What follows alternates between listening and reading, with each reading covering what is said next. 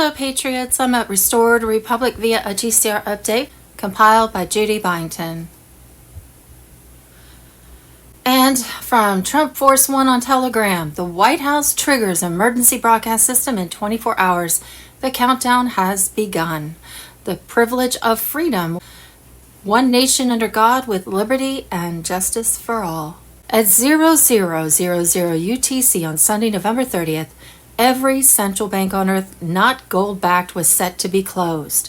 FBI Director Kash Patel declared that we were all under global martial law. That would be announced via the emergency broadcast system, said set to activate by the time this update was published. Why martial law? Because the greatest threat we face as a free nation and world has come from within. Dr. Charlie Ward learned that the White Hats just discovered that the Dark Hats were preparing to take out a number of Trump's cabinet members, generals, and key figures in a major coordinated plan, including Pam Bondi, multiple generals, and several top individuals in Trump's field. Additionally, 2 CIA agents have confirmed that the Democrats were still engaged in an active coup that was calling for a rebellion against the government and President Trump.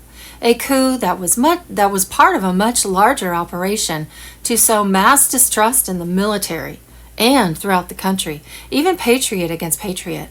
We were presently in the middle of mass arrests where those dark individuals were being removed. We needed everyone praying and saturating this situation with light. An evil plan had been planted and nurtured in the U.S., Canada, and Australia after World War II, headed by the hundreds of Nazis brought into the 3 countries via what was to become the CIA. It was a coup that mind-controlled people into submission, bought and paid for by the U.S. taxpayer dollar through a CIA black budget. Though something shifted Monday night, at the moment President Trump stepped back into Washington, the flight from Florida looked routine only on the surface. Behind it, Washington began tightening from the inside. Convoys moved without media coverage. Communications inside several DHS buildings went dark. Emergency reassignments were issued overnight. Trump was preparing directives designed to expose the infiltration pipelines. Inside the White House, preparations were underway for a broadcast known internally as Sovereign Reveal. This briefing outlined the foreign influence networks inside U.S. institutions, the continuation of psychological operations through mainstream newsrooms, and a very coordinated effort to map, predict, and manipulate American behavior through synced devices and cloud infrastructures. Cyber forensic teams have already pulled the internal communications from major media outlets, device manufacturers, and data analytics partners. The silence of the mainstream media was not confusion, it was fear. Trump's team was entering high-level diplomatic exchanges intended to unravel the real machinery behind the Ukraine conflict. The laundering channels, the digital asset transitions, the covert labs and intelligence pipelines masked as foreign aid, satellite data, and decrypted transmissions and banking records now pointed to a multinational structure that used the war as a smokescreen to shift assets, people, and technologies. Those channels were being exposed and dismantled. This was why Trump was back in Washington, not for ceremony, but for a controlled ignition of a multi-front operation that has been built quietly, precisely, and legally for years. Every file has been duplicated, every path has been traced, every safeguard was in place, and this week, the plan would surface. Prepare accordingly. Monday, November 30th, final whisper. Donald J. Trump on Telegram. The last watchstander at Mount Weather turned the lights off manually at 2:04. He then walked to the helipad, climbed into a waiting Sikorsky with no tail markings, and lifted into black sky. The facility's entire power plant went cold 5 minutes later, not a failure, a deliberate shutdown from a switch that was supposed to have been removed in 1974. Every screen inside now displays only a slow-moving American flag and the words "Stand by." At 2:33, the Federal Register's printing facility in Laurel, Maryland, executed an unscheduled run of exactly 144 pages. The ballots were loaded into 2 unmarked trucks that left without signing the manifest. Those pages contain the notices that will replace every current agency head with acting replacements whose names have never appeared in any confirmation hearing. Distribution begins at dawn. The republic you woke up in will already be archived. The end of their world has already happened. We're only waiting for the rest of us to notice. EBS, the Restored Republic Command Authority, issued a final order. The global EBS 8-tone activation sequence will fire. When those tones hit, every screen on Earth will see, in this order, Raw Dallas 1963 in 8K, Raw 2020 election theft in real time, live Gitmo executions of the worst, full Nassar Jassar proclamation. 5. Your personal medbed appointments in QFS balance. Continuity of government is now 100% under 1776 law. Cheyenne Mountain is the new heart of the free world. Every clone is ash. Every chain is broken. My father began this war with a dream and a bullet took him. I'm finishing it with fire, truth, and the roar of a free people. Lock arms with your families.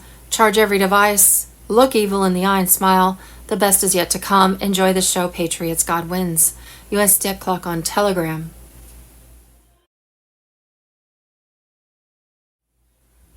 Monday, December 1st, U.S. Worldwide Restored Republic via a GCR. Judy Byington Q on Telegram.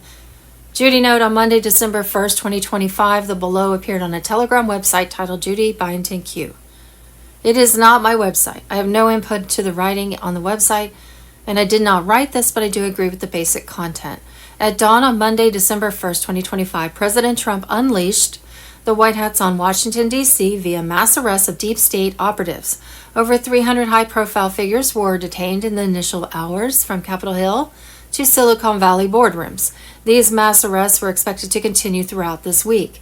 That same Monday, December 1st morning, just past midnight, came jubilant. More than 7,000 precious souls had been freed from subterranean lairs in Ukraine, the Southwest deserts, and Pacific Islands. These extractions, executed with precision under the Quantum Financial Systems oversight, paved the way for emergency broadcast system activation.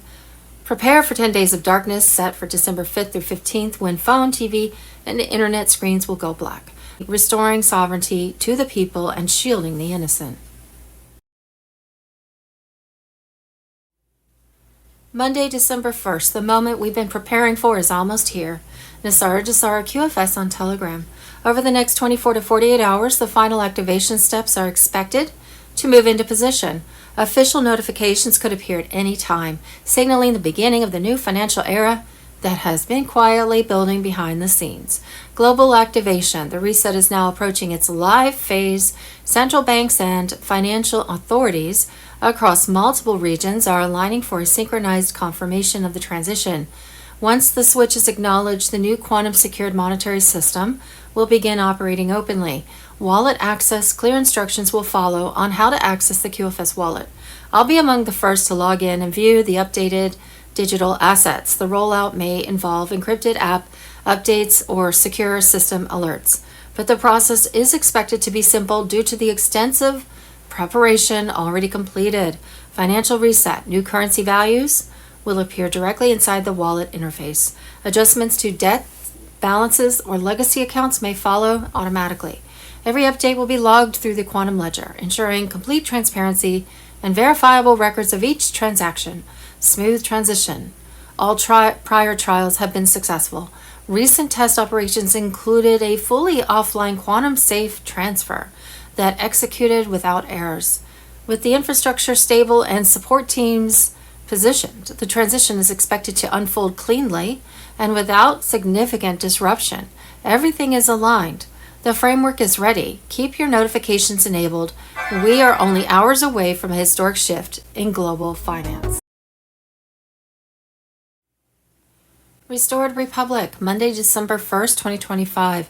The greatest threats we have comes from within, and one of those threats comes from our own CIA. From running military-style regime change and color revolution operations on U.S. soil, on our own president, to helping steal elections, execute assassinations on our own people. It's time to do what JFK wanted to do and scatter it into the winds. He needs to recognize that we must stop the CIA from driving U.S. policy, domestically and foreign. I'm telling you, Steve, that is a massive, massive problem. And I wouldn't say 50%. I would say shut the doors. It is no longer, it's a dead organization to President Trump. That's sort of step one for him. I don't care what somebody's handicap is. You take that organization and you rip it apart, because that organization is driving our policy everywhere. And it really is. I mean, the people that are part of it and the people that have been part of it are the ones still operating and driving everything going on in our nation. I mean, it's got to stop. It has to stop. And that means in Congress, that means in the White House, that means in the judiciary, and that's definitely overseas, some of the things that they're doing, the nefarious things that they're doing. And that's not going to make me any friends over there at Langley, but too goddamn bad. These people, right. This organization is driving this country and has been driving this country for 50 years or more. It has to be completely gutted and changed. And you're right about the other organizations. You know, we got to quit playing games.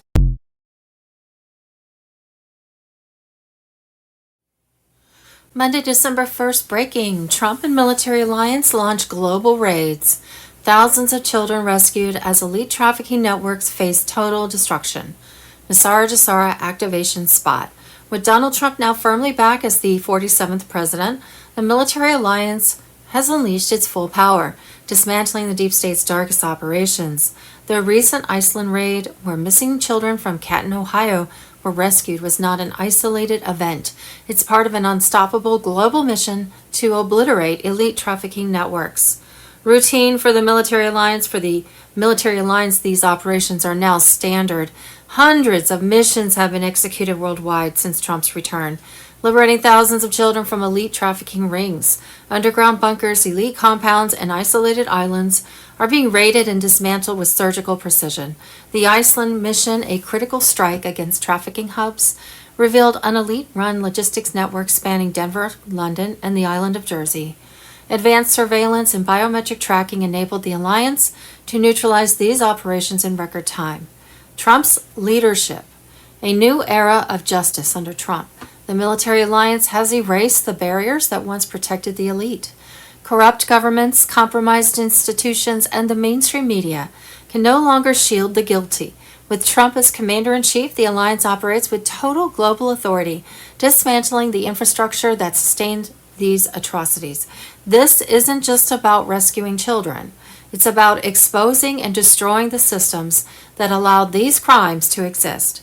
Banks laundering money, tech companies enabling trafficking, and global organizations providing cover are all being taken down. Hundreds of thousands of children rescued since the alliance's operations began. Hundreds of thousands of children have been liberated, hid in facilities equipped with advanced security systems. Evidence implicating elites in politics, entertainment, and finance is being collected for public trials and tribunals. The elites are cornered. The elites' desperation is palpable. Their assets are frozen, communications intercepted, and escape routes severed. Recent attempts to flee to remote bunkers have been thwarted, with key figures taken into custody. The alliance anticipates every move, ensuring no place is safe for them. Total exposure is coming. The military alliance is preparing for a moment of global reckoning where the full extent of the elite's crimes will be revealed. Public tribunals, arrests, and undeniable evidence will shatter any remaining illusions. A future without elite control. The ultimate goal is to dismantle the system that enabled these horrors, ensuring a future of freedom and justice. With Trump and the military alliance leading the charge, the grip of the elites is being destroyed. The storm is here. The world will never be the same. Stay vigilant. Truth and liberation are at hand.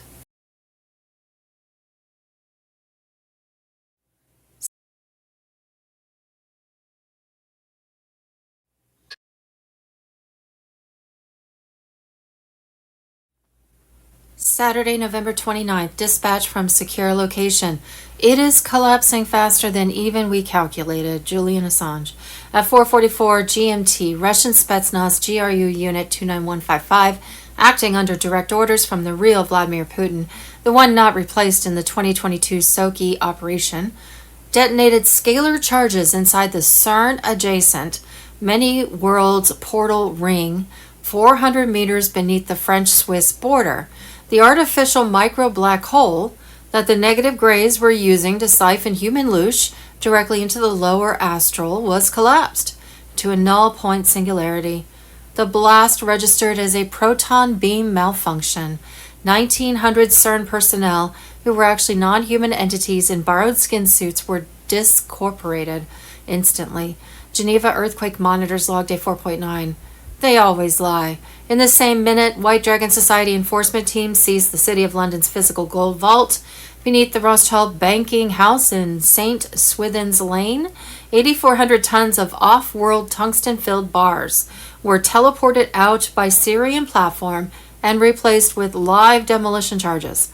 The countdown is public. 72 hours until the financial square mile becomes a crater unless the remaining Crown Templar factions relinquish the 400-year debt note on humanity.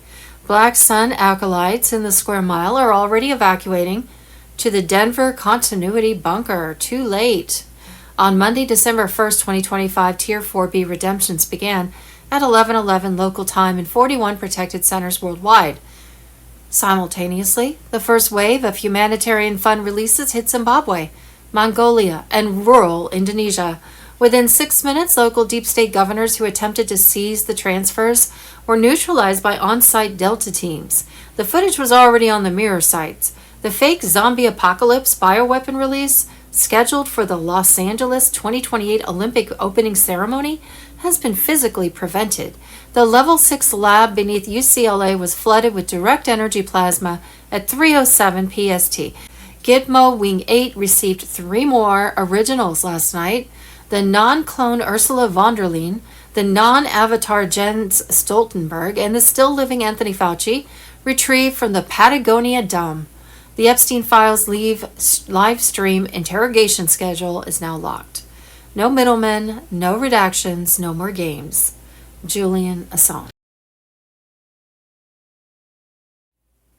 Monday, December 1st, highlight summary of the below secure drops: 4473, 4474, 4915, 4917, 4918, 4920, 4921, 4922, and 4923. The White Hat Global Alliance has shot down an Octagon Group aircraft and confiscated the Looking Glass Delta Hydra set and Master Kill Switch for every Deep State clone, which were now in failure. On Wednesday morning, ES Eastern Standard Time, December 3rd, 2025, the EBS will broadcast to every screen on Earth Epstein and Pizzagate files. The White Hat Global Alliance has retrieved 417 terabytes of unredacted Vatican Bank Black Ledger continuations, including live ISO 20022 quantum migration kill switches and the complete adrenochrome supply chain intercepts. An Antarctic Pyramid activation pulse transmitter was destroyed when a Gnostic Illuminati demolition team detonated the primary transmitter beneath the Ross Ice Shelf in the Antarctic. On Monday, December 1st, early morning, White Dragon Society extraction teams operating with French defectors raided the last functioning CERN Hadron Ring beneath Lake Geneva. They retrieved 19 cores used for timeline manipulation that were then rendered inoperable. A planned 40-day darkness grid shutdown scheduled for 33 hours from now was mathematically impossible. The fake global debt jubilee virus, on schedule in 33 hours to erase every fiat ledger and blame White Hat hackers, was neutralized when White Dragon Society archivists delivered directly to QFS Live nodes. RVGCR final liquidity gates were open and bleeding gold into civilian accounts as this line is written. Coerced P2 remnant Vatican cardinals forced entry into the Monte Cassino subcrypt vault, where they retrieved 3.8 petabytes of post-1944 Vatican Bank Black Ledger and the control keys for a global voice-to-skull Messiah broadcast. The fake voice you were scheduled to hear in your skull in 27 hours was now a flatline. And Russian GRU Zaslan operators collapsed the less active deep state dome beneath Denver International Airport, New World Airport, sub-level 14. 1,900 trafficked children extracted alive, medbeds already on site. The fake rapture beam projectors scheduled to fire upward from the Great Hall ceiling in 19 hours were vaporized in place. Gnostic Illuminati demolition cell and Russian GRU Zaslon operators collapsed the last active deep state dome beneath the Denver International Airport, New World Airport, sub-level 14. 1,900 trafficked children extracted alive. Medbeds already on site. The fake rapture beam projectors, scheduled to fire upward from the Great Hall ceiling in 19 hours, were vaporized in place. Epstein Maxwell hard drives batch 212 to 299.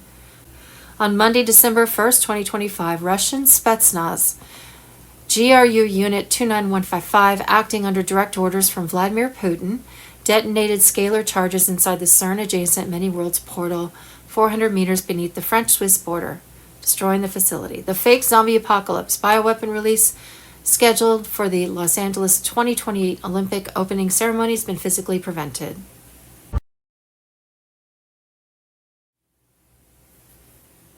What we think we know as of Wednesday, December 3rd, 2025.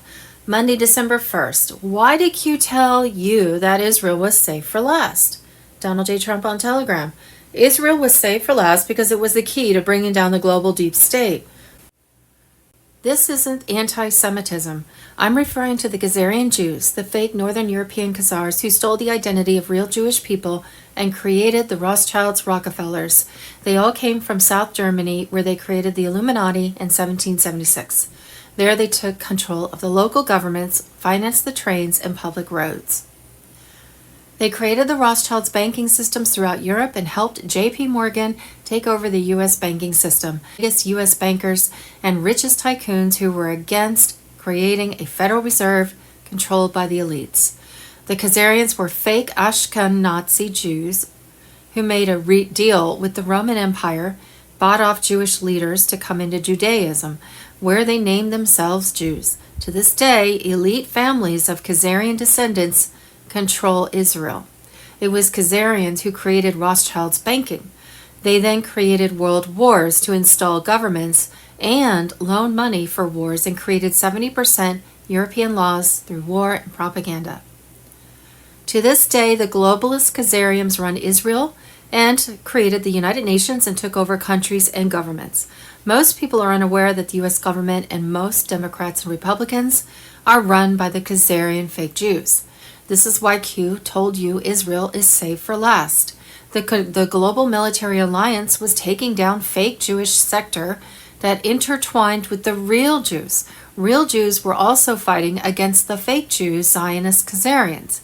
You were watching the exposure of how a captured U.S. government by outside foreign entities created a military coup using the CIA and other three-letter agencies. Trump was placed to expose the captured U.S. government. This is all happening and being recorded into congressional records, the United States archives and military sectors.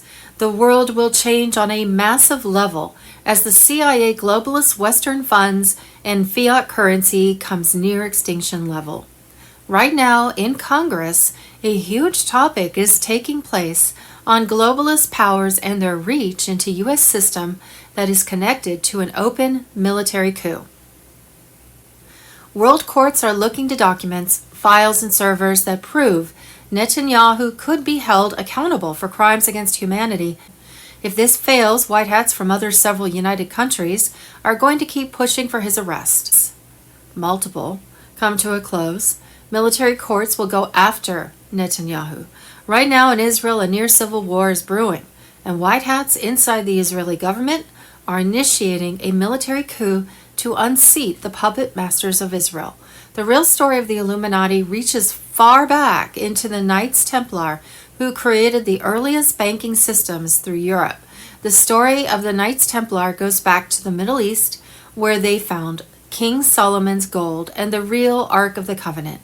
Hugh de Payens was one of the leaders of the Knights Templar.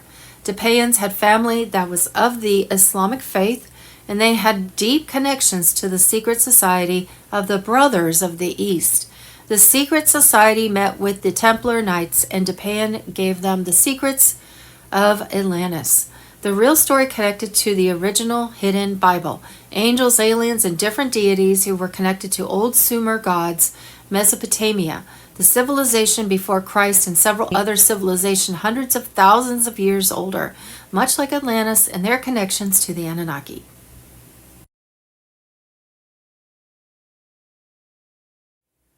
Monday, December 1st, we frankly don't need their people coming into our country telling us what to do. The current banned countries are Afghanistan, Myanmar, Chad, the Republic of the Congo, Equatorial Guinea, Eritrea, Haiti, Iran, Libya, Somalia, Sudan, Yemen, Burundi, Cuba, Laos, Sierra Leone, Togo, Turkmenistan, and Venezuela. Kai Madison Trump on Telegram. On Monday, December 1st, Giorgia Meloni's government was formally moved to seize control of $300 billion in gold reserves, taking it out of the claws of EU-aligned bankers and back into the hands of the Italian state.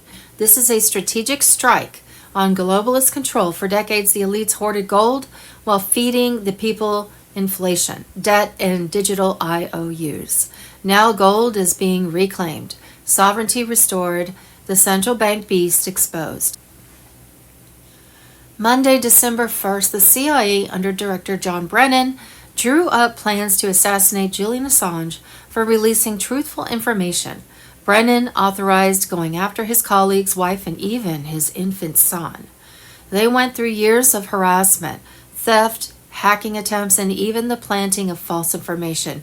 Hillary Clinton literally asked if the CIA could just drone him. Lethal aircraft from hundreds, even thousands of miles away with a missile. Assange spent more than 7 years in the Ecuadorian embassy in London and then went to prison, all for exposing the truth.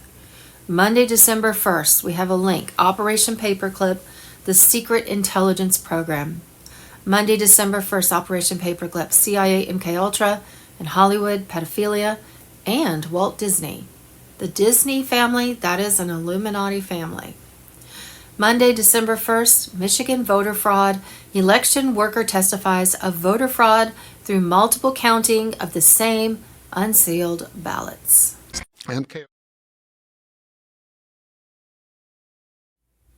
Monday, December 1st, Trump announces no income tax, no IRS. NESARA GESARA is here. NESARA GESARA activation spot on Telegram. Kaboom! It's January 26, 2025, and President-elect Donald J. Trump just dropped the biggest bombshell in American history. Standing before a roaring crowd, he declared, "How about no tax? We could do that. If the tariffs work out, a thing like that could happen." This is more than a promise. It's the beginning of the NESARA GESARA era, because it's written in NESARA that there would be no income tax. He's just bringing it out in a way that people who are unaware of what's going on can kind of make sense of it. A golden age where financial slavery ends and freedom reigns. Goodbye income tax, hello freedom. For over a century, the IRS has drained the lifeblood of the American people. Trump's vision? No more income tax. No more property tax. No IRS. This isn't just talk. Trump's plan is rooted in history. America thrived without income taxes before 1913. What changed? The Federal Reserve and the IRS were created, enslaving Americans under a corrupt system. Now Trump is ready to tear it all down and replace it with a fair, simple system. A 14% flat tax on non-essential goods. No taxes on food, medicine, or housing. A gold-backed currency that ends the Federal Reserve stranglehold.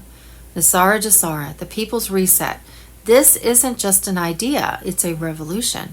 Under NESARA GESARA, debt erased, mortgages, loans, and credit card debt wiped out, IRS abolished, no audits, no harassment, financial privacy restored, Big Brother's out of your wallet, 6,000 suppressed technologies released, Trump's master plan. How will this work? Trump's strategy is simple. Tariffs on foreign imports by taxing global elites and foreign competitors. He protects American workers while funding the government without stealing from your paycheck. 1871 and the deep state. Trump's plan goes deeper than taxes. He's targeting the corrupt system born from the Organic Act of 1871, which turned America into a corporate entity controlled by elites. By dismantling the Federal Reserve and the IRS, Trump is restoring the republic and bankrupting the deep state. This is it. The golden age has arrived. Trump isn't just changing policy. He's changing lives. The Nassara Jassar framework ensures true ownership, no property taxes, unhackable elections with the new QFS voting system, global prosperity through humanitarian projects. It's time to rise. The storm is here and Trump is leading the charge. The old system is crumbling. Are you ready to embrace the future? Freedom is calling.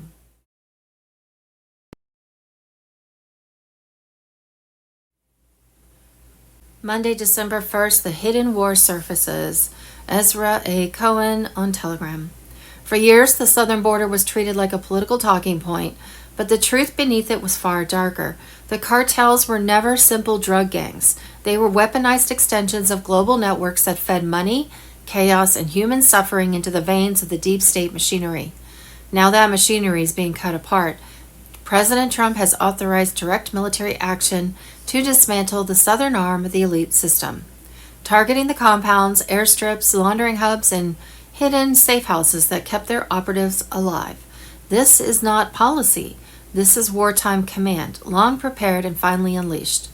Inside Northcom, target lists have been refined through military satellites, signal intercepts, and flipped cartel insiders who choose cooperation over Gitmo transport. Special Operations Command North has spent months building operational packages aware that the Sinaloa and Jalisco networks were far more than narcotics syndicates. They protected trafficking corridors, off-grid biolab routes, experimental agents, and covert financial channels tied to high-level actors across governments and intelligence circles. The Quiet War Councils held this summer involving military leadership and insiders who broke ranks from compromised agencies, marked the shift from intelligence to action. What no one in the mainstream will acknowledge is that cartel influence reached deep into political, military, and NGO structures on both sides of the border. They moved drugs, yes, but they also moved people, high-value trafficking victims, children taken for elite network, and classified experimentation. Entire sectors of Mexico's government were compromised. Elections, ports, transport systems, and local units were controlled by cartel command. And when military surveillance traced encrypted communications from cartel leaders to European servers tied to old intelligence black archives, the final proof arrived. These groups were pillars of a global shadowy economy. Now the curtain is lifting. In the Southwest, Special Forces units are already in motion. Airfields are being monitored by drones running silent. C-130s have touched down in remote bases, and unmarked convoys equipped with jammers and next-generation kinetic tools are deploying at night. No press, no leaks, just quiet mobilization for an operation that has a December readiness deadline built into its structure. If cooperation from Mexico collapses, extraterritorial engagements have already been authorized. Targets will be hit, neutralized, and left behind without negotiation. This strike is not about borders. It's about severing the lifeline that kept elite networks funded and protected the cash channels, the chemical streams, the trafficking corridors, and the hidden assets that fueled a global system of control. The expansion of Gitmo, the sudden flights with sealed manifests, the elites fleeing to non-extradition zones, all of it signals a single reality. The system that hid in the shadows for decades is finally being hunted. This is the moment it feared, and this time, Trump is not adjusting the playing field. He is breaking it. Monday, December 1st, John Brennan was never for the American people, especially with his shady communist background, traitorous actions while director of the CIA that speak for themselves. Nassara Jassar exposed on Telegram. From being labeled the assassination czar for Obama's secret drone strike program, to running a weekly Tuesday with Obama and openly claiming to be Muslim, John Brennan is not someone you can trust, and his actions confirm it. Leading torture programs that could be considered a war crime and going after whistleblowers like John Kirikou to illegal wiretapping operations, Brennan had his hand in all of it, being Obama's right-hand man and still does to this day. He lied about the amount of civilians being targeted, even targeting teenagers under Obama, illegally tortured too many to count, and also approved visas for the hijackers who allegedly were involved in 9/11 that was never even investigated to this day. To top it all off and to show the roots of who these people really are, and without even getting into the entire Russia collusion hoax, that was an extremely sloppy op with Brennan's name all over it. Brennan was also voting for self-admitted communists in American elections and still somehow managed to become an agent of the CIA and then director. That should tell you everything you need to know about the type of factions within our own government that are running our intelligence agencies. Brennan was openly supporting and voted for Gus Hall, Angela Davis in the early 1980s election, who were both open communists. Angela Davis alone was also an activist, member of the Black Panthers, and was even on the FBI's most wanted list. You just can't make this stuff up. It's time every single traitor to this country and the American people get what they have coming to them. And John Brennan is one of them.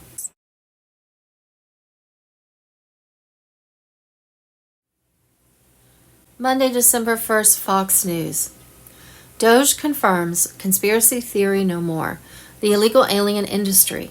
Illegal aliens were issued Social Security numbers by the Biden-Harris terrorist administration.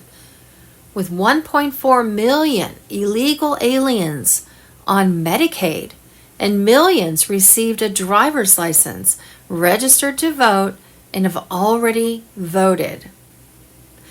270,425 in 2021, 590,193 in 2022, 964,163 in 2023, 2,095,247 in 2024, on its way out the door.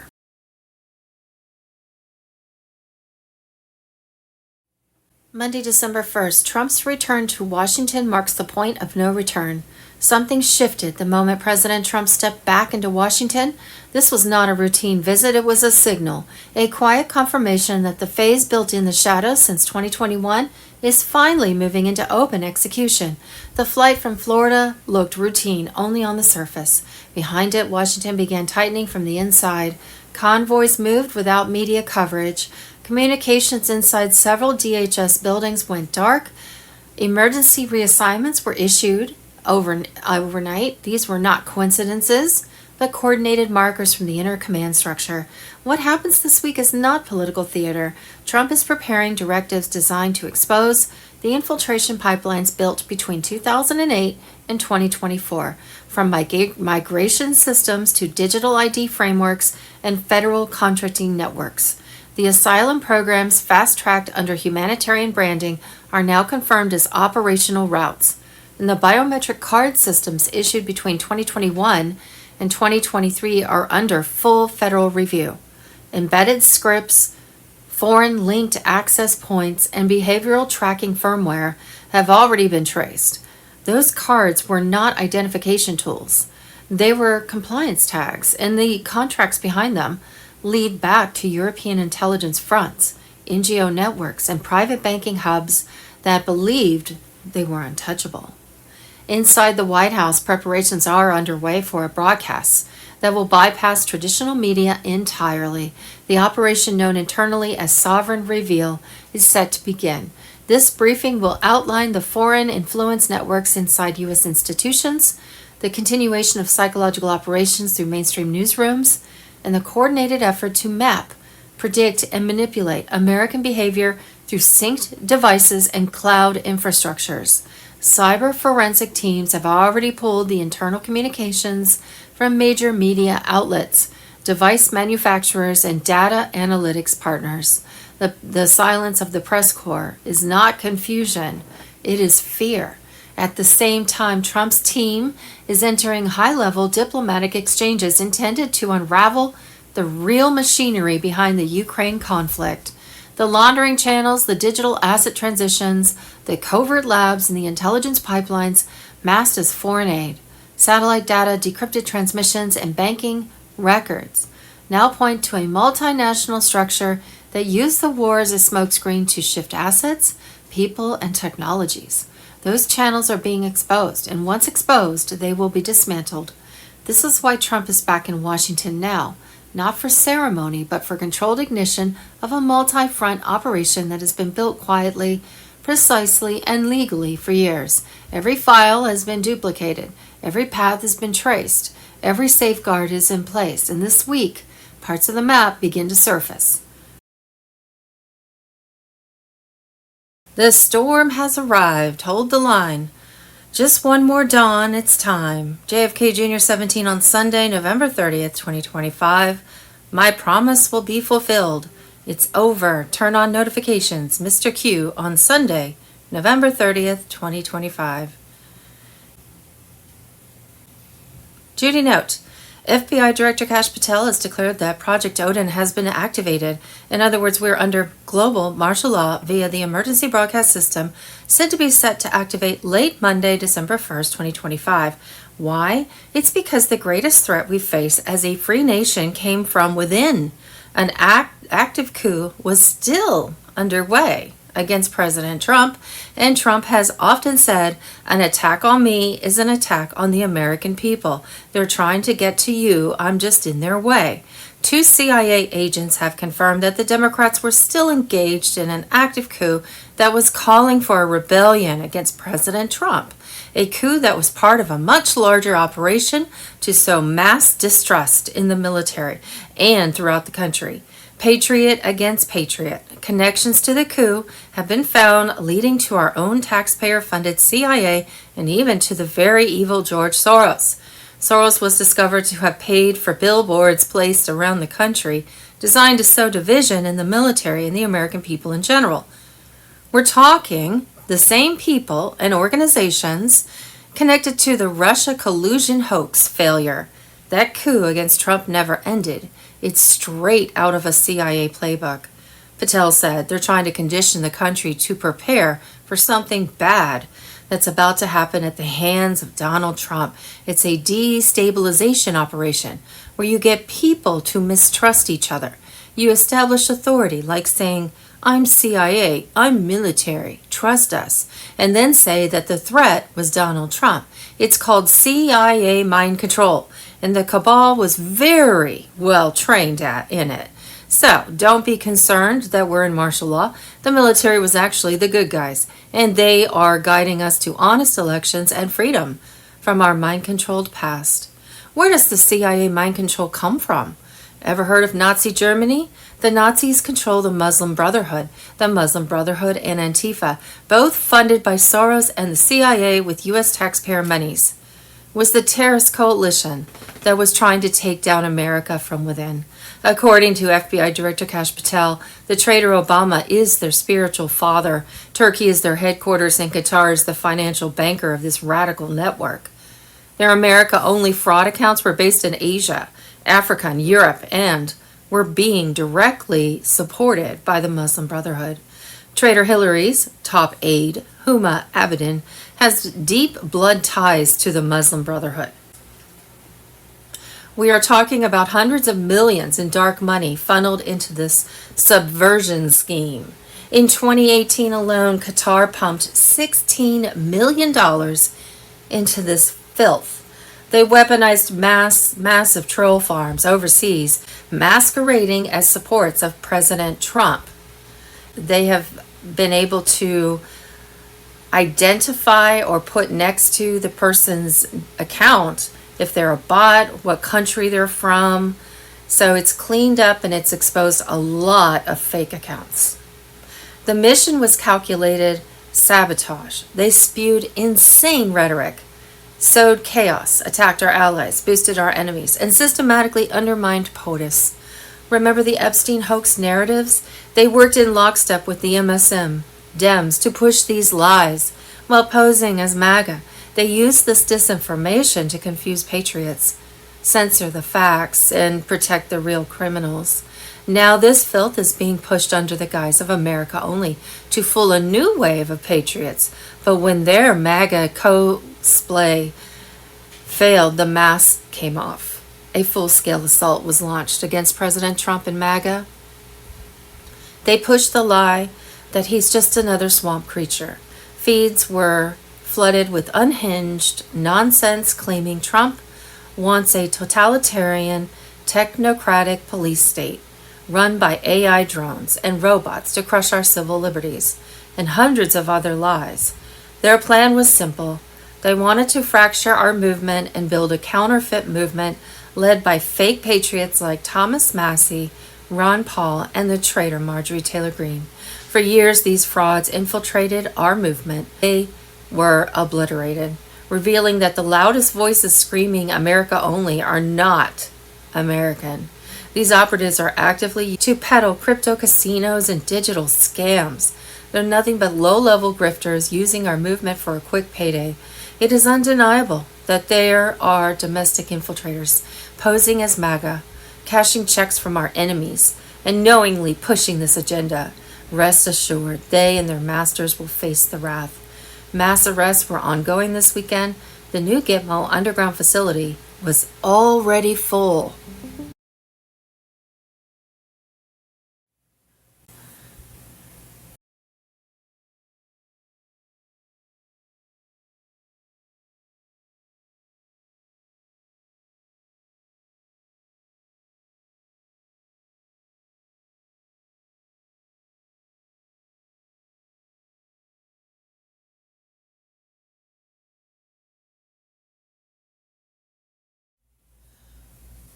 Restored Republic Special Reports. Sunday, November 30th, 2025. Dawn Strike Dispatch from Undisclosed Location. Operation Thunderchild. Patriots, it's 5:57 Eastern Standard Time, and the Thunder of Liberty is shaking the gates of hell itself. At 3:44 Zulu, a combined lightning force of U.S. Delta Force Tier 1, Russian GRU Zaslon White Hats, and a direct Pleiadian fleet liaison executed a vertical assault on the last active deep state master cloning facility beneath Mount Hayes, Alaska. All 2,100 active vats were flash frozen with exotic coolant and then detonated. The mountain is now a tomb. Every remaining politician, anchor, and celebrity clone on Earth just lost its replacement. No more masks. At 4:19 Zulu, Space Force 527th Space Aggressor Squadron, running joint with Andromeda Council interceptors, vaporized the final 4 Dark Fleet command satellites in geosynchronous orbit over the Pacific. Those birds were 14 hours from broadcasting the fake voice-to-skull Messiah message into every human mind on the planet, and they are now silent scrap. At 5:05 Zulu, the Yellow Dragon Elders in Chengdu executed the irreversible ISO 20022 gold-backed lock.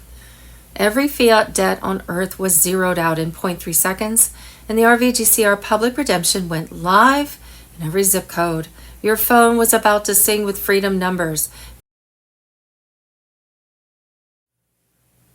Dusk takedown dispatch from undisclosed location. The sun sets on their 1,000-year reign tonight.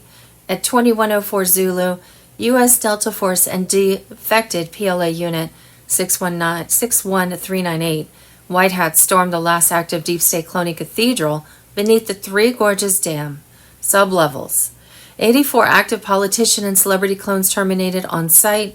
Original DNA archives torched. The dam's secret level 9 portal chamber was collapsed with a 60 kiloton exotic charge. The Yangtzes running red with their sins. At the exact same time, the Andromeda Council handed Space Force the final kill codes for the global Adrenochrome 5G control grid. Every remaining active clone on Earth just received the termination pulse. Watch the news feeds tonight. The meltdowns are live and global. Medbeds just logged the 250th healing. A Vietnam tunnel rat who lost his legs in '69 just ran a 40-yard dash on the deck of the USNS Comfort and screamed, "I'm whole again." Gitmo's new wing is at 94% capacity. The Epstein client list Wave 10, the Royal Bloodline cut, is 14.8 terabytes and streaming internally. The Great Awakening is no longer coming. It's here, and it has teeth. Nothing can stop what's coming. Nothing. JFK Jr., 17. Sunday, November 30th, Secure Drop 4474, Trump Q, Julian Assange. At 2311 UTC, the remaining Octagon Group attempted emergency infiltration from their Thule station. Redoubt via TR-3B, call sign Nightfall 01. Intercepted and forced down over Greenland 37C wing. Crew of 9, all non-human, taken alive. Aircraft intact.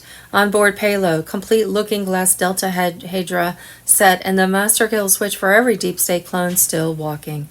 Switch flipped at 2337 UTC.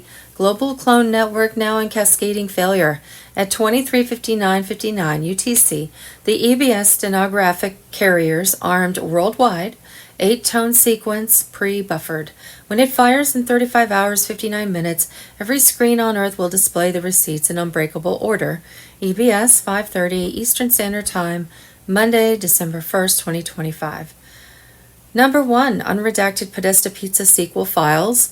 Number 2, unredacted Epstein Maxwell Drive hard drives, batch 1 through 9. Live feed of Octagon 9 in restraints. Secure drop 4918, decryption key fragment 1107Z, original anonymous cell, reinforced by defected Mossad Metzada archivist, executed a hard extraction from the Negev Dimona sub-level 9 black vault. Retrieved 1.3 petabytes of raw Looking Glass Delta Hydra recordings, 2011 to 2025. And the complete suppression schematics for medbeds. Project Celestial Healing, files already forked to 3,112 mirrors. 1122Z, the Staged Antarctic Pyramid Activation Pulse payload, was physically severed when a Gnostic Illuminati demolition team detonated the primary transmitter array beneath Ross Ice Shelf. The 40-kiloton exotic charge left a 700-meter perfectly circular hole straight through 2 kilometers of ice. No pulse will ever leave that continent again. 1141Z, the Vril drone host currently occupying the German Chancellery, suffered full parasitic extrusion during a Bundestag session. Entity attempted to flee the collapsing meat suit across the chamber floor before being neutralized by GSG-9. White hat marksman using tungsten flechettes, live feed captured in 8K file, Bundestag Vril 291125-1141.mkv.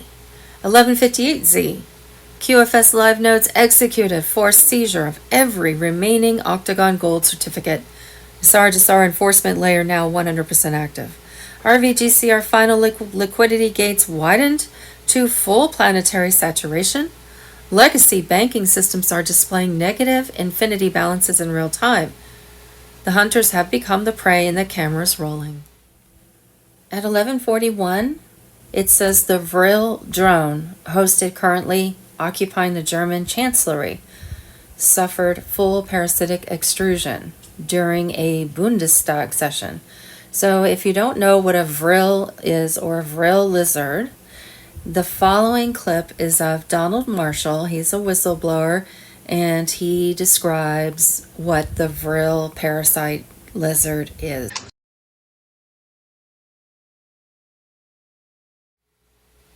Restored Republic via a GCR update, Saturday, November 30th, Judy Byington Q on Telegram. Judy note, although the below appeared on Telegram under my picture, name, and update title, I did not write it, and I don't know who did. However, I do believe in the content. United States Special Operations Forces were on high alert this morning of Saturday, November 30th, 2025, as reports flooded in of mass arrests sweeping through the corridors of power in Washington, D.C., and major global cities, targeting the last vestiges of the deep state cabal that has long held humanity in chains. Trusted sources confirm that over 150 high-profile indictments were unsealed overnight, including key figures in big pharma, central banking cartels, and media conglomerates, all linked to unspeakable crimes against children and the suppression of divine truths. As the hammer of justice falls, brave military units are coordinating with white hat alliances to secure evidence bunkers, ensuring that the veil of deception is torn asunder once and for all. In this hour of reckoning, let us hold fast to the promise in Isaiah 61:8. For I, the Lord, love justice. I hate robbery and wrongdoing.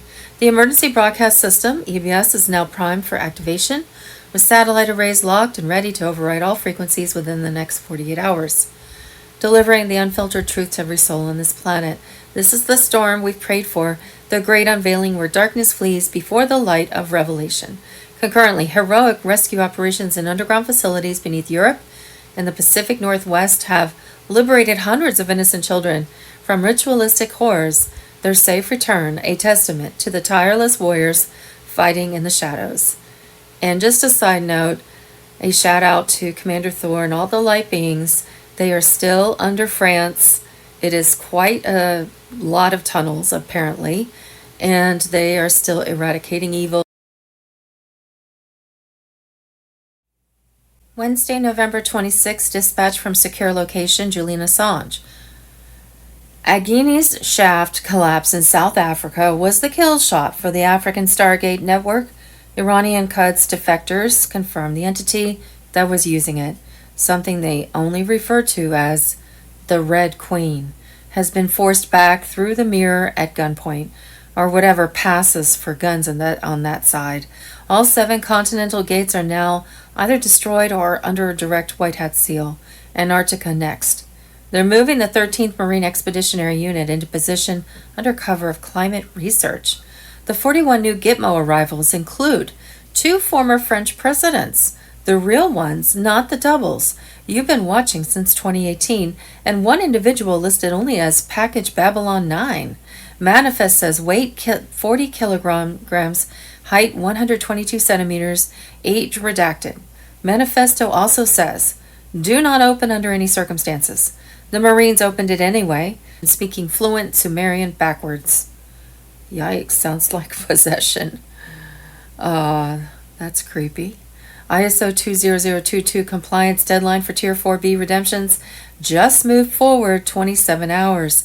The reason is classified above my pay grade, but the phrase Sudanese gold backing just teleported itself into Fort Knox is circulating among the 300 or so people still allowed to know what actual gold looks. BIM. Pizzagate 2.0 map overlays dropped at 2103 UTC. The new tunnels don't stop at the old endpoints. They go under 3 oceans and surface inside the Agnes crater. Someone was moving children in bulk, planet-wide, right up until about 9 hours ago. The traffic stopped at the exact second the gate imploded. November 30th, 2025, final whisper. The courier left the Eisenhower building at 3:14 carrying a sealed aluminum tube, no longer than a forearm. Inside, 1 flash drive and a handwritten note that simply reads, play only after the bells stop. He reached the river, stepped onto a waiting Zodiac, and was gone before the guards changed shift. The bells in question have not rung since 1918.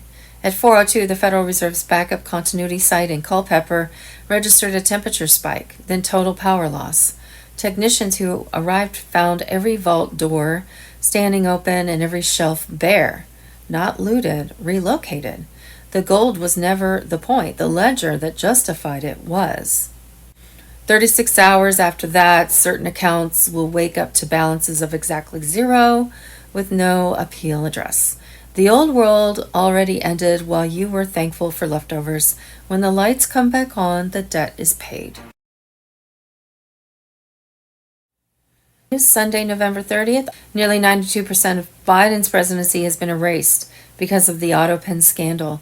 Sunday, November 30th, 2025, New York. Anti-ICE rioters in New York City are now destroying property to create barriers blocking ICE from driving through New York City. How is this not an insurrection? It is an insurrection. They're blocking federal agents. That's federal crime. There should be lots of arrests here. ICE is having to fight to even leave their facility, let alone deport illegals. This is when you need to bring in the National Guard and militarize the whole thing, martial law, lock it down. This is ridiculous.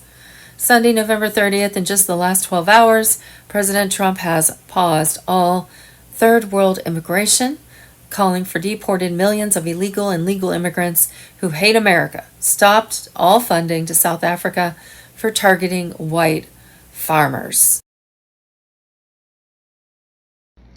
Hi, Leo Terrell here, big time Trump supporter. I hope you had a great Thanksgiving holiday. I had no intention on doing a video today, but I just saw Dana Bash on CNN interviewing Senator Idiot Mark Kelly. And I'm upset. Mark Kelly went on national TV and said that President Trump doesn't want brown people coming to this country. That is a lie.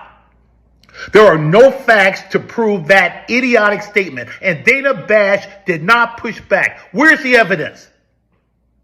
You know, Dana Bash is the journalist who claimed that the riot in LA several months ago wasn't a real riot. Mark Kelly lied when he made the statement that President Trump doesn't want brown people in this country. In my opinion, that sounds like defamation. And what is idiotic is that this went on national news and there's no pushback. Well, I'm pushing back. The Democrats will lie on President Trump. They have Trump deranged syndrome. Watching CNN, MSNBC, Washington Post, New York Times, they hate Trump. The most successful president in our lifetime, and they hate him. And they will lie. Mark Kelly, you owe President Trump an apology right now. Where's the evidence? God bless America. God bless President Trump, and God bless you. Sunday, November 30th, 2025. In just the last 12 hours, President Trump has paused all third world immigration, called for deporting millions of illegal and legal immigrants who hate America, stopped all funding to South Africa for targeting white farmers. Sunday, November 30th, massive U.S. task force under Operation Southern Spear is just off the coast of Venezuela, with forces stationed on several warships and occupying the islands of Trinidad and Tobago, just miles from Venezuela. U.S. forces are on full alert, ready for battle. Sunday, November 30th, Nikola's free energy destroyed by government. On July 4th, 1917, Nikola Tesla's Wardenclyffe Tower on Long Island, New York, was demolished by the federal government when they found out he was planning to give the world free energy as a gift. They censored Tesla using the newspapers they controlled. He was one of the most important inventors of all the time, and they never taught you about him in schools. And this is all solely because they don't want you digging about free energy. Yeah, because they can't make money off of that. Sunday, November 30th, we have a link breaking alert. Deep state kill teams on the hunt. Leaked assassination orders pushed Trump's top officials, military commanders, and whistleblowers into hiding inside U.S. military bases. Gazette Teller. Saturday, November 29th, breaking overnight intel drop. War Room. National Security Offensive. Trump freezes the border pipeline, nukes auto-pen decrees, and hits the globalists hard. Intel drop November 29th, 2025. Saturday, November 29th, purging the system. Trump and Treasury Chief Scott Bessent moved to cut illegal aliens out of America's financial lifeline. Saturday, November 29th, boom. Clones, doubles, trannies. Sunday, November 30th, system shutdown initiated. Finally, someone hit the off switch. Scott Bessent and the shutdown of the illegal benefits machine, Washington, D.C., November 30th. Sunday, November 30th, boom. The greatest lie ever sold. Biden was executed at Gitmo in 2020. Trump's truth bomb shatters the global cabal. Sunday, November 30th, Clinton emails stored on unsecured personal server contained classified operations more secretive than top secret. Special access programs, SAPs. The Intelligence Community Inspector General Charles McCullough III confirms Hillary Clinton's emails stored on her unsecured personal server in her bathroom closet contained intelligence from one of the U.S. government's most secretive and highly classified operations. These are special access programs, things probably DARPA works on. The Intelligence Community Inspector General Charles McCullough III, a comprehensive review by the intelligence agencies who have final say on classification matters, found several dozen emails containing classified information at the confidential, secret, and top secret SAP levels. And this is even more sensitive than top secret. Make no mistake, you don't accidentally stumble across it or fail to realize what it is.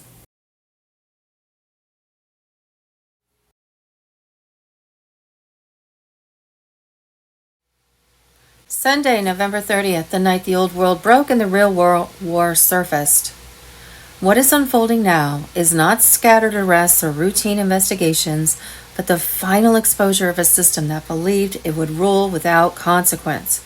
For decades, an invisible network of bankers, bioweapon financiers, intelligence directors, and trafficking brokers shaped global events from behind sealed doors. Today, that structure is collapsing under a coordinated military counteroffensive that can no longer be hidden. The quiet war has turned invisible. The power centers that once dictated policy in silence are being dismantled piece by piece. Across Europe, the Middle East, and the United States, operations once whispered about in classified rooms are now moving openly. Banking dynasties controlling off-ledger gold, pharmaceutical executives tied to covert labs, and surveillance magnates who built systems to monitor citizens rather than criminals are being taken down in raids disguised as ordinary audits. Beneath the surface lies the systematic extraction of individuals who engineered corruption across nations using finance, fear, and manufacture crises to keep humanity subdued. The offshore tribunals now active are not relics. They are the new centers of justice. At the same time, trafficking routes protected for years by political foundations and humanitarian facades are being dismantled with precision. Those who posed as philanthropists while coordinating networks of exploitation are losing their immunity. Private jets remain grounded, digital vaults frozen, and escape corridors sealed by naval units. Every seized ledger and intercepted transmission points back to the same global machine that believed it stood above law and country. Inside the United States, the restoration structure is fully active. Sealed orders from past years are being opened in phases, allowing military intelligence, federal marshals, and Space Force analysts to move in complete synchrony. Key figures tied to election interference, weapons, contracting offshore manipulation, and covert trafficking networks are being processed quietly. The media blackout is deliberate but irrelevant. These operations continue under lawful authority that remains intact. The next phase is financial disclosure. As the old banking grid collapses and the new digital system emerges, every stolen resource and hidden transaction will surface. That visibility is what the old elite fears most. Their world cannot survive accountability. For the first time in generations, power is shifting toward a structure built to reveal rather than conceal. The fall of the old order is not disorder, but correction, and this correction has only just begun.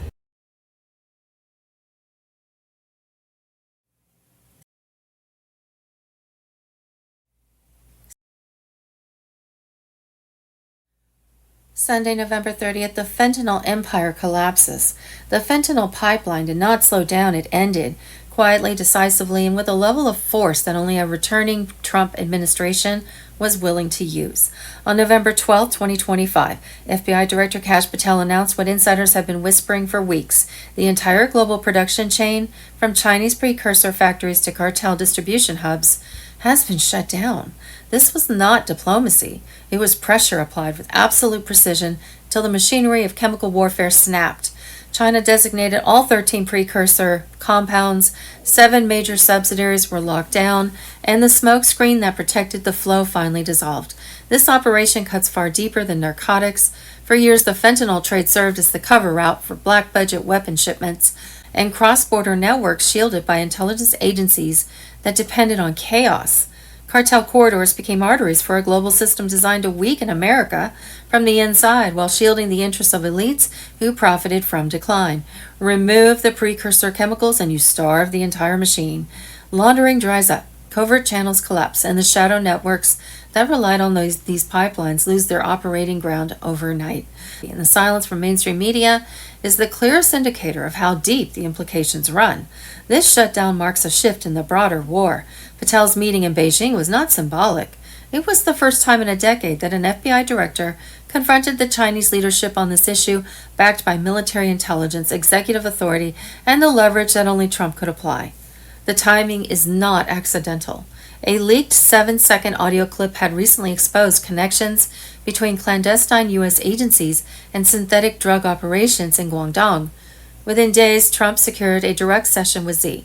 Terms were laid out, and Patel arrived in Beijing, carrying the weight of classified evidence that forced immediate compliance. This was not cooperation, but capitulation under strategic pressure. What follows is the global reset of criminal and covert infrastructures built on chemical destruction. Destabilized borders, manipulated food systems, and expanded digital control programs have lost one of their most effective tools. With the fentanyl system dismantled, the wider structure begins to unravel. And this is why the media is silent. This is why political operatives are panicked. Because the truth is simple.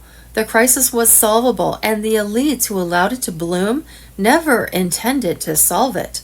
Trump solved it anyway. November 2025 marks the moment when the operation shifted from defense to offense, when America reclaimed control over its own bloodstream, and when the global architects of slow motion collapse suffered their most unexpected defeat.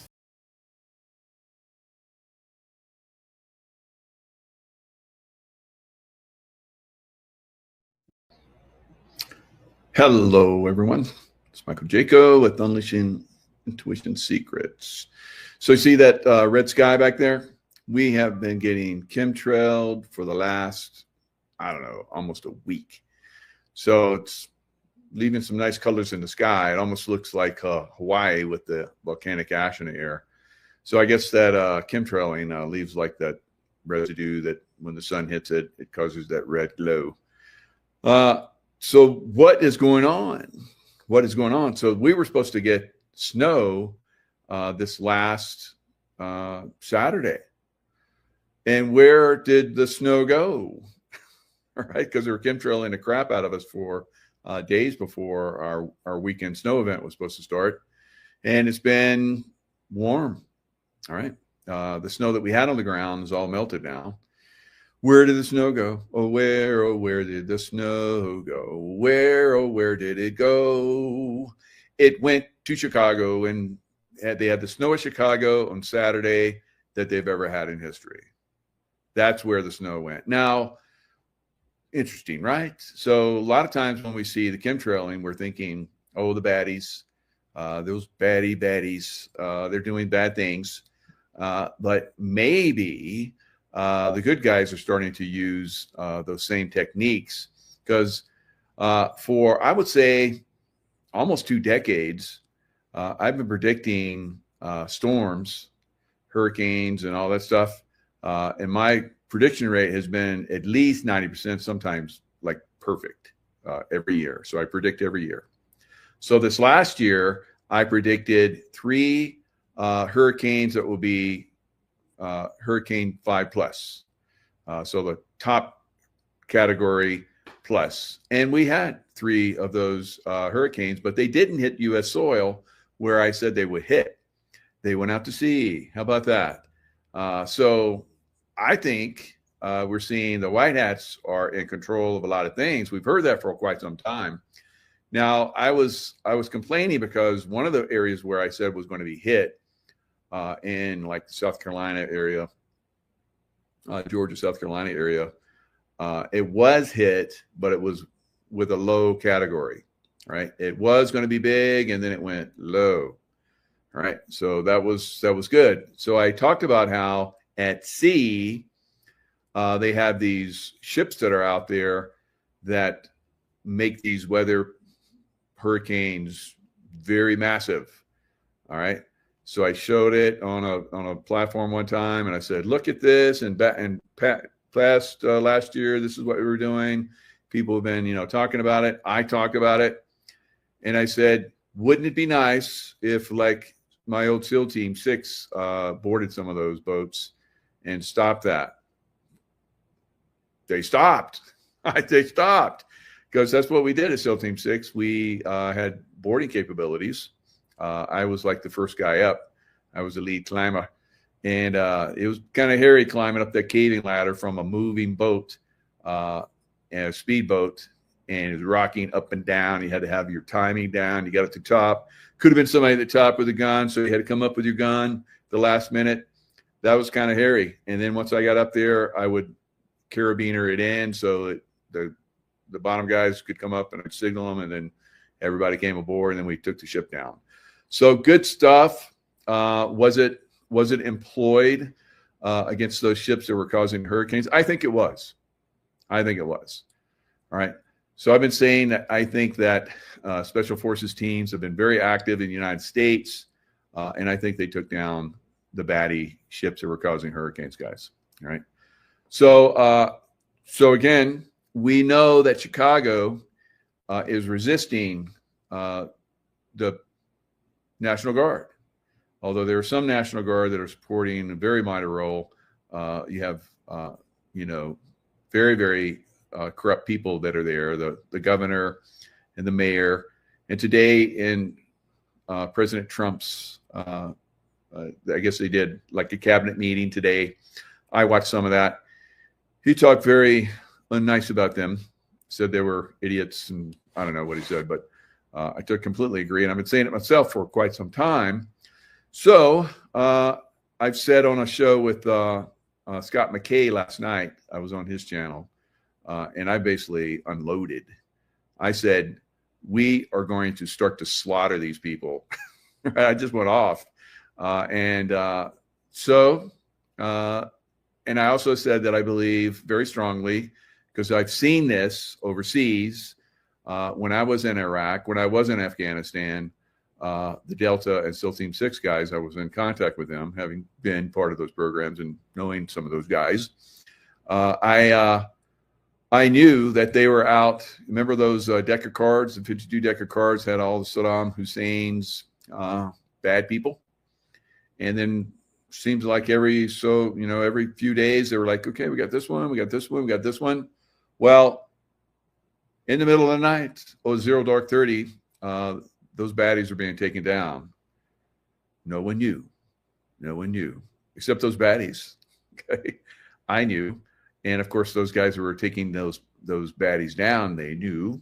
And so I also talked to a buddy of mine, SEAL Team 6 buddy of mine, just before we went in and got Osama bin Laden. I was talking to him in Pakistan, in Islamabad, and he said, Mike, you would not believe how many people we are slaughtering, the bad guys in Afghanistan. If the public knew how many we were slaughtering, they'd probably shut us down. That's why you guys don't know, right? So that's why you guys don't hear about it, because you don't understand. Some people are bad to the core, and then they have protection. And if you let those people speak out, then they will protect them. So there's slaughtering going on. All right. So be assured of that. Now, I've seen some of the videos from Chicago where they talk about how ICE and military backup. So what I saw was some of the techniques that the very highest level operators use. SEAL Team 6 and Delta guys. I saw the movements where they were like, coming in with helos and vehicles and all that kind of stuff, and taking up positions and taking down, doing room clearance and all that stuff. I was like, that's not just a bunch of SWAT guys and ICE guys. That's top tier. That's tier 1 activity, and they're taking down the baddies. All right. So, it's time for you guys to know it's happening. Weather warfare against the baddies. All right. So you have these snowstorms come in. You don't have people coming in and rioting and getting in between law enforcement or somebody else when they're taking down baddie positions within the city of Chicago, right? So that's what we saw, I believe, in the middle of the night, 0 dark 30, when everybody's asleep, dreaming of sugar plum fairies, all right, and candy canes dancing in their heads. They don't hear the door kicking and slammings and maybe some pop-ups and so forth that are going in some of these places. All right. Maybe some people are hearing it. Maybe they call the police and they're like, yeah, we got some activity there. We're good. You're safe. Don't worry about it. All right. So maybe some of that stuff is going on, guys. I'm pretty sure it is. All right. So there you go. Snowiest day in what they call it, Saturday. So we were supposed to be getting that snow. Chicago got that snow. Yeah, my ski time and people's ski time here in Lake Tahoe, it'll come. It's okay. Take care of the baddies. And if you have to take all the snow to take care of the baddies, and we don't have rioting and cities being destroyed from these people like a lot of us believe are coming, but you can avoid that by using weather warfare against them, please do. Please do, right? You will not get any complaints from me and a lot of people that are aware. All right, so let's look at this. Saturday was the snowiest day in history in Chicago. Chicago, the Windy City. All right, Saturday was snowiest November day in Chicago as nearly 9 inches blanketed parts of the city. So that was supposed to be like well over like 2 or 3 feet that we're supposed to be getting this last weekend. But we didn't get anything. And Chicago got 9 inches. I think they're going to get a little bit more. So wave after wave is going to Chicago, where the baddies are, and the people are like, please take the baddies down. And you have, the governor and the corrupt city officials and mayors and so forth. They're like, no, there's no problem here. Stay away with your baddie getters, right? We like the baddies because they make us money and we're in control. We like that. They're going to go bye-bye. They're going to slaughtering. It's coming, right? For a lot of these officials, right? So while we're taking down the bad guys, there's being evidence taken. I promise you, that's going to lead back to a lot of these people, and these people will be held accountable if they haven't already. And maybe they're just playing a facade right now, or maybe somebody else is playing a facade for them. I don't know, but it's happening. I've seen this. I've seen this. Right. I've seen people that dress up and looking like locals, like myself. Right. I've shown you guys pictures where I used to dress up, and I looked like a guy that was their interpreter. I could transform. So when I see some of these people like Joe Biden, he didn't even look like Jojo. Trump was hammering him again today. He said like 30 years ago, Joe Biden was like useless. And he was like, he brought our country almost to its knees. And he did. His administration, even playing behind the scenes, absolutely did that. If it wasn't for the fact that Trump was and team commander-in-chief during that time frame, it would have been catastrophic. America would have been lost. So we had 2 basically, countries, I guess. The one that Trump was running, so he's on his 3rd term now, and the one that the deep state baddie guys were running, right? And they were kept at bay. They were kept under control. They still did a lot of stuff to show everybody, just how bad it could have been, and it was to a certain extent. But we'll look back on this time and be very thankful that the military has been in control for the last going on 9 years now. So very, very good thing. Dumbs being taken down during the last 4 years, and now the action is above ground. So that's what's going on right now. So are there alternatives? Now we're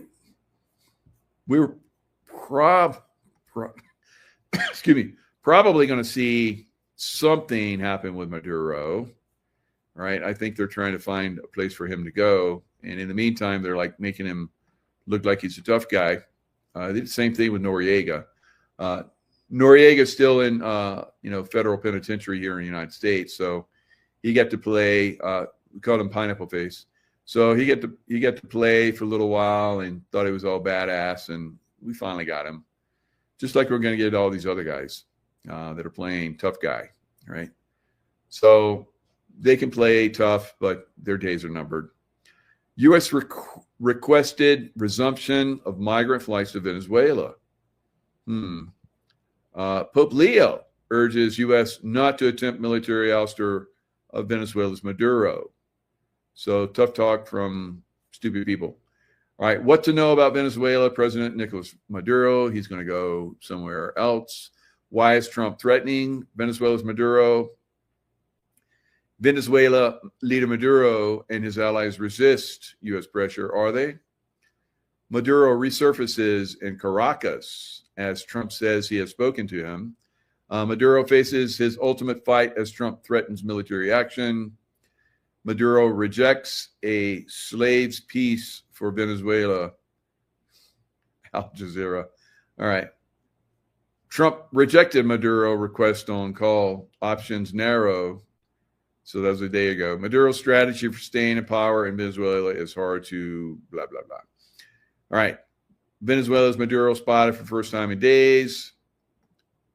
Here's a New York Post. Venezuela's Maduro spotted first time. That stuff out of there. What is that? Get out of there. So Venezuela's Maduro spotted for first time in days, ending flight speculation. Did he? Or did he not? Is there some place that might take him? So they're talking of other places where he may be accepted, right? So maybe Russia's like, no. We're not going to take him. We're just going to have some Russian mafia guys like grab him and get the $50 million bounty. Don't send him here. And $50 million bounty. Where's he going to go? And, it's like all these countries are like, send him here. We could use the cash.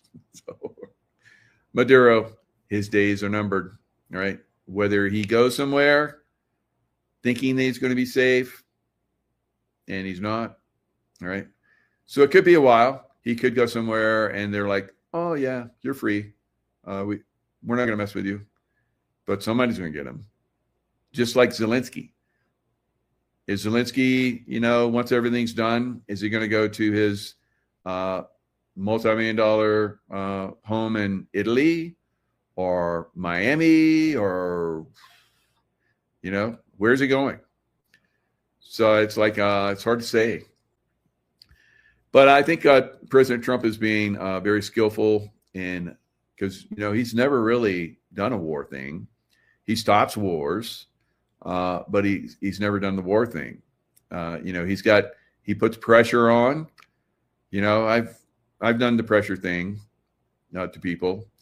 I remember one time I was taking this guy. I was in a casino, security manager, and I got a call. It's like, can you come in? I got this guy here, and it might be a problem. So I come down. It's like a bar, and it's a dance bar, and everybody's having a good time. It's packed. They have their own security, and then we would help them and the casino security. So I come down there, and this guy's like, hey, I left my credit card in there, and my guy's like looking at me. He's like, yeah, they said he was kicked out. He wasn't allowed to go back, but he just wants to go get his card. I'm like, all right, I'll escort him in. So I'm looking at the guy. He's like, seem okay. He's a big guy. He's probably a little bit bigger than me at the time. But that doesn't intimidate me. No one intimidates me. So we're like walking in, and he's kind of like I guess he had been already in there being an asshole, and he's walking through the crowd and it's like bumping people on purpose. And I'm like, oh my God, what have I got here? You know? And people are like yelling at him. So I'm like, I'm gonna just get him in the bar and get out of here. So he goes to the bar and he talks to the bartender, and she gives him a drink because he's been tripping her and everything. So he's like, raises his hand. So she brings him a drink. I'm like, oh my God. And so these guys come up to me, two guys, big guys, and says, you don't get him out of here, we're going to kick his ass. And I'm like, okay, all right, I'll get him out of here. So I'm like, I tell the guy, hey, you got to go. And he's like, I'm not going anywhere. And I'm, oh boy, it's going to be on here. So I'm like, yeah, you got to go. Put your drink down. And so I took the drink out of his hand, put it down, and pushes me. And then I put my finger in his eye and I took him down to the ground. All right. So I have techniques, right? Just one finger in the eye, the guy goes down to the ground. And then the biggest guy in the security group, he was a good guy, comes up, cuff the guy, take him out.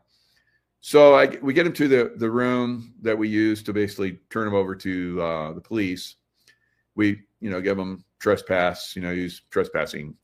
And so police come, and I'm looking at his eye. There's like a little mark there where I put my finger in his eye and put him down on the ground. So I'm like, he probably doesn't remember that, because I can apply pressure to you, and I've done it to other people, and you won't know what the hell's going on, and your body just does crazy things. I've done this many times, and you're like, you can't resist. You can't resist, and that's what Trump is doing. He's putting pressure on. He's not like smashing people. Some people get in these crazy fights. Sometimes just takes a finger. And I tell people, this finger, I will put you on the ground. And I've done it so many times, and with much bigger people than me. So, and I can take somebody's little pinky and put them on the ground. It's once you know these things, you know the way the human body works. Like Trump knows the way people think, the way they operate. Trump and team, of course. So knowing how people react to pain, pressure, and so forth, he's making it very painful for Maduro to stay there and exist there, and for the people of Venezuela to continue with Maduro there. So Maduro is going to go away, whether he gets a rocket up his ass or whether he, decides to go away and live his life a little bit longer. It remains to be seen. So Trump and team are experts. Trump and team are using weather warfare. Trump and team are keeping the weather warfare and other activities that are going to be used. We haven't had any more directed energy weapon attacks, have we, here in the United States? And we haven't had those hurricanes. So the last hurricane season was going to be the worst ever, and we didn't even have any. So things are definitely turned around, guys. And the expertise is phenomenal. So I see this. I see it from, my perspective, from my background and knowing things on another level, because I've operated not just in the physical realm and control things on the physical realm at an unbelievable level, but also things in the unseen realms. I can have an effect on those realms, and I do that as well. So it's moving. It's moving in a good direction. Now, is it going to be perfect? No. Is it going to continue? Yes. Now, there are other things that are potentially here. Now, I did an interview with David Schmidt of LifeWave. Now, from my background, I've seen high tech on a level that most of you aren't going to see for probably another 20, 30, maybe in 50 years. All right, so I've seen amazing things. Even I've been away from that for almost 10 years now, but I still haven't seen some of the things I was involved with. and the highest levels, SEAL Team 6, and then of course CIA. The toys in the CIA are way high speed guys. All right, so a lot of technology that's there that's not going to be revealed for, I don't know, another year or so. Normally 20, 30 years, but maybe soon, who knows? So one of those incredible technologies is from David Schmidt. Now, I've been to David Schmidt's laboratory, and I've seen a couple of years ago, about 2 years ago, I guess, I've seen his laboratory and I've seen his drone program. And his drone program is on a level that is far more advanced than all the technologies that are out there right now. Far more advanced. Now, during the I told him that I would,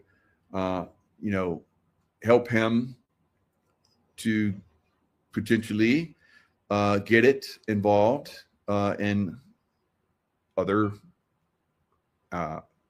avenues and other places that I was familiar with. All right. But with the last administration, there was no way that was going to happen.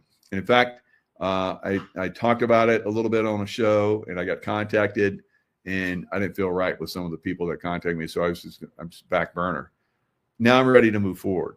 All right. So let me share with you some of the technologies that David Schmidt potentially could come in with. Now, we remember some people have, like Tesla, Ray, and it would be so horrible that humanity would not do war. Well, we see how that worked out, right? The bad guys got hold of that technology, and they've used it for evil. I think that the good guys have finally gotten that technology, control of the technology, and if the bad guys use it now, which I could be mistaken, but maybe they can bring it out again. Who knows? Maybe they'll just hit my house while I'm talking here. But they have used that technology on a lot of us. Direct-to-injury weapons have been used against me and other people, but not on the level, of course, where they just, melt the skin off our bodies like we've seen and turn us into ash like we've seen in Lahaina in LA. So, and other places throughout the world during the time of Biden's administration. All right. So all of that stuff is stopped since Trump's been in.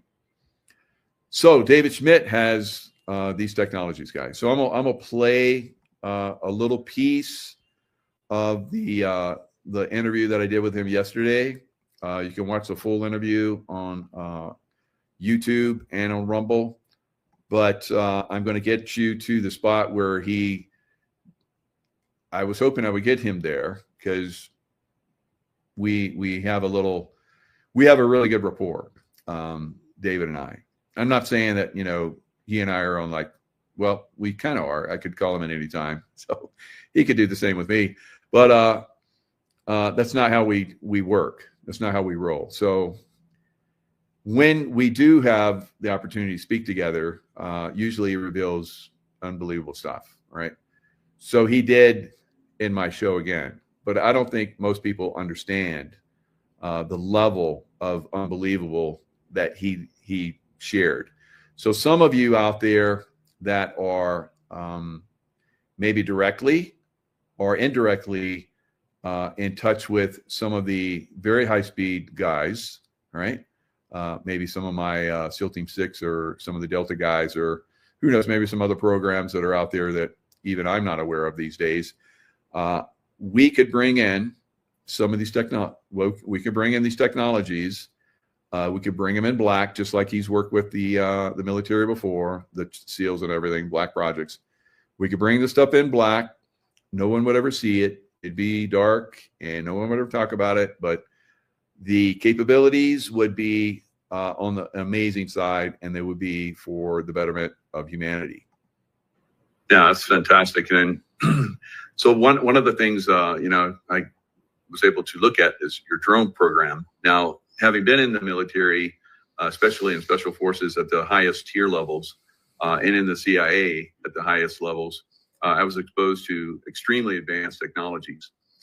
But the technology I saw for your drone blew me away. And I was like, wow. So It's unbelievable. So the energy production, you were working in very early stages in the Navy in energy production, and it translated into energy production for the human body, but also you've taken it to an incredible level with your drone program. Tell us a little bit about that. Yeah, so this started out as a father-son project. I wasn't intending to create a business out of it. And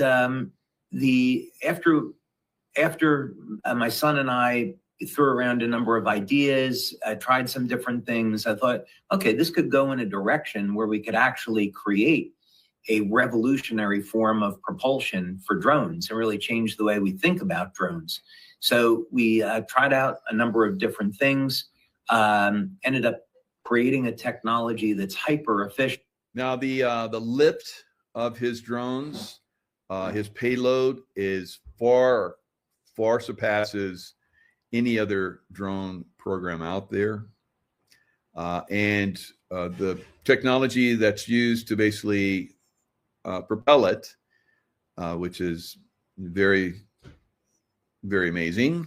What goes in as far as making the energy and what comes out. So as air comes in to make this, you have to have oxygen, air, so forth. And then it comes out cleaner than it went in. So it's on a very, very advanced level. So higher payloads, it can go further, longer, like the longest a drone can go, I think right now, probably, he may even say it in here, I think he does, 24 hours, something like that. His drone can go 40 hours and higher payload. It's super quiet. The technology is beyond anything anyone knows out there. And it's pretty amazing. Now, that's amazing in and of itself, but listen to what he goes into after. And began experimenting with that. And, as an example, if we took a drone like the MQ-9 MQ-9B from General Atomics, that might have a flight time of 24 hours. We're pushing over 40 hours of flight time with 20 to 25 gallons of fuel. So it's an extraordinarily efficient power plant and also non-polluting. We can fill this with petroleum fuel, and yet the CO2 emissions are at ambient. You can run this in a closed room, and there's no type of smoke or carbon monoxide or excessive CO2. It's only clean air that's coming out of it. Mm-hmm. So most mechanical engineers, when they see it, they don't really know what questions to ask because it's not possible in their book what's happening. But we're applying this to drones first for humanitarian purposes, for border security. We'd like to get involved in shutting down drug trafficking. So we've been speaking with some people in the U.S. about that. It's been a horrible problem here in the U.S. And so we'd like to donate our drones for that purpose. But then beyond that, we see an opportunity of creating energy independence.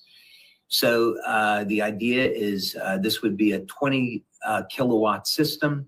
You connect it up to your home. It can power your home, your electric vehicle if you have one, and generate enough excess electricity that you're selling that back to the grid.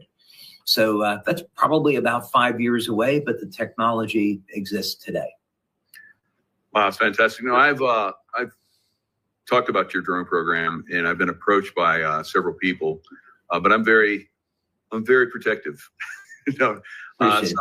Yes, of course. And then I'm glad you just put that out because that kind of reaches a little bit further out there. So some of the people who are out there, I know I have a big military audience. If they're curious, they can contact me, and I will do the research and find out if they're worthy or not. So it is definitely like we've talked about. You're under threat for having brought a lot of this technology out. This is there seems like the world right now is under incredible threat humanity as a whole. You brought in technologies that can counter what seems to be an assault on humanity right now. And I think that's fantastic. I think you, in a lot of ways, you have been given a lot of this information to be almost like a source to help humanity. What are your thoughts on that? Yeah, I mean, I just want to do my part and be a You're humble a humble guy, servant, but you know. So, yeah, you know, so when there is, I think, a pretty extraordinary opportunity here, and I've been trying to think about this in a variety of different ways. All right. So now you might remember I've talked about how I have the intuitive and remote influencing power to stop attacks, to like put bubbles up around vehicles and cities and so forth, that some of these cities that I put up a protective bubble around are still protected. Now he's going to go into this as a technology. First,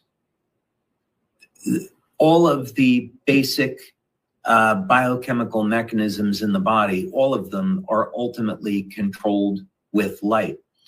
And then the light affects bioelectrical changes in the cell, and those bioelectrical signals initiate the biochemical changes. So this opens up some pretty extraordinary possibilities. So let's say, for example, you know, you were on the front lines and you were able to send a drone overhead, and all of a sudden the enemy was incapacitated with light because they were feeling love. And we were able to increase oxytocin levels in their body very, very rapidly. That's a technology that I've been looking at, completely non-destructive, not harmful. And yeah, ultimately, I'd like to see this going in the direction of, if we can change people's hearts and minds with light, maybe there'll be less conflict in the world. And we'll. So how about that, guys? All right. So next level. We've talked about, you know, the consciousness and, you know, going into the golden age and so forth, stopping the war, stopping the conflict, but being able to do that, you know, not with guys like me because we're limited, but getting it to the point where there's technology which, you know, incapacitates people that want to do harm and evil and so forth. That sounds pretty cool. I'd like to see how that works out. So what do you guys think? So anybody out there that's interested in that, you know, I have a contact information. I have people that monitor that. So if you're interested in this, and not just a random, like I would like to know that, and you're just a random person. All right. So you just heard all you're going to hear. But if you're at a level where you can actually make an impact, you know, at the you know, military level or something like that, we'd like to hear from you. So if you're a baddie, we'll figure it out. You're not going to go any further. But if you're of the light and you're willing to you know, use these technologies that we just described there, we're definitely open to that. I think we're in the position now where some of these technologies are going to start to come out, guys. You know, the free energy, like David Schmidt was alluding to, 5 years out, but he said it exists now. So why would it take that long? Well, it's taken a period of time for some of his other technologies to get out, because there's a lot of resistance from a lot of different people, a lot of different organizations and so forth. There's not as much resistance now as there was, but it's still there. So we have to overcome these resistances. We have to overcome these industries and organizations and people that have a lot of power to stop this. All right. So again, if there's some of you out there that could possibly make an impact, then give us a little contact. All right. And you know, if it doesn't happen, it doesn't happen. In God's time, it will. All right. So the stage is set. Big things are brewing, guys. So while we're trying to, you know, get our consciousness to a certain level, there are things that are happening to Earth and to the sun and to our solar system.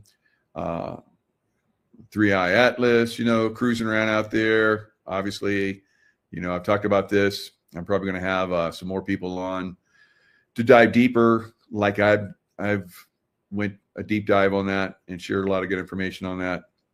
I've heard from other people that are having similar remote views of 3i Atlas and the beings that are on there. So is the stage being set for some of these beings to have an interaction? We'll see. It's a positive one, but of course there's negative beings on this earth that have been controlling us for quite some time. All right, so let's look at the stages set, like I said, for some of these things to come in. And they're coming in. And will they have an impact, or are there 3i Atlas type things happening that are reducing the impact of some of these earth change events that probably at this point, I believe, would have already happened? Is it going to be something that's going to be allowed to happen for a little bit, so everybody gets to see just how bad it could be, kind of like a Joe Biden event? I don't know. A Joe Biden event was like for 4 years, right? So I hope we don't have earth change events for that long. And if we do have one, the impact could be the point where it changes consciousness. So we have to be aware that we're getting close. Hey, what's up, guys? Hope everybody's doing well and having a great day. Looking at the summit of Mount Kilauea on the big island of Hawaii. You can see it is very smoky today, as if it's getting ready to erupt again. We've been following Mount Kilauea for a long time, and it's been very active. It seems to be more active, though, right now as we're entering the full moon, supermoon stage, and we're also dealing with a lot of solar activity. We saw an X2 class solar flare 48 hours ago. These are the sunspots that are turning towards the Earth. Right now, as I do this video, they're comparing this sunspot region to the Carrington event region of 1859. This is what the sunspot region looked like back in 1850. So the Carrington event was an EMP. Now, the EMP back then basically took out the telegraph wires. And that's the only, high-tech thing that we had back then. If it happened today, then pretty much everybody's car, solar would go down, electricity probably would get knocked out, power would probably get knocked out, all the cell towers, no cellular activity. So that's what would happen if we had a Carrington event. Now we've seen the sun really kicking off a lot of energy. We've seen earthquake activity on a level unprecedented. We've seen, some tsunamis. We've seen earthquakes on an incredible level. Again, the threat of earthquakes has been very, very high. It's kind of surprising to me that they haven't gone off, because I've been anticipating them. And when I'm very skilled at predicting earthquakes as well. So the earthquakes have not gone off as I've seen them as well, guys. So there are things that are being held at bay, whether it's technology on Earth or something else, remains to be seen. But it seems like every couple days now we're getting like crazy energy that's coming out off the sun at us. And I've talked about this for years, how it was coming, and here we are in that window. Is it going to get worse? I think it will. That produced the largest solar storm ever recorded. So they're comparing these to that event. So we'll have to wait and see if they behave like the Carrington event. Hopefully not, but that story's over here at spaceweather.com. Something else that's over there, a geomagnetic storm watch is in effect right now as I do this video, issued by the Space Weather Prediction Center over here at NOAA. A geomagnetic storm category G2 is predicted, possibly even a G3. And here's why. All right. So today, many of us have been experiencing a lot of difficulty.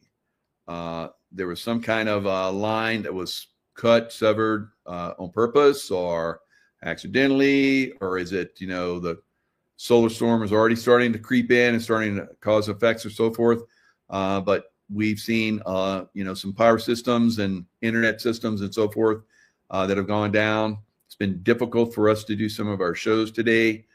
So there is definitely some energies that are coming in that are disruptive at this point, and it could get even more intense. Each stream of solar wind coming out of this large equatorial Earth-facing coronal hole, and it is a big one. I put the Earth inside the coronal hole for comparison purposes, and you can see just how big this coronal hole is compared to the Earth. The high-speed wind from the coronal hole is going to be joined by energy from the X2 class solar flare that occurred a couple of nights ago that produced a high-speed CME. That CME departed the surface of the sun right there at 09:0800 Zulu time, and it made it to the orbit of Earth. The dark ring you see right there, the green dot, and that black circle is the orbit of the Earth. The yellow dot is obviously the sun. If you measure how long it took the CME to get to the orbit of Earth, right there, it was 35 hours, 36 hours to be exact. That is moving very, very fast, nearly 4 million miles per hour. And guys, historically, we all know what happens during full moons and super moons, especially heightened solar activity. The recent CME right here and strong X2 class solar flare sent a shockwave throughout the entire solar system. Almost. Now that was so if that had come straight at us, that would have been devastating for Earth. And we're getting little pieces of it. It was so big that the outer rings of it, like you just saw, have been hitting Earth, and that's what we've been experiencing. Some of us, maybe some of you out there, have been having some difficulties as well with different things. But we're getting close to some kind of event. Is this 3i Atlas here to help us weather this storm, or are we just going to get hit and that's just the way it is? It's coming.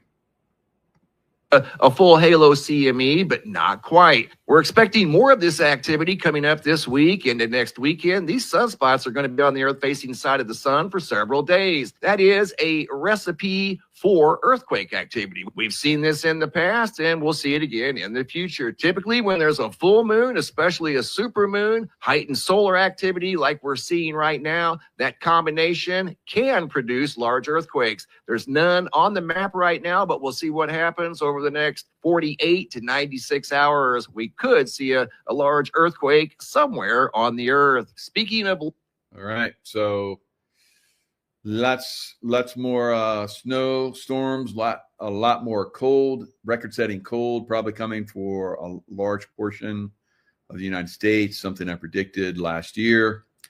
So be ready. That's right, Kim in Wisconsin, be ready, because you're in an area where it's going to get chilly, woo. All right, when we're in this, when I was at Buds, we would do the little mind game with the students, and there was a chili where they go out in the water at the middle of the night, and it would be chilly, and we pull them back out, and we pull them out, and they do stuff, and so it's going to be chilly tonight. And then as the night went on, it's like, oh, it's getting chilly, and then started working on the brains, and some people are like, I'm out. All right, go ring the bell. And then for the worst case, it was chilly, woo. All right. So we had chilly, and then it got colder, and you got chilly, and then you got colder again, and you got chilly, woo. And we, of course, have the students say that. So we tell them, all right, now it's chilly, woo. And they'd say chilly, woo. And so then we go, you know what's coming, right? And they'd shake their hands. It's like, what's coming? And they'd say chilly, woo. And then it'd get a little colder, and then we put them out in the water again, and it was chilly, woo. All right. So imagine that you're going to the cold Pacific Ocean in the wintertime, and then you come out and the wind is blowing, and we like say, okay, take off your clothes. Chilly, woo. That's chilly, woo. All right, guys, don't get chilly, woo-wooed. We don't want that. All right, stay warm, cuddle up. Make sure you got some warmies. Most people, deep state, lie, bullshit, global warming. Oh, it's so scary. It's such a lie. Yeah. The Green New Deal, the Green Yukon deal. Yep. We're seeing how that's working out. So we have, President Trump coming back and correcting a lot of stuff. But I predict pain. I predict pain. So you have to be ready. We're trying to give you guys a heads up, get you ready for the craziness that's coming. President Trump is doing exceptionally good stuff, guys, and there are people behind the scenes doing exceptionally good work. But the deep state has had these plans for a very, very long time. But the good guys have had these plans for a very long time too, because Venezuela, when I was a SEAL Team 6, a long, long time ago, we had plans for Venezuela all the way back then. Yeah, that was like 25, almost 30 years ago. So, and now we're operating them. All right. So it's going to be good in Venezuela, though. And it's not because we're creating it. You know that the Nobel Peace Prize went to a woman in Venezuela because she was doing peace stuff. So these people that are down there, of course, they want peace, but they know who the problem people are. And when they get a shot at those people, yeah.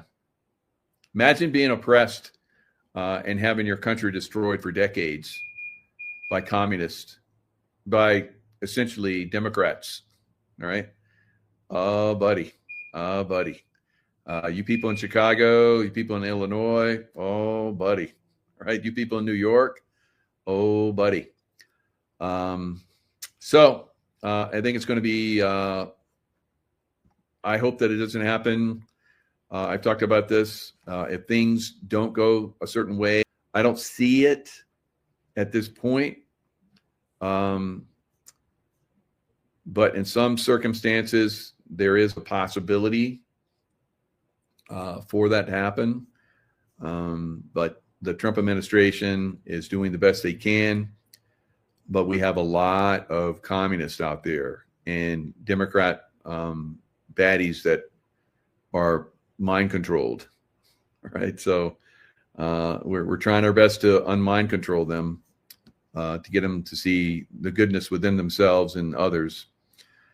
Maybe David Schmidt's technology, a little drone flight would help out. I don't know. All right. But there is, who's that one woman that's in New York? Stefanik. Not Gwen Stefani, but Stefanik. I got in trouble. I went to, like last year, we had a LifeWave concert. I was right in the front row. And I always liked Gwen Stefani. I liked her music.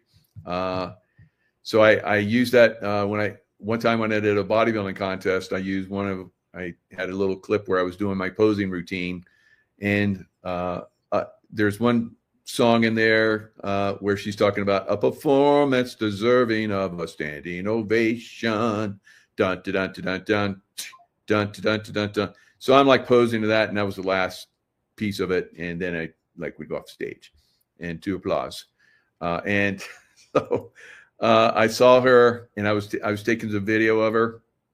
I was like, I'm like a front row, Gwen Stefani. It's great, clapping, singing along, having a good time.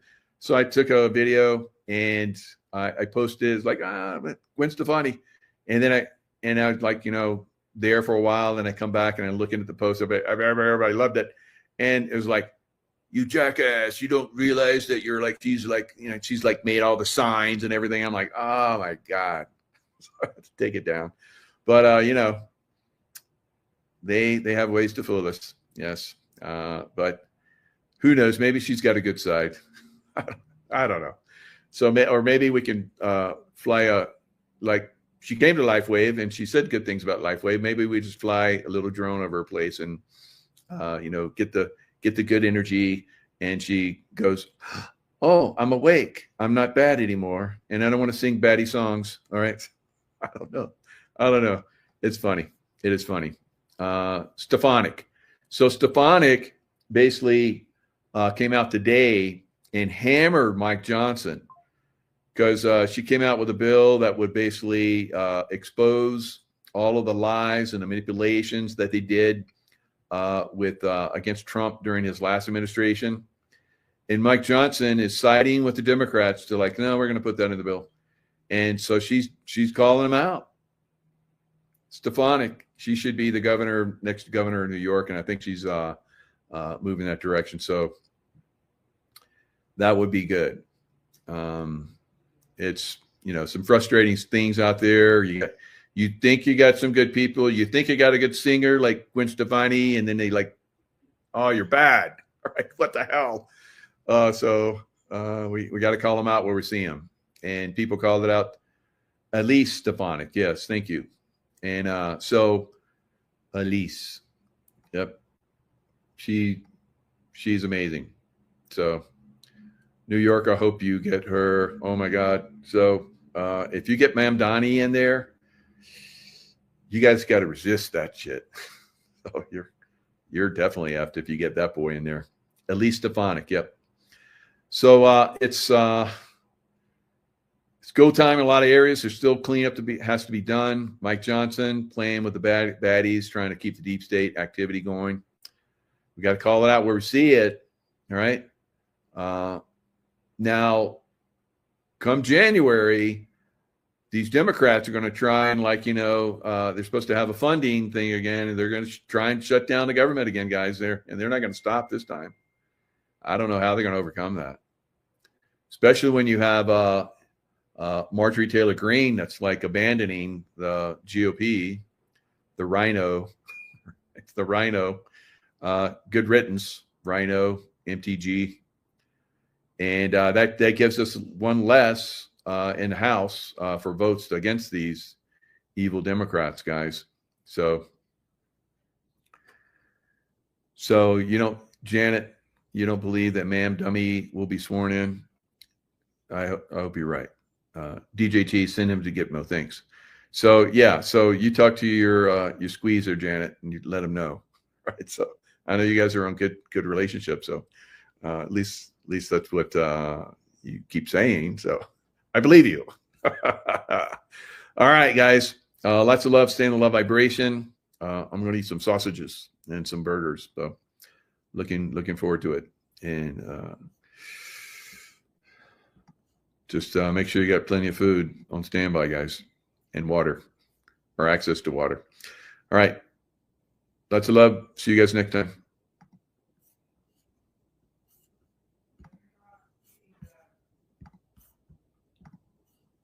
Hello, Patriots. I'm a Restored Republic via AGCR update compiled by Judy Byington.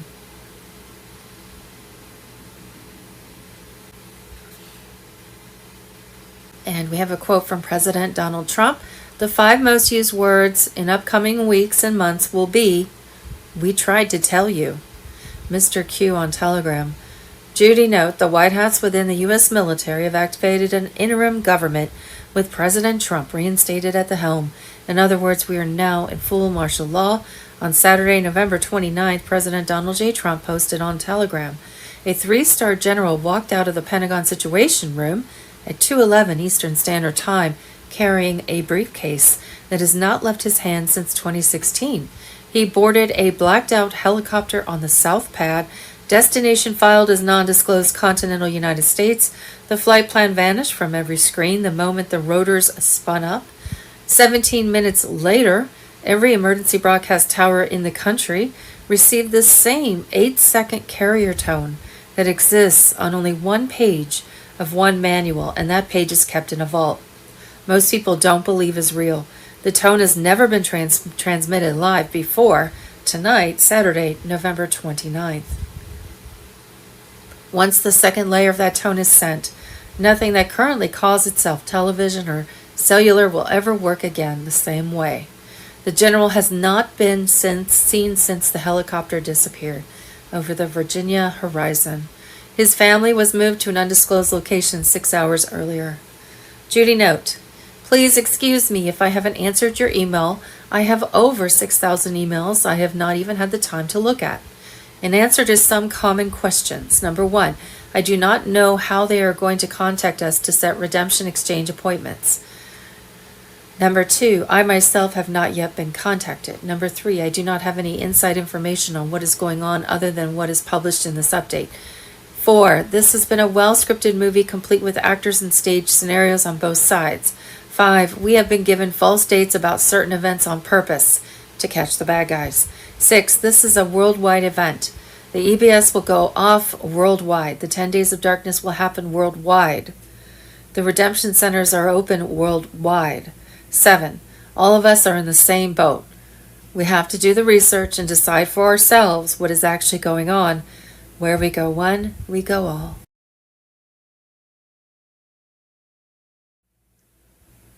As of Sunday morning, November 30th, 2025, mass arrests of the deep state cabal have commenced. Senators, CEOs, and Hollywood elites who have trafficked in shadows for decades.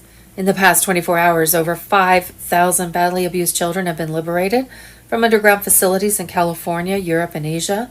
On Saturday, November 29th at 8 o'clock p.m. Eastern Standard Time, the revaluation ignites with Tier 4B notifications lighting up. Secure channels for the first wave of redeemers, those appointed to seed humanitarian projects across the nation and beyond.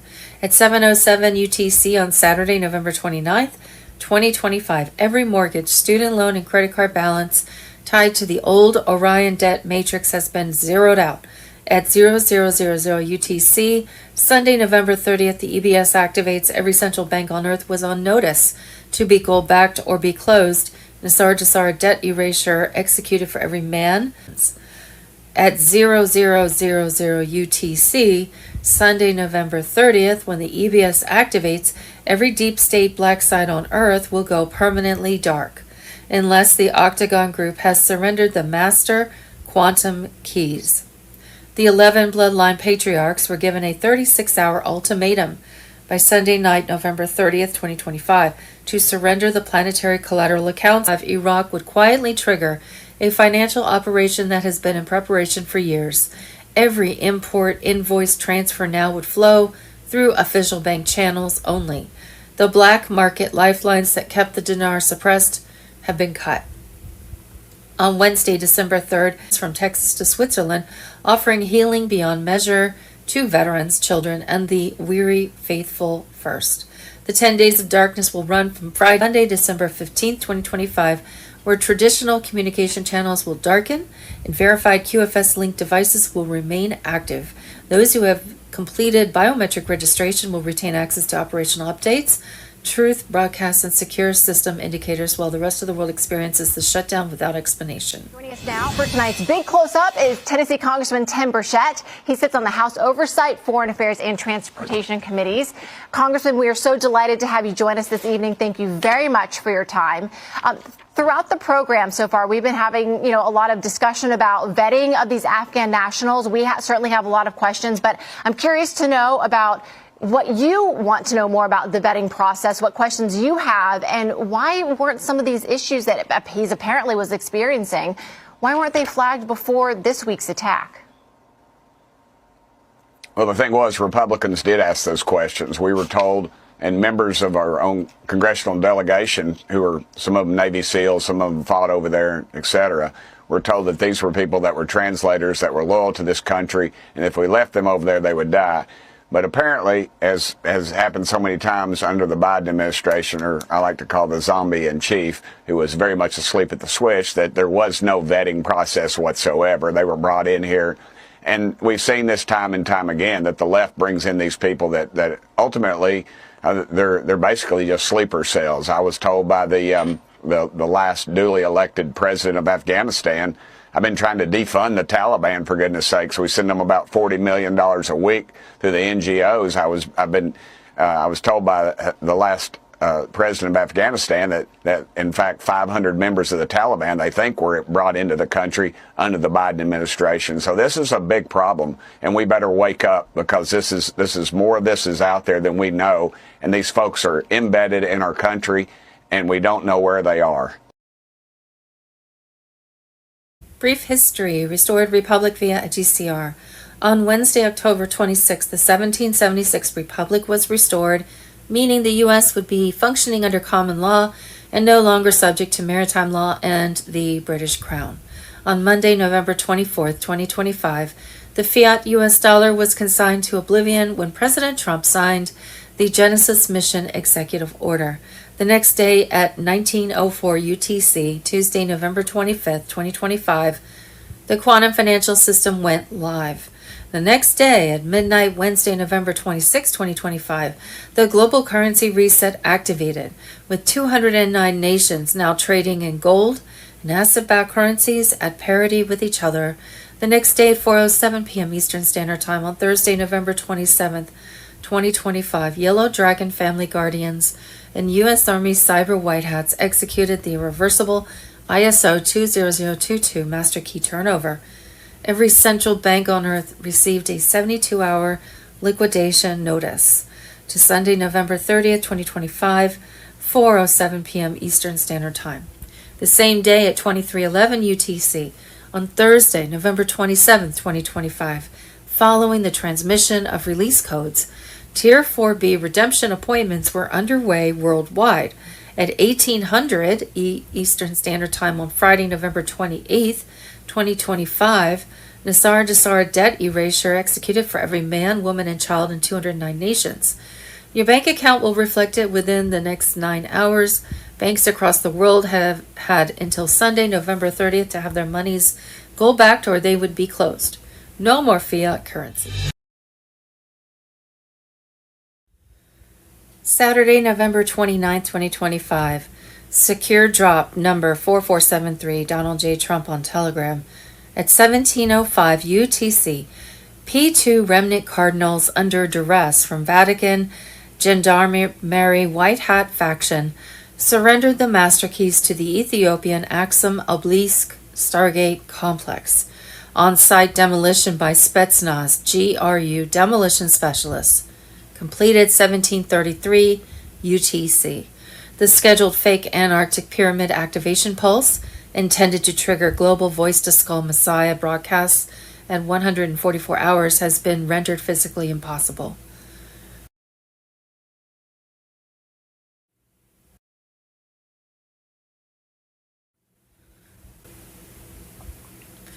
These operations, synchronized with the emergency broadcast system now primed for activation, herald the 10 days of darkness, sacred pause from December 5th to the 15th, when communications cease, satellites dim, and the faithful are called to prayer and preparation. During this time, the military will broadcast irrefutable truths, exposing the enemy's atrocities and rallying the remnant to stand firm in faith. For, as it is written, the light shines in the darkness, and the darkness has not overcome it. The mass arrest will accelerate through the weekend, with quantum financial systems securing borders against escape. Nassar's mantle of liberty beckons, promising an end to tyranny and a rebirth of the Republic. Hold fast to hope, for the Almighty's plan unfolds exactly as decreed. Justice for the oppressed, mercy for the repentant. Share this light with your brethren. The victory is at hand.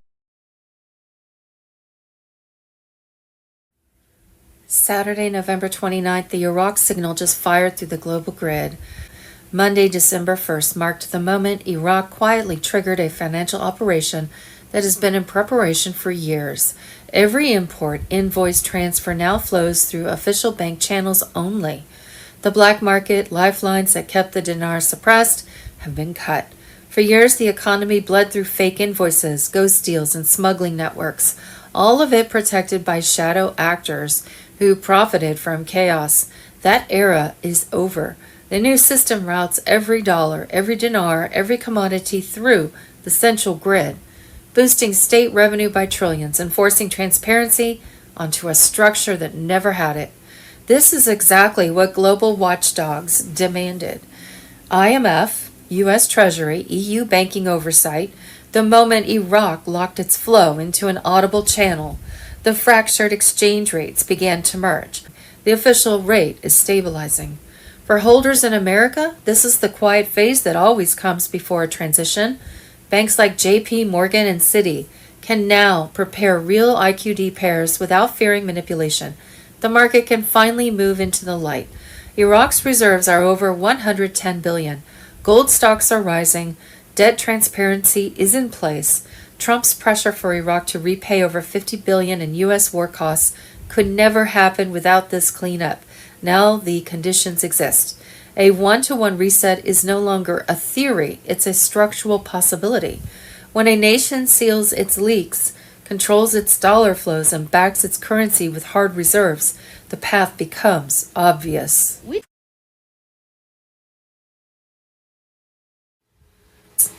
The QFS just executed the Global Debt Jubilee Protocol. Every mortgage, student loan, and credit card balance tied to the old Orion debt matrix was zeroed at 0707 UTC. Bank apps worldwide are showing zero owed. The screaming has begun. Legacy media is running the glitch narrative for another 48 hours maximum before they are forcibly taken off air by the EBS.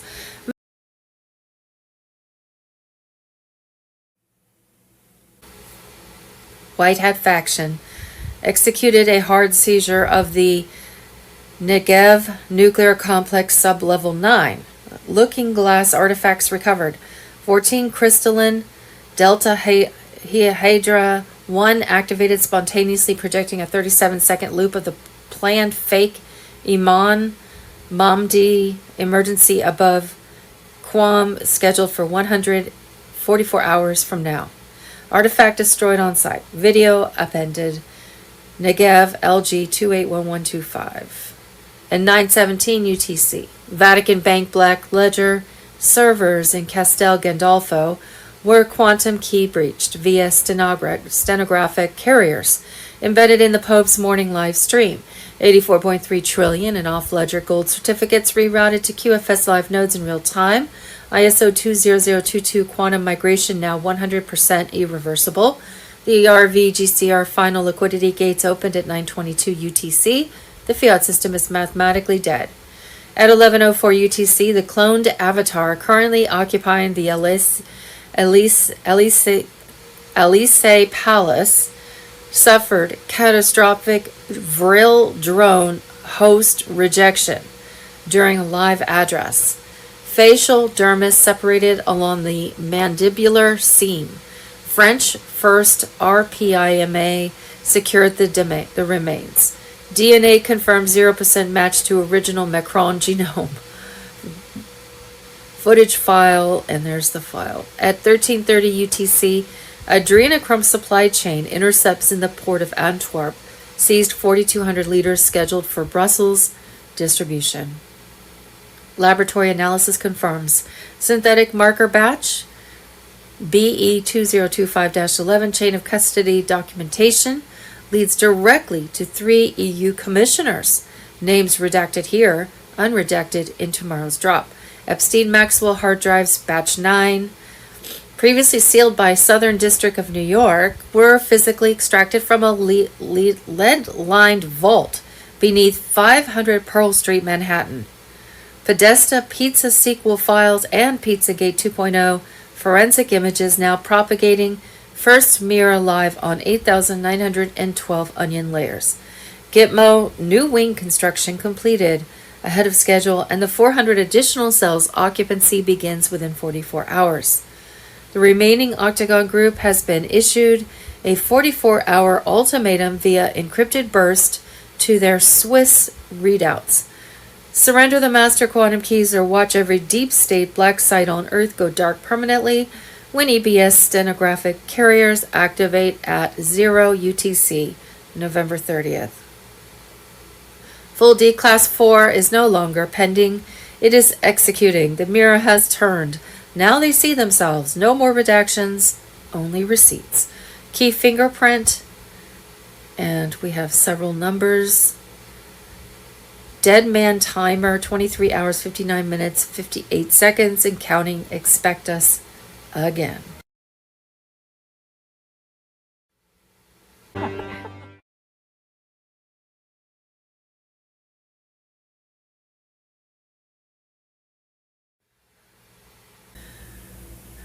Saturday, November 29th, I am hereby canceling all executive orders and anything else that was not directly signed by crooked Joe Biden, because the people who operate the audit pen did so illegally.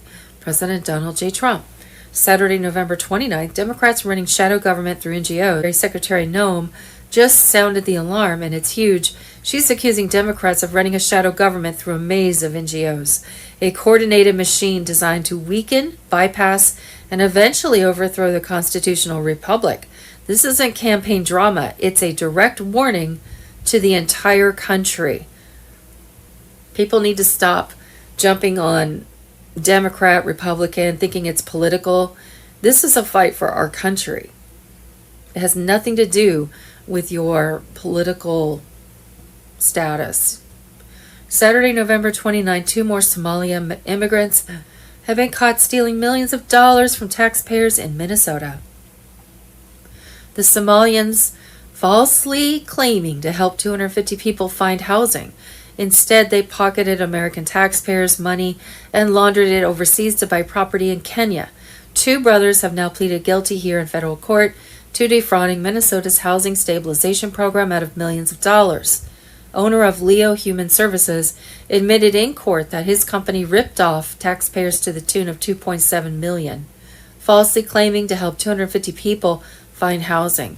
When agents raided the property, they found stacks of cash, tens of thousands of dollars hidden under a mattress and in a suitcase beneath the stairs. As part of his plea deal, Assad admitted he used the money he fraudulently billed to buy property in Kenya.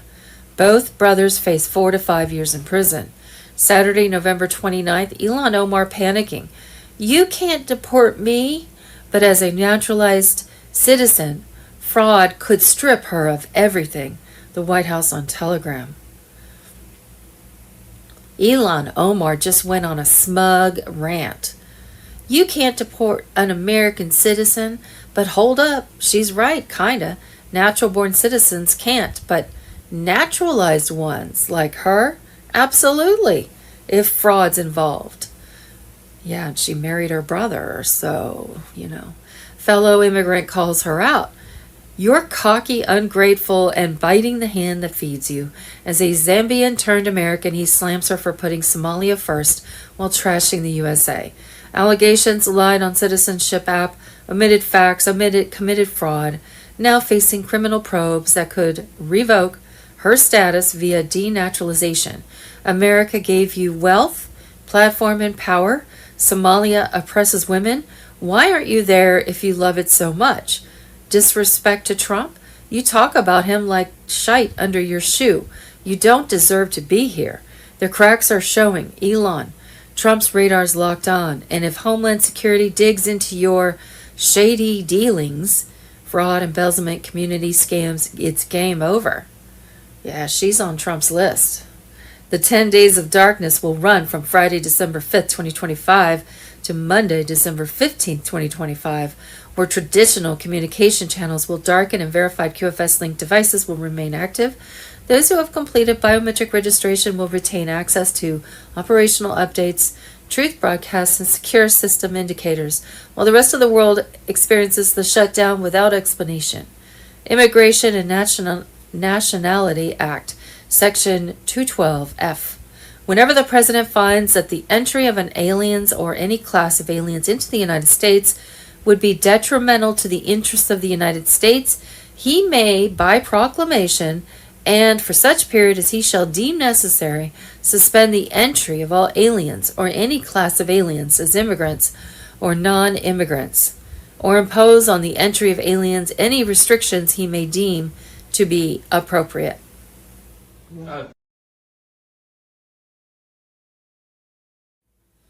Saturday, November 29th, it was just exposed George Soros funded the NGO who paid for the settlement of National Guard shooter Ramanuela Lackenwall in Washington State.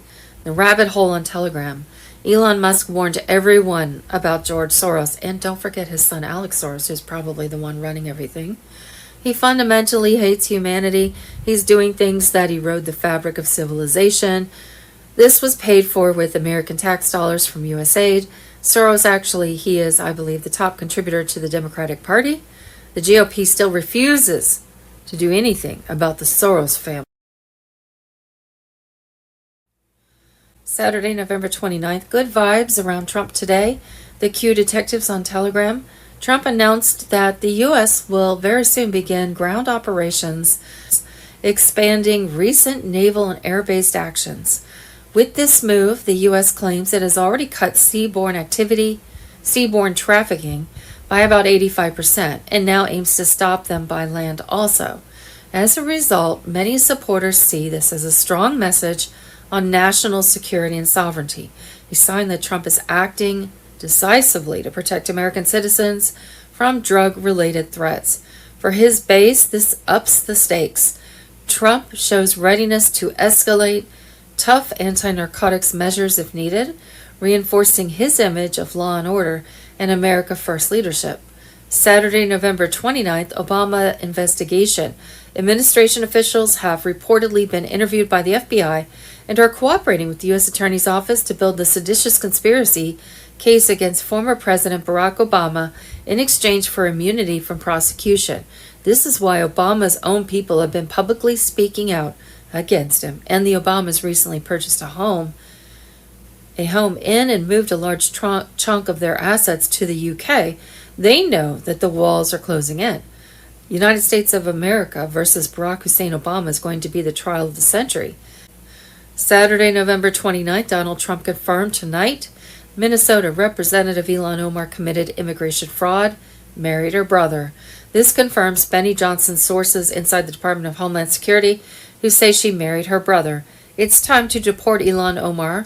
Trump, the worst congressman woman in our country, Ilhan Omar, always wrapped in her swaddling hijab, and who probably came into the USA illegally, in that you are not allowed to marry your brother, does nothing but hatefully complain about our country, its constitution, and how badly she is treated.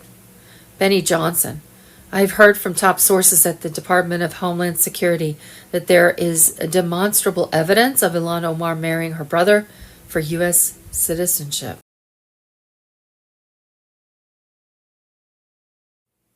Saturday, November 29th, the Tartaria revelation that cannot be stopped. A cold wind is moving through history tonight, carries a truth that has been buried longer than any empire on record. Russia has opened the door that no one expected to ever see unlocked. For the first time, the sealed Tartaria archives are no longer a myth, whispered on the edges of forbidden research. They are real, public, undeniable. And with one stroke, Putin has forced the world to confront everything that was erased. A hidden civilization, a missing chapter, an entire empire wiped from the global memory without a trace. This revelation is not about nostalgia. It is about power. A nation cannot rise without knowing what was stolen from its past. And Russia has decided that the narrative written by foreign hands is over. The old textbooks, the imported doctrines, the filtered versions crafted by Western institutions are being pushed aside. A new historical framework is emerging, one that restores the 5,000 lost years that vanished during the shift to the Romanov calendar. The release of the Tartaria maps is the first signal that the forbidden history of the northern world is stepping back into the light. Tartaria was not a footnote. It was a continental force stretching from the Urals to Alaska and from the Arctic territories down toward Tibet. Its people were disciplined, spiritual, fiercely loyal, and rooted in a moral code that shaped everything from governance to family bonds. They lived in harmony across vast distances, united through a shared heritage and an unbreakable respect for ancestry. Even the earliest Encyclopedia Britannica recorded its colossal reach before the empire mysteriously disappeared from later editions, as if someone wanted the world to forget the scale of what was once stood there. The silence surrounding Tartaria has always been suspicious. How does the largest empire on our early world maps simply vanish? How do millions of people fade from the official record? Why does an entire civilization get swallowed by the blank pages of modern education? The sudden absence has never made sense. And now with Russia reopening these archives, the question can no longer be dismissed. A missing piece of humanity's story is being restored, and every historian who once ignored it must now face a truth they were never prepared to confront. Human civilization is a puzzle, and Tartaria has always been the missing section that prevented the full picture from forming. The unveiling of these archives is more than a national act, it is a global turning point, a signal that suppressed history is returning and that the old gatekeepers no longer control the narrative. What rises now is a story that belongs to all of us, a story that was taken, hidden, and finally allowed to breathe again. The resurrection of Tartaria is not merely a correction of the past, it is a reminder that truth cannot stay buried forever, no matter who tries to silence it. Hello, everyone. It's Michael Jaco with Unleashing Intuition Secrets. So it seems like, just like I warned earlier this week, that we probably see the Venezuelan strike start on this weekend. Trump today warned that the airspace is closed around Venezuela. And he also said that land strikes were going to start soon. So it sounds like this weekend, probably tonight sometime, 0:30, usually the way it works. But that's kind of like, now that I'm saying it, who knows? You reveal this stuff, and I don't think it's going to matter. Trump can go in there anytime and hit them. It doesn't matter. At this point, they're pretty certain that he's coming. So high tensions, mystery as Venezuela's president's jet heads for Brazil border after Trump declared country's airspace completely closed. Now, of course, Brazil would give Maduro sanction, or let him come into their country, because Brazil is a cartel-run country as well. So we're probably going to see, like I've said, Venezuela, Brazil, Colombia, maybe Nicaragua, and maybe, who knows, Mexico are going to probably go down. Right? They're going to be the people who are running their cartels from those government positions or whatever, president positions are going to go, and we're probably going to see that Sheinbaum, I think, is she's ready to bail, I believe.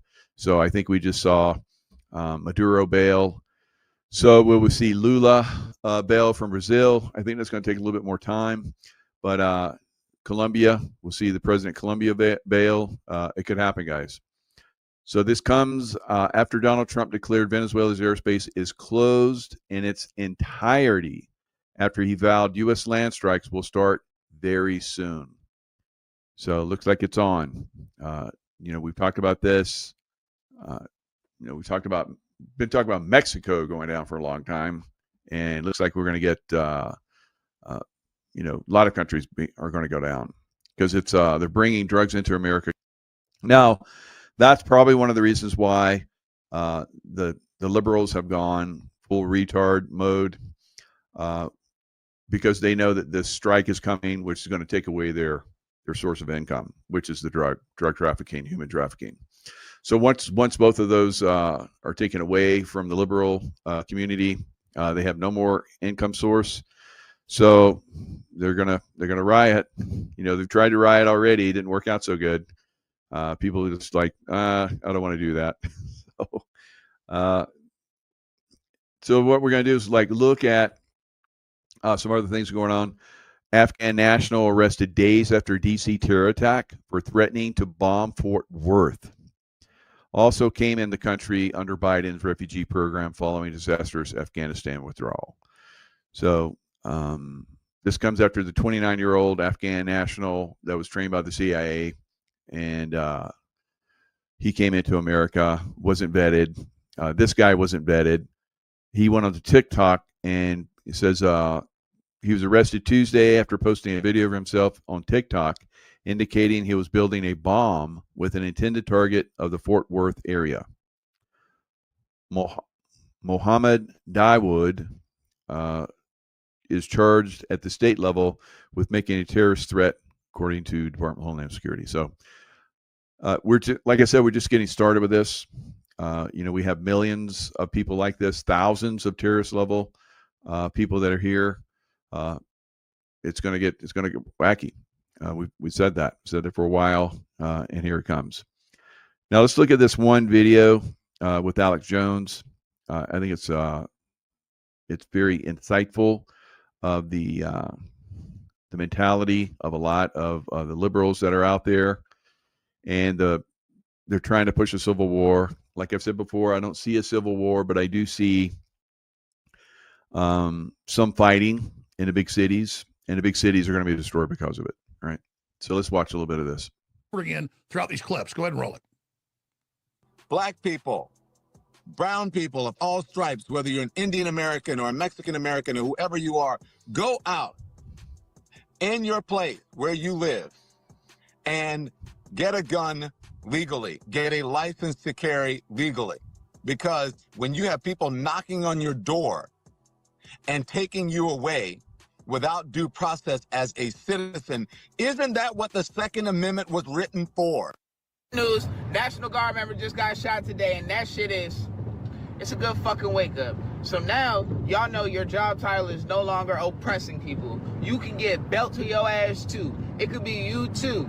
So I hope it's harder for you to sleep at night, and I hope you stand on your motherfucking swivel as you refuse to quit serving this motherfucking dictator whose illegal orders to keep you all in DC are unconstitutional anyway. Think about it. Are you ready to see some just fucking disgusting shit? Shout out to the Patriot who kirked 2 federal agents near the White House. This is exactly how we need to be dealing with violent dictatorships. Ladies and gentlemen, let me introduce you to Dante, or not Dante. All right. So what you're seeing here basically is the liberals are going, like I said, full retard. They're celebrating it. All right. And so these are just a few people that are celebrating it.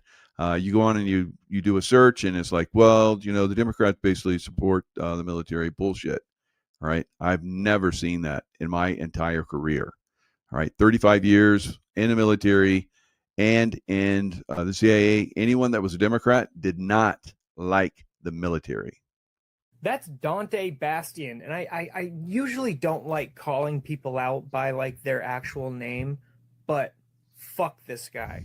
Dante is a station specialist at Hearst Media Production. So I actually have a question for Hearst. Is this really the people you have working for you? Do you understand how fucking bad that makes your company look? You have people working for you that advocate and celebrate the murder of military members. Fuck Dante Bastian, and fuck Hearst Media Production for letting that fucking idiot work there. And it's crazy too, because I never thought I would see people on the left actually celebrating the murder of military members. But you guys actually do. You do celebrate that shit. Now, I'm not going to say all Democrats are domestic terrorists, because they're not, but a lot of the people that support the Democrats, I feel like there's a very high probability that they are domestic terrorists.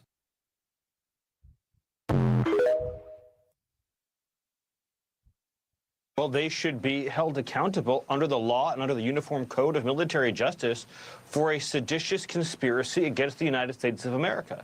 This is completely open and shut, straightforward. What is the motivation? Why would 6 members of Congress, selecting specifically for individuals with a CIA or military background, record a carefully written, carefully produced, slickly edited... So this woman right here, CIA background, and she warned about the military. And what do we have? We have a CIA trained. Did she know something? And a CIA trained terrorist, basically. Now, this is dog whistling, guys. They're telling us what's coming. Video messaging directly to members of our clandestine services and our armed forces, telling them to disobey orders from their superiors, telling them that they should individually determine whether an order is legal or illegal and defy it. Individuals who are exercising life and death power. The CIA engages in covert missions all over the world involving life and death decisions. The armed forces launches life-taking missions time and time again. They carry weapons. They control drones. They control missiles. They work on nuclear submarines. For what purpose would you ever deliver this message? As you said, it's to create a color revolution. It is the CIA playbook for trying to foment insurrection from within the military and within the CIA. Look, All right, so this is what they did in Ukraine, guys. They did a color revolution in Ukraine, and they're trying to do the same playbook here in the United States. So we are about to go in and, knock the hell out of Venezuela, and at the same time, they're going to try this color revolution because they know this was coming. So they waited. White Hats waited back and forth, trying to like find that right time frame, and the time frame is now. Now, when these liberal clowns start their perceived civil war, there will be a huge blowback on that from the American people. Just like there was a huge blowback to them trying to attempt this new rioting over like National Guard troops in cities and so forth. It didn't play well, right? And once they go, full Monte and start to, which is coming, the blowback on the Democrat Party, like I've been saying for a long time, is going to be absolutely severe, and the Democrat Party will go away, right? And who knows, maybe the Republican Party too. So neither one of the parties, in my opinion, are working for the American people. Just let me give you something like it is simple as can be. And I've said this before, but I need to get down simple, right? So you can go, these clowns, none of them do anything for us. They're just there stealing money from us and getting insider trading info so they can enrich themselves. So how many people every year are sick and tired of the time changes? It's like 70 to 80% of Americans for decades have been calling for this to stop. There have been some states like Arizona, which basically stopped it. Probably that's what needs to happen. Every state just needs to do it. Pass legislation, stop changing the clocks. It screws up everybody's circadian cycles. I don't think if they really did an honest study, they would find from this stupid clock changing bullshit. That right there. So most Americans want that to stop, and they promise they're going to do it, and they never do. That's the most basic thing they can do, and they don't do it because they know it screws with us. That's all. That's what they're all about, So when I say Democrat Party is going to go away, I don't like either party. I don't like either one of them. But the Democrat Party is full on retard mode, trying to destroy America, leftist, communist craziness, right? It's got to be stopped. It's got to be stopped hard, and it needs to stop right now. So very, very frustrating, I know, for you and for me. President Trump halts immigration from all third world countries, demands green card audits. So 10 to 13 million people need to go away, need to be gotten the hell out of America. All right. They need to like have a whole airline or something just set up to like start getting them out every day. Should be like hundreds of thousands are out of here every day. Right. We're about ready to go into war, guys, because of all these illegal aliens that are here, most of them, not all of them, of course. So it is a problem. And if we don't fix it, they're going to fix us.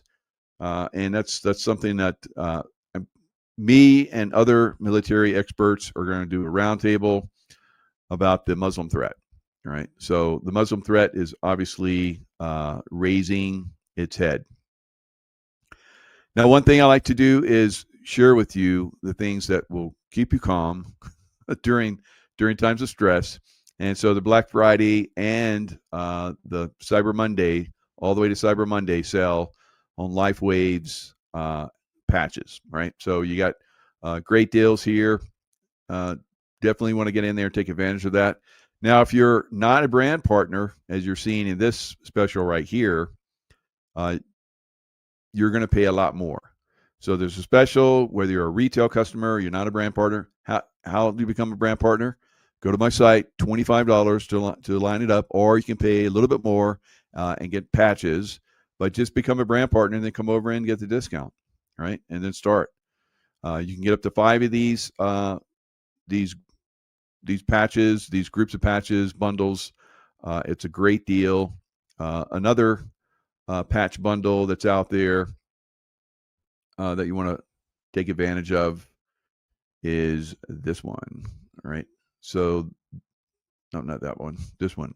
So, all right, so here it is. Again, you can share if you're already a member, you can share and get a lot of points. But also with the X49 Ice Wave, which is good for pain, energy enhancer, and then also the Y-Age system. So as you guys can see, retail that's a huge savings right there, but an even greater savings as a subscriber or member. All right. So join LifeWave and be better. All right. So lots of ways to move forward. So drug overdose through the roof in America right now. I'm going to share the screen on this one. As you guys know that, my son overdosed, unfortunately. So I'm very passionate about this. It's out of control. So during the Biden administration, now they're starting to come down. Trump has shut the border. So we're having drug overdoses have decreased, but as you guys can see, it accelerated to an incredible level. The numbers of, so if you look at, let me share the screen. I'm going to share it with this. Was 7,085. We have more. That's the entire time from October 2001 to February 2027. And that's over almost 25 years. So shutting down the border, going after the cartels, this is why we have to do it. It's just that the cartels are delivering to us and overtaking our communities than we do for military action over 25-year periods, guys, every year. So that's one of the reasons why we have to go after them. So President Trump is doing the hard thing. No one else has been able to do this or was willing to do this, or because, their parties, Democrat and Republican, were making money off of it. So violent crime, 1,339 shootings, 5,267 robberies, and 16,408 felonies. Now, in Memphis, National Guard went into Memphis, and in 2 months, they almost cut the crime rate in half. Now, why don't they want it to happen in Chicago? Because they're blocking National Guard troops from coming into Chicago. Again, because they're cartel controlled and owned. Just like Mexico, Sheinbaum. She has to do what the cartels tell her. Same thing in Chicago and the mayor and the governor. Same thing in California. Same thing in New York. They're all controlled by cartels, guys. So that's why they're fighting to keep their illegal aliens, because it gives protection for the cartel members that have come in illegally, right? So that's the bigger picture on that, and that's why we really have to do these military strikes that are coming, very possibly this weekend, right? So, so I told you the Iraq numbers were 7,000. That's way more die every year in drug overdoses, fentanyl. So my son died from fentanyl poisoning. He was a drug addict for over 10 years. So he would have a little bit of fentanyl, and that's why a lot of the people that do drugs now, they use a little fentanyl. Now imagine if you're an alcoholic and fentanyl was slipped into your drink. They've been putting it and all drugs. So what addicts do is they make sure they get a little bit of fentanyl so they can build resistance to it. So my son was clean for a long time, for I think 8 months. So he had never been that clean that long, and then he slipped and went back, and I thought it was clean. I went and checked on him. Everything, he seemed good, the facade was good. And then I was going back to check on him again because something seemed a little bit off. And before I got there, I got the call as I was getting ready to leave to go visit him, and I heard that he had been found deceased. So because he hadn't been using it in a long time, just a little bit of fentanyl and the drugs, and boom, you're gone. So that's what's happening to a lot of Americans. The fentanyl death rate is over the top, right?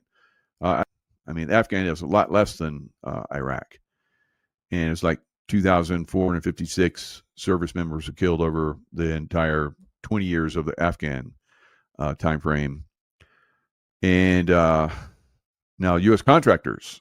So I was a contractor, but I wasn't fighting. But there were U.S. contractors.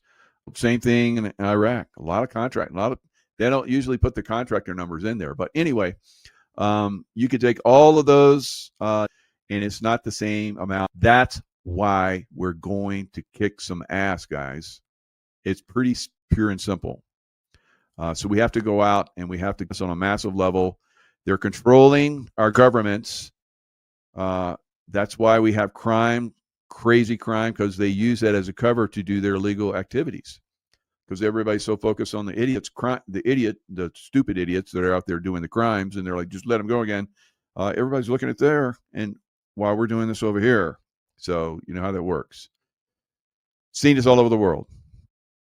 And very frustrating that's happening. Very tragic that it's happening here in America. Hits close to home for me, obviously, but also hits close to home for me because I lost a lot of friends in these conflicts over, decades. So I don't know if anyone's explained it like this before, but this is why we're going to war.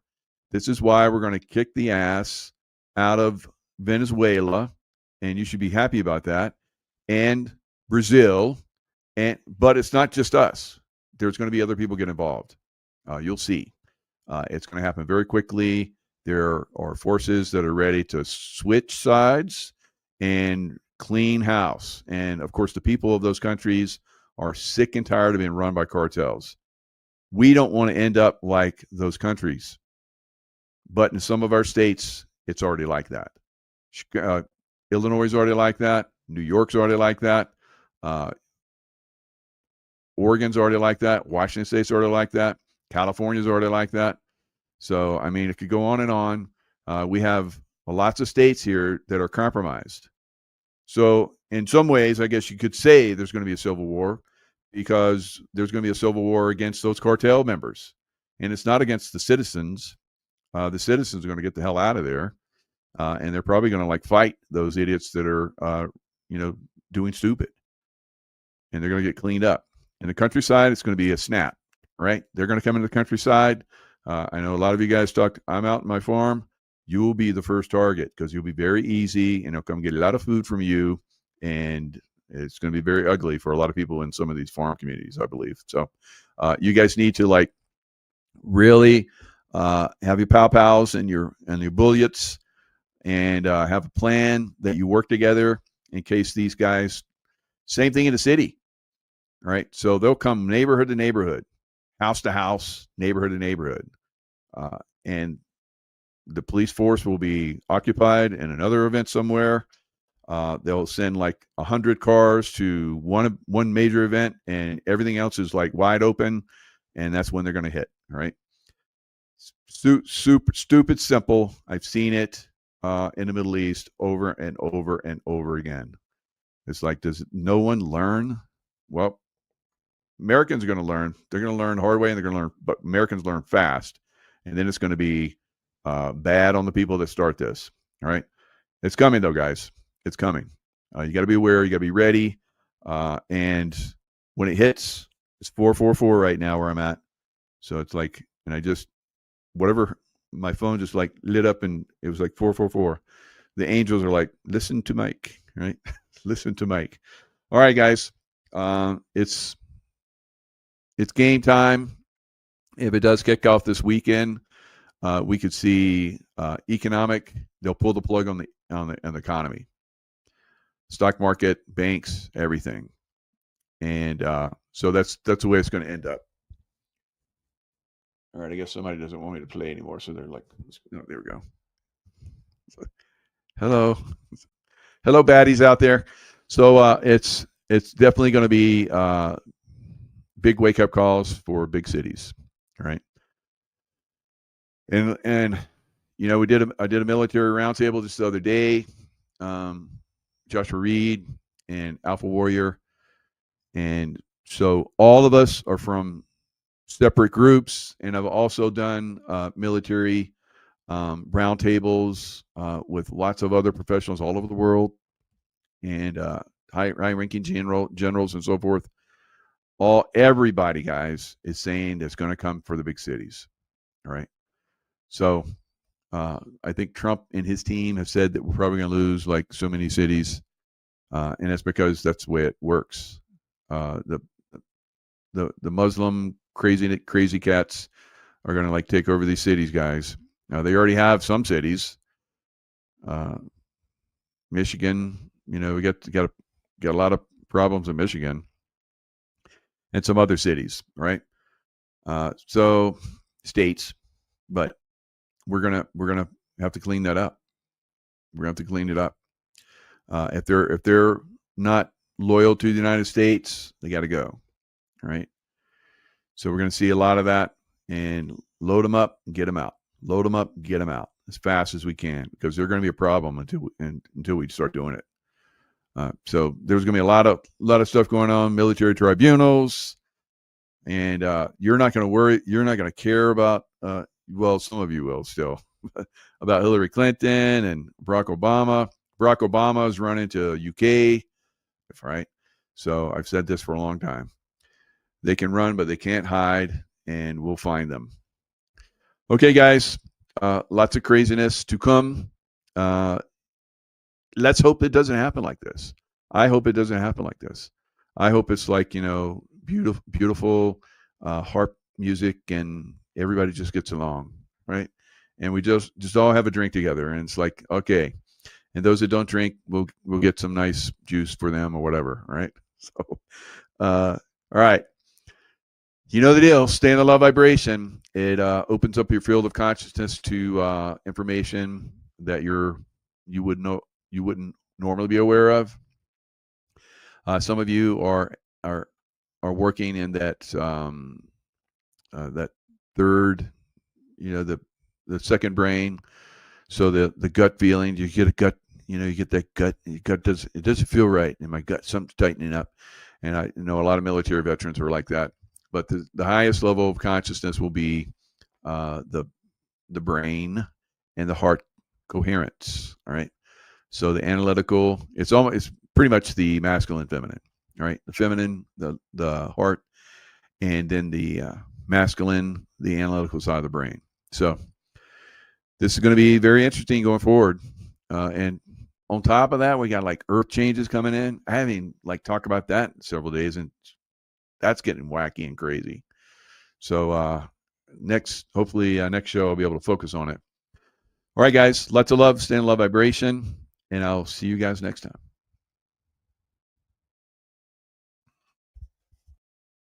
Hello, this is Benjamin Fulford speaking on November 21st, 2025. By now, the vast majority of the people in the West and the world are very, very angry and sick and tired of the ruling class and their fake show pretending to be a government. And it really is time to do something about it, but we need to understand the scale of the problem. There are about 1 million members of this satanic cult that understand that they're a small minority concentrated in positions of power. Now here's one person who we need to get rid of right away. Take a look at this video of Kash Patel lying under oath. No credible information. None. If there were, I would bring the case yesterday that he trafficked to other individuals. And the information we have, again, is limited. So the answer is no one For the information that we have. in the files. MBS is 6 feet tall. This guy is obviously shorter, so it's not Trump. Because remember, Trump is 6'3", the real one, who's been missing since June. So remember, if you're in the military and replaced by a fraud, and notice that in the video that he's been given a hacksaw by MBS. That's the sort of a hint. You know, they remember they chopped up that Washington Post columnist Khashoggi. Well, he's saying yeah, and Democratic Party lawmakers who are all military veterans because they told the military not to commit war crimes, not to obey orders that are criminal, and he says execute them. All right, they're desperate, they're dangerous, and they're fake. And this is a process that's been going on for a very long time. And Canada's just as bad. Here's another clip I want you to see. This is the Canadian anthem being turned off by the police. Gained all this power because they create money out of nothing and put us into debt. The result is people, can no longer afford to buy houses. Their living standards are collapsing. And in the United States now, there's 1 million job shortages for people like mechanics, engineers, people who work in the real world are not available. Everyone's just being a YouTuber, and that's not the way to run an economy. Right now, the West is bankrupt, and it's going to keep getting bankrupt, and they're going to keep trying to beg China for money. And I'm asking the Chinese, do not lend money to these people. Let them go bankrupt. This needs to be done. We need to shut down their control of the financial system and this stock market, hallucination. And now, here's another clip I want you to watch. This is a young Canadian explaining how he can't possibly afford to buy a house. Just listen. Our generation is cooked. We're going to be living in our parents' basements until we're 35 because I just spent $30 on 2 boxes of cereal and milk. Like, how do you expect me to move out of my house when that is 2 hours of work right there? That's equivalent to 2 hours of my life is 2 boxes of cereal and some milk. Absolutely ridiculous. Welcome to the Liberal government of Canada. So this is what our leadership has done. They've destroyed the West, and it's going to get worse. It's not going to get better. I was very disappointed that they managed to get money to keep their whole show going on until January. But we need the military to act, and they need to act as soon as possible. Now, the other thing I was told by military intelligence that the reason why they flip-flopped on the Epstein file release is that suddenly, first they say, oh yeah, it's horrible, it's on my desk, we're going to release all the videos. Then they say, oh no, it's a fake, it doesn't exist. Now they say, yes, we're going to release them, but I've been told by military intelligence, people who have access to the files, that they're making sure that no powerful people will appear in the files that are going to be released. So you will not see a video of Bernie Sanders raping a 4-year-old child, which we have eyewitness testimony to. All that is going to be deleted. So no, this is not going to work. And the other thing is we need to call out the fact that, these are actors, okay? We have several actors playing Trump, and we need to go after the people who are giving them their scripts. And these are people who try to hide in the background, like the Agnelli family, or Victor Emmanuel, the would-be emperor of Rome, or the, Jean-Michel de Rothschild pretending to be Brigitte Macron. These are the kind of people we need to drag out in chains and put in jail. And of course, Benjamin Netanyahu. He is a war criminal, mass murderer. He needs to go. It's time to take action. I call upon the military and the police to immediately demand action, and any superior who's blocking them is compromised, because no sane military man unless they were compromised. So if you find someone in your chain of command who refuses to take action, arrest them. You're legally allowed to do that because they're breaking the law. Okay, it's time to end this. We're all very, very angry, and this cannot go much longer. You know, if it does, we're all going to be working for the Chinese. That's what's going to happen. We have the potential to, you know, put China, have China eat our dust, because if the West reverts to, you know, seeking the truth, using the scientific method, meritocracy, we would way outperform the Chinese. But as things stand now, it's the opposite. Most U.S. corporations now depend on Chinese money. That's what it's come to. So please take action. And I ask, in particular, Colonel Douglas Macgregor to call his military contacts and just march into Mar-a-Lago and all those other places and just round these people up. Enough is enough. Okay, well, that's what I have to say for myself today. Now I'd like to answer questions from readers and viewers. Hi, Ben. We have our first question for today. What do you think is up with Kash Patel? I don't think I've ever seen a politician where the guilt is so visibly on his face. Do you think he's on the Epstein list, or do you think he's being blackmailed? What's Kash's deal? Well, I don't know exactly what they have on him, but his behavior is obviously not the behavior of someone who should be in charge of the FBI. He is protecting criminals, so he has to go, and we will find out what exactly they've got on him. But his actions are criminal, and this has been publicly proven, and he needs to go. If you're in the FBI, march into his office and handcuff him. We'll back you up. Next question. Hi, Ben. Can you update us on what's going on in Mexico in last week's Monday, or in Monday's report?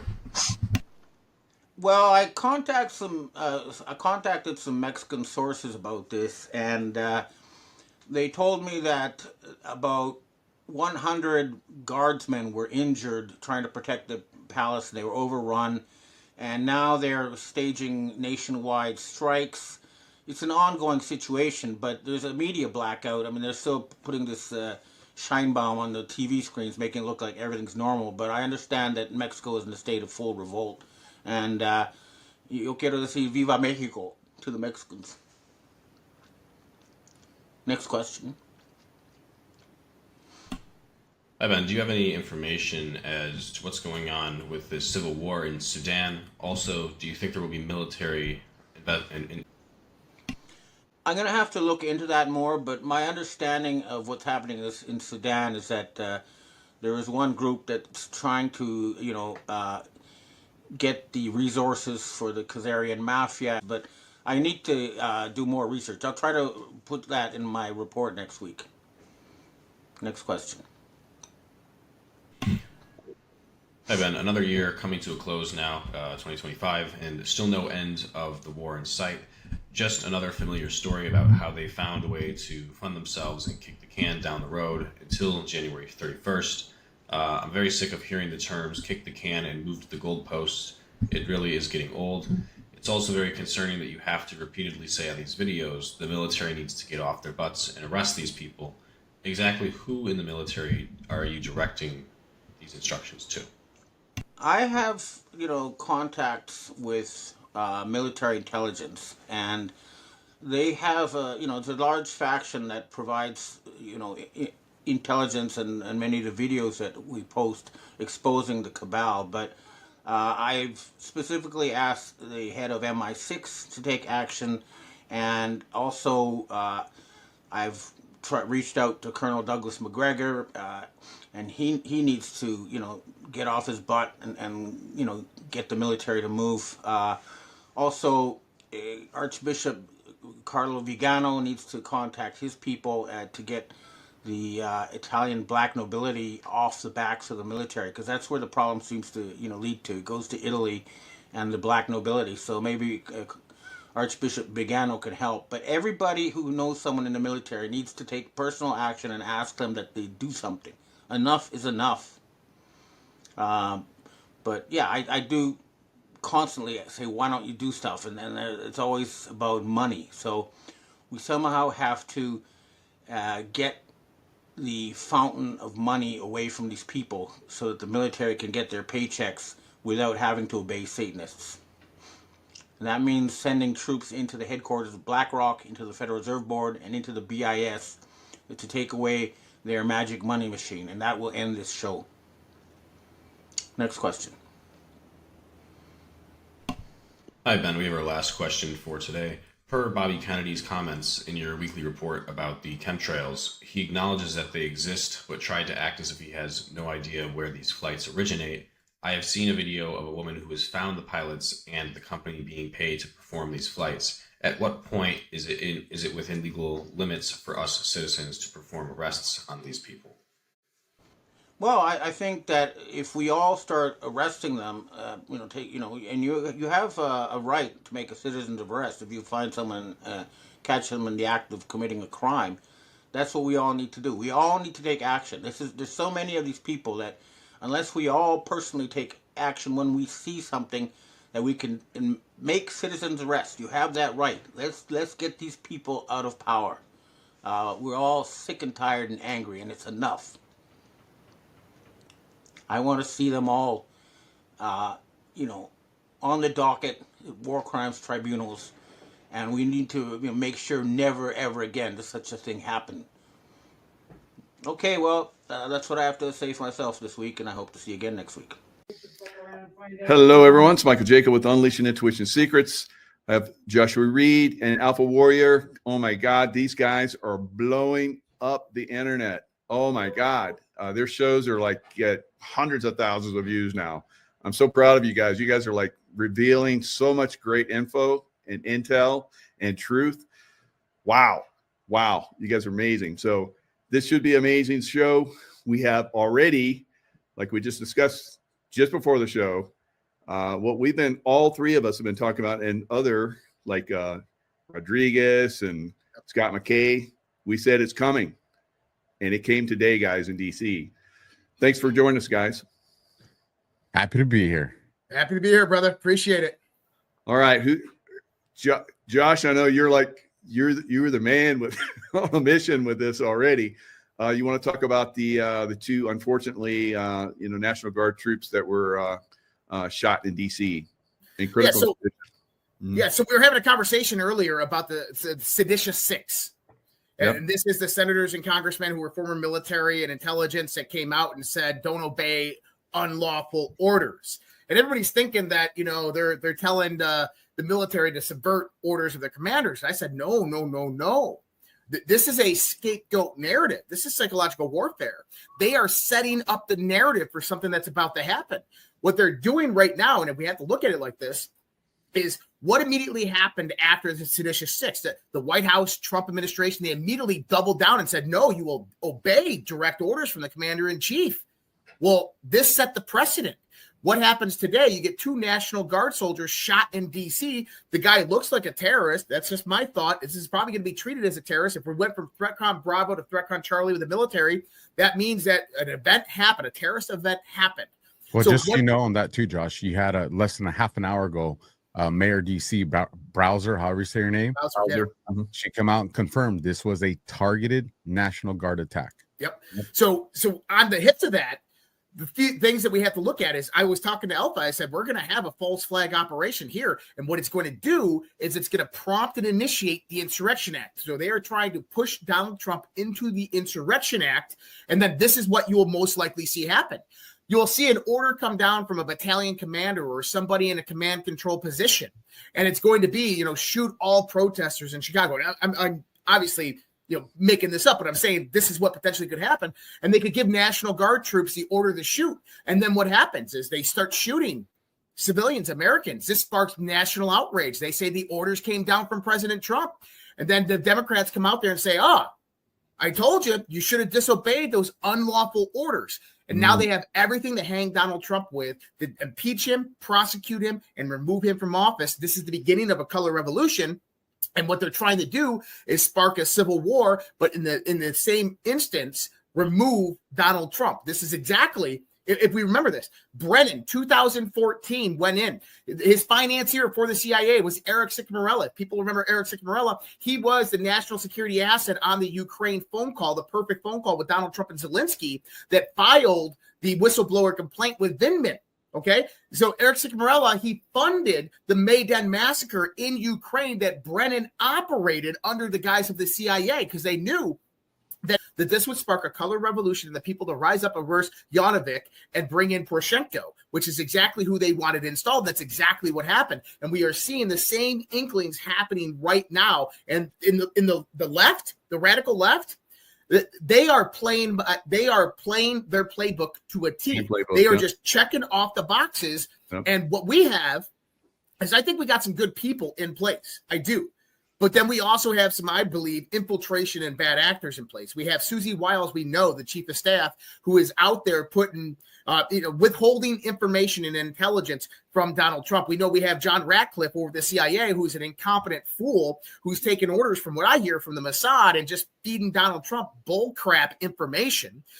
You got Pam Bondi, who's dragging her feet because she doesn't want the establishment to be taken down and their processes and methods of infiltrating organizations and financiers to be known. So she's going to just step on prosecuting these people. So we're in a very critical position here. And I want people to know that Alpha, myself, you, we've all been talking about some type of false flag operation. I've been talking about this for 5 years. I call it the firestorm.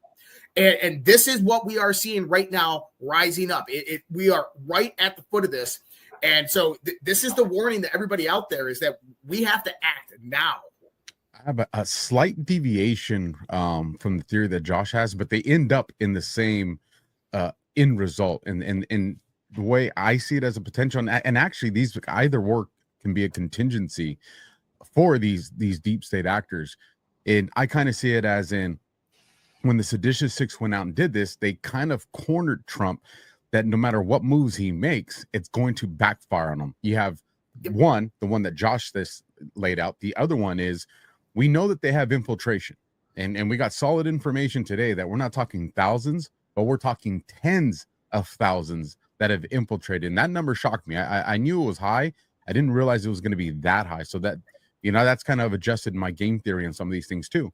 But if you have these players that are on, whether it be Antifa or whatever, riot side, and we know that you have some of this infiltration into our military, and you put them in a situation of DC, they can control and create the scenario where you have an American, at least optically, an American civilian that's shot at by a military member. And then that brings us right into the conversation that Josh outlined, where now you're gonna have the Seditious Six say, see, this is what we said would happen. This is what we told you was going to happen. And then again, this leads to the end result, the 25th, an impeachment, something to turn against President Trump on this. At the same time, you have multiple members that are names of notoriety in the Republican Party, whether it's MTG, whether it's Massey, people that have pulled a lot of support, at least optically. A lot would argue that, what it's showing isn't really reflecting what's organic, but nonetheless, because we know mainstream media, the Mockingbird media, that's what they're doing. This is the PSYOP for the PSYOPs. And so I would just tell people is you have to use your judgment and discernment on what you're going to see unfold. And I'll give it back to you, Josh or Mike on this.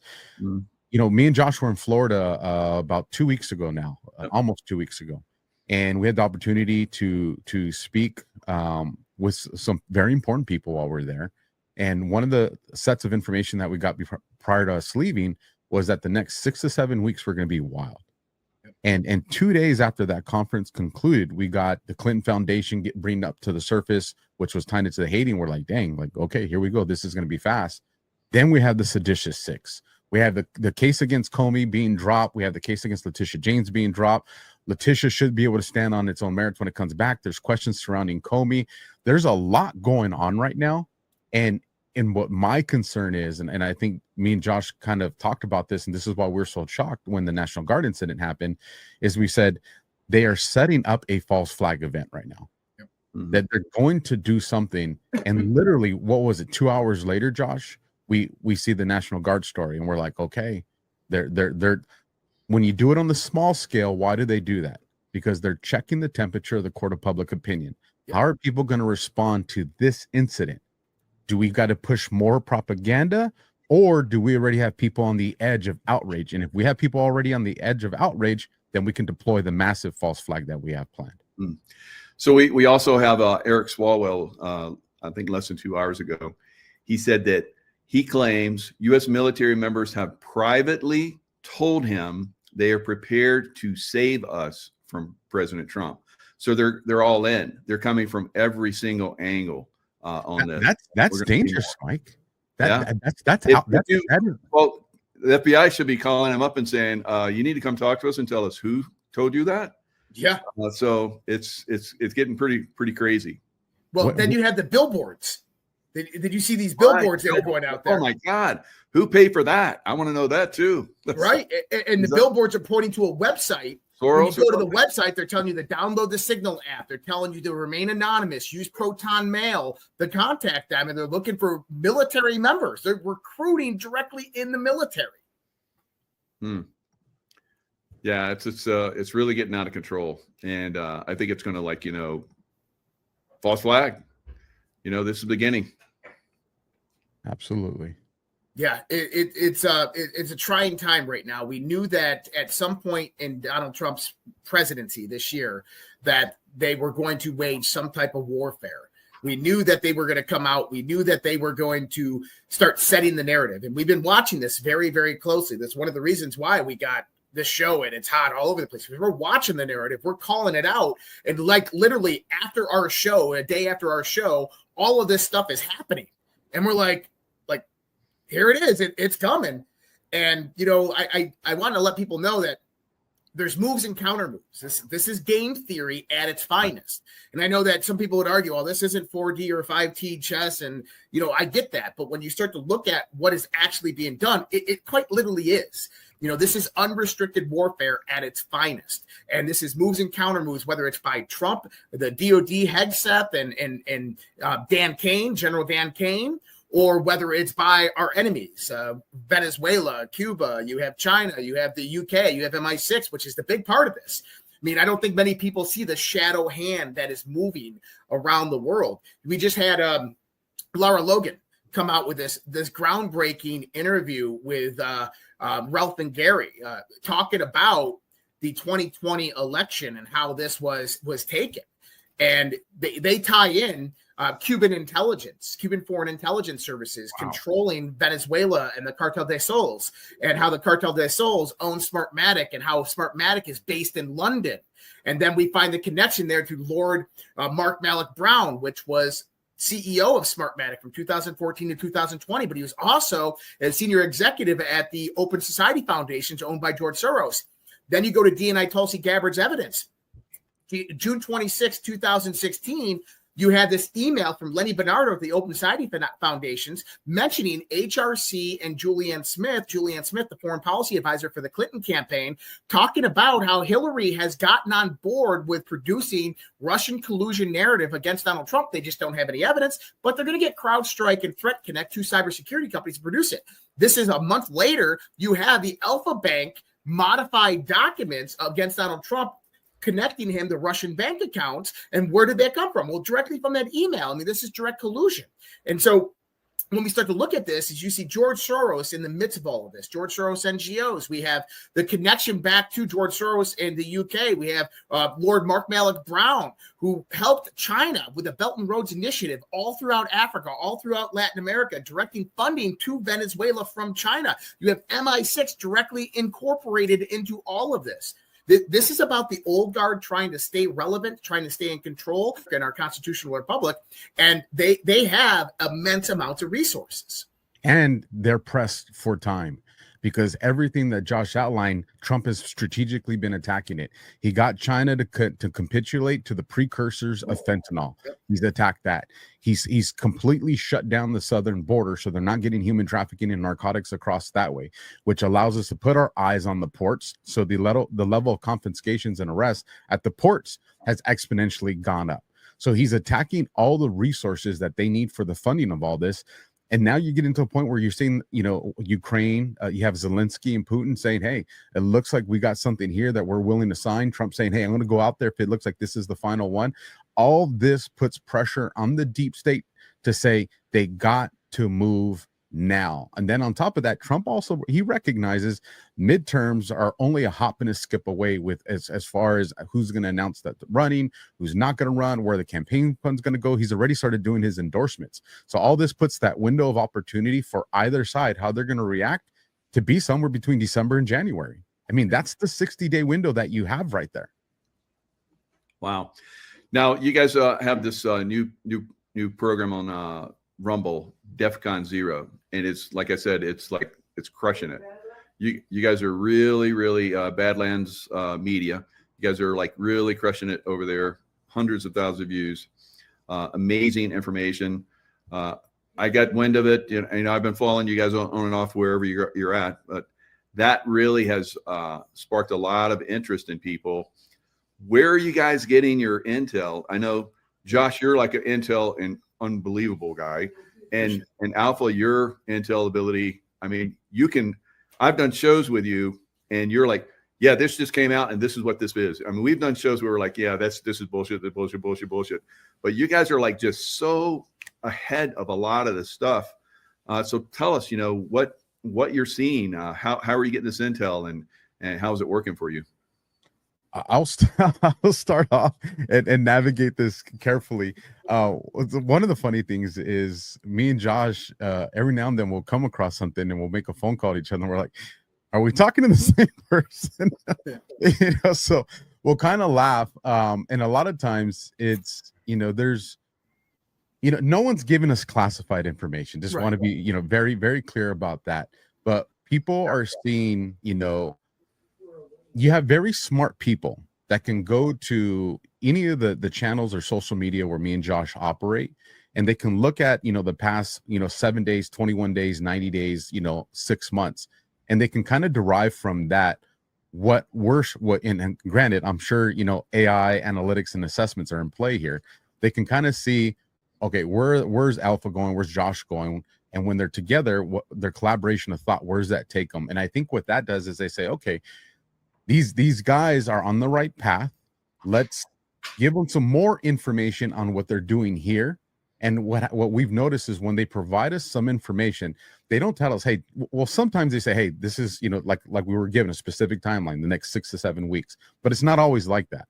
Sometimes it's, you know, hey, check this out, or hey, reevaluate your thought here, which then makes us start to do a little bit more research. Or retract your statement. Or you were a little off right here on this one, and you might want to go study this manual here. And then we'll go look and we'll be like, that's what we miss. So Michael, I'll tell you a little story. This is kind of funny, and I'm not going to mention any names, but I was telling this. Sometimes I get dates mixed up and I get little details just mixed up. And I was talking about this nuclear incident that happened in Minot, North Dakota, when a AGM nuclear warhead was on a B-2 bomber and went across the country and nobody noticed. And I said the details wrong. I said it was in 2008. It was really in 2007. I said it was a B-52 bomber. It was a B-2 bomber. And one of the people watching the show, they text a few people, and sure enough, the pilot of the plane saw the video. Wow. Came back and corrected the record. Oh, that's fantastic. So I mean, you know, we got some good contacts, and what I'm saying is there's no classified information. We just have people who are understanding what's happening at a higher level than us, guiding us in the right direction. And I think the one thing Joshua agree with me on, and we actually talked about this last night. It's I think it was last night, the day's blend, but we said what people say is important, but what people don't say is also very important. Yes. And what we've noticed is when me and Josh are off on our information, we'll get corrected, and that correction will come pretty fast. So when we do have a theory or we recognize a pattern and we play out that scenario and we're waiting and the correction doesn't come, we're like, okay, so we must be on the right track here. Yeah.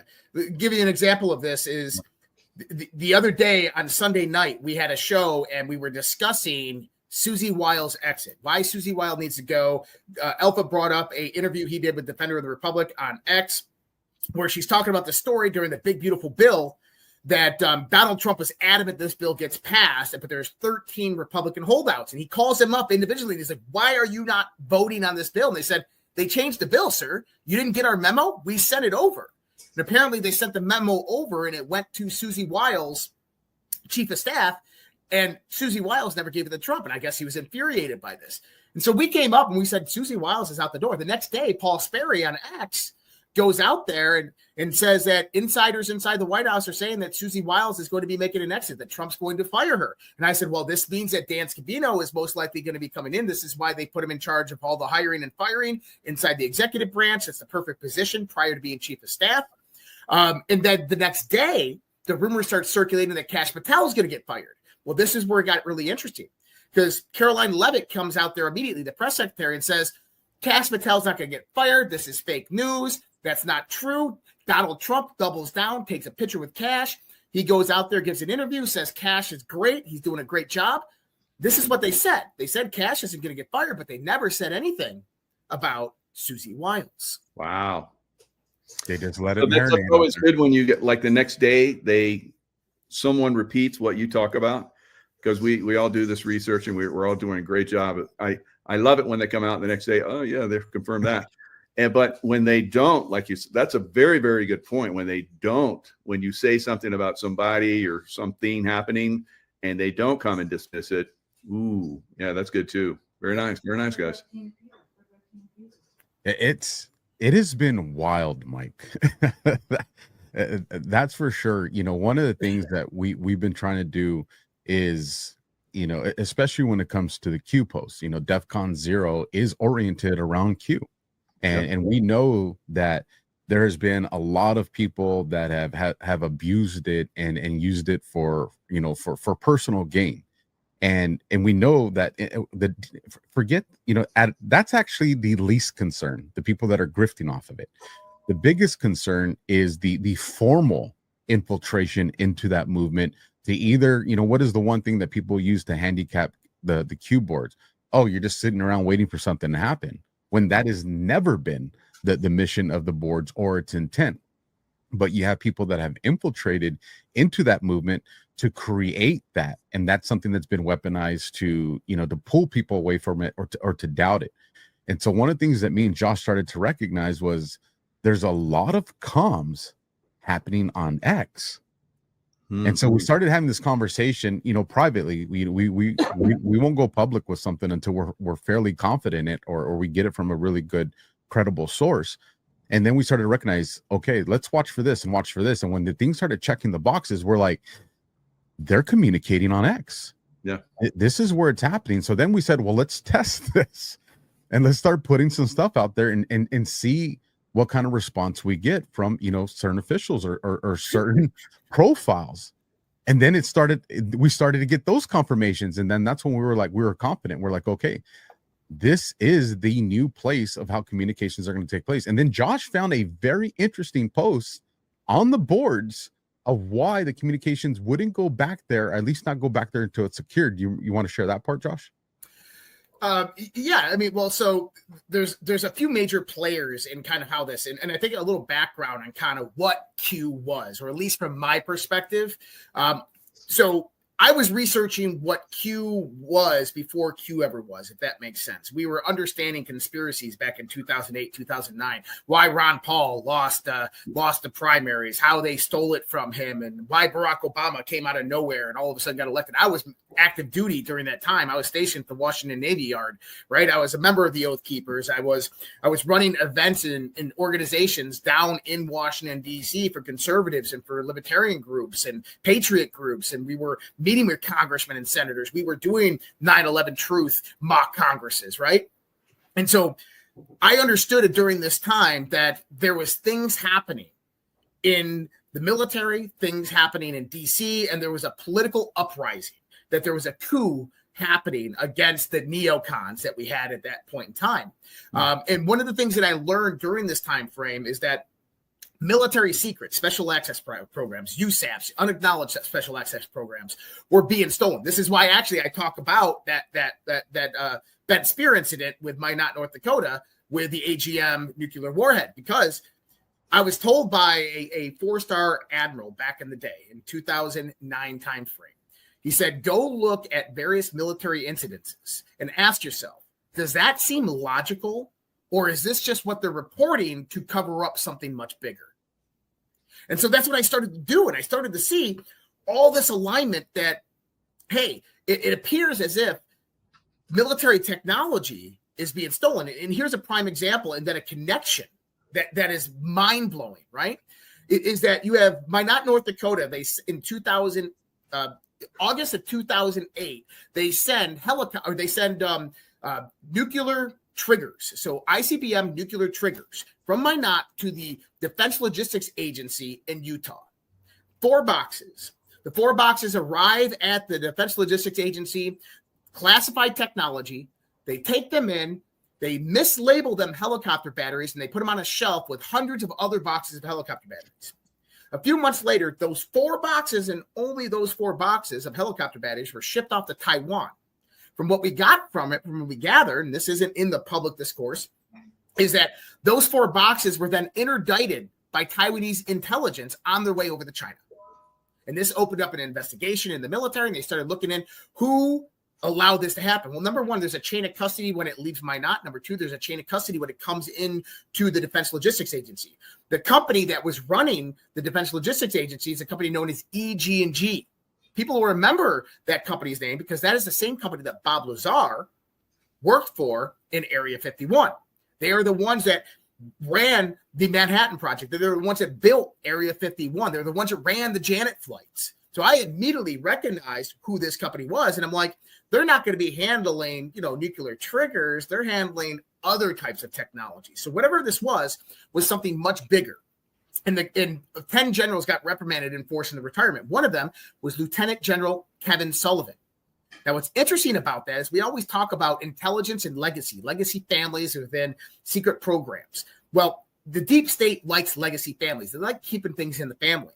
And so Kevin Sullivan adopted a son by the name of Jonathan Sullivan, who just happened to be Jaden X, the filmographer, on January 6th in Washington, D.C. in 2021. Now, that's not a coincidence. It's because they keep things in the family. But what I began to see is this operation that was underway. And I kind of mapped it out over the years. But when you get to the Q part, 2017, what you have is a psychological warfare operation designed to wake up America, focused on Christians, on patriots, focused on conspiracy theorists, focused on veterans, to get them to begin to follow breadcrumbs, to research and to investigate, to get out there and speak out about what they are discovering. It came off the hinges of Pizzagate. And it goes back to one of the things General Flynn said in 2016 is that this was an insurgency, folks. This was irregular warfare at its finest. We have an army of digital soldiers. We have to take back the idea of information. And during that point in time, we had a place when digital technology was starting to expand beyond anything we could ever imagine, where we're able to upload 3-minute videos and people consume memes and 124-character tweets or videos. People are moving away from 60-minute news broadcasts and 30-minute news broadcasts. So we had a different way of consuming information, and we all rose up in this time frame. And what Q did is it unlocked the door to investigative research. It opened up the door for us to follow those breadcrumbs and start getting that public information that was buried, that the news media, the mainstream media, would never touch, and begin putting together this puzzle. And it all culminated till after 2020 when the election was stolen, to where we became the media. We are the media now. We are the face figures that people go to for their news. And what are we doing? We are putting it all together. And we got Q to thank for that, because that was the purpose of it. And so when I start to look at other aspects of it, it's a proxy board of communication. It's over 4,000, almost 5,000 posts where you can go in there and you can utilize timestamps, you can use time notes, you can use various different words, anything that has a contextual reference frame for a tweet, and you can send that out on your X profile, and now you can communicate with another person just the way that spies did in Germany, U.S. spies did in Germany, with going out there and throwing communication within a book on a certain page in the library, but giving the signal that the note is in the book in the library by the coffee shop sign being just a little crooked, and only these people know those signals and the signs, and they go in there and they can find the communication, and then they can go decode it, and now they got the information, and it doesn't have to transfer over these types of airwaves. And this is what we're seeing with what Q is and was it was a psyop to wake us up, to get us motivated to become the voice of America, to rise up, because there's an aspect of Q called the Keystone, and everybody's like, what is the Keystone? Is it Ukraine, or is it, what is it? Hold that thought, Josh, because I want to talk about the other part, and Mike, you'll understand this too from when you think about battlefield planning. You have this great apparatus that was just designed that Josh outlined, but how do you get normal everyday Americans there, not just the people that are operating the dark web, but how do you get your teachers, your doctors, your cops, your lawyer, how do you get them there? And this is where you think ambush. And I think this is what's going to come to shock people if we ever get the full complete picture in the end. Not all censorship came from the bad guys. Nope. What you saw was all of a sudden our voices were getting deplatformed off of these spaces there, whether it was X or YouTube. So what was the external Q component doing? It was forcing decentralize. So you had, at the time, Twitter and YouTube, who were they going after? The main voices, the big voices. But all of a sudden you saw other voices that were like, well, they don't have a big audience. And so you're forcing people to decentralize where they're going for this information into places like whether it was Gab or Getter or Twitch or wherever it was. And then what did you have there? People that could all of a sudden start having these conversations and look into this information that Josh is talking about. So you had these two things that were running parallel that complemented each other to get us to where we're at now. And the game changer for this is, so the deep state, they rolled with that. They were going with censorship, but then all of a sudden something happened that made them panic. And this is where they made a very big mistake. We got news that this man, this big tech guy, said, I'm going to buy Twitter. And we all know him as Elon.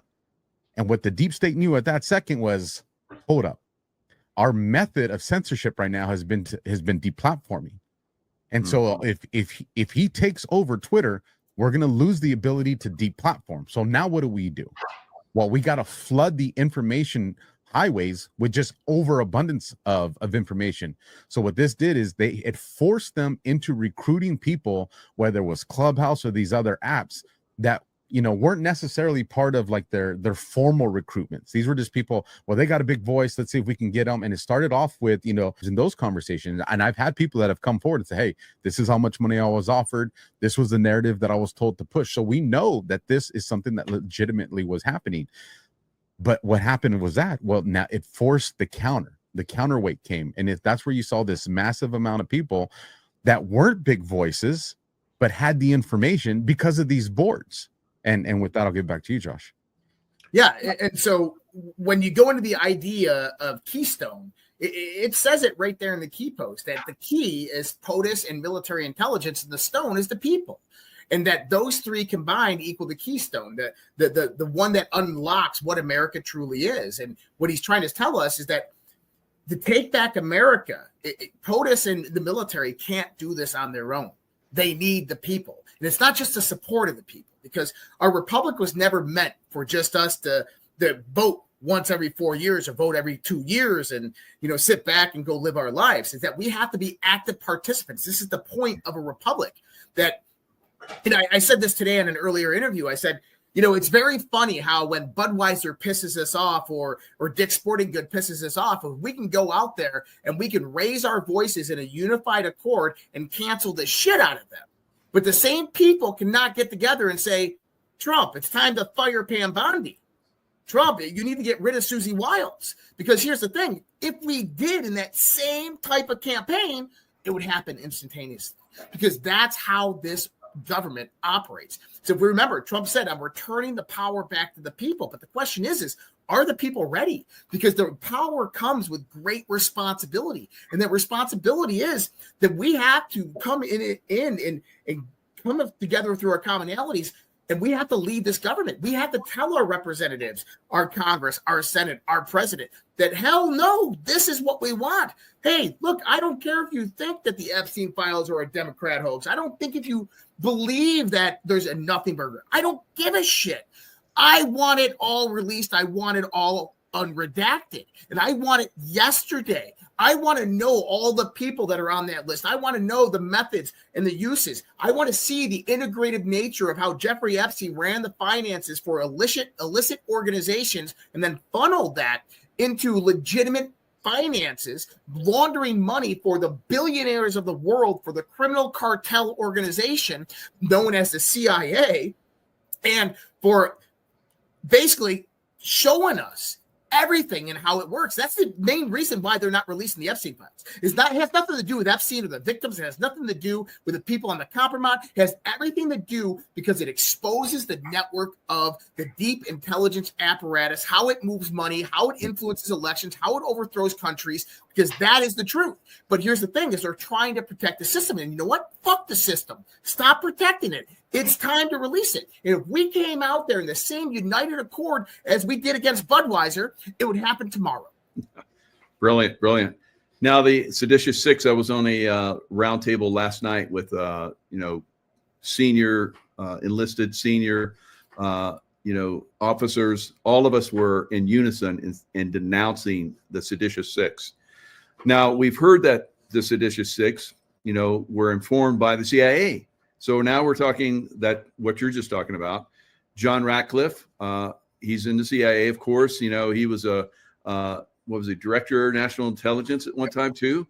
So he's got all the insight. So I was like, okay, let's see what he does. I haven't seen anything. I was in the CIA for 11 years. I know how that operates there.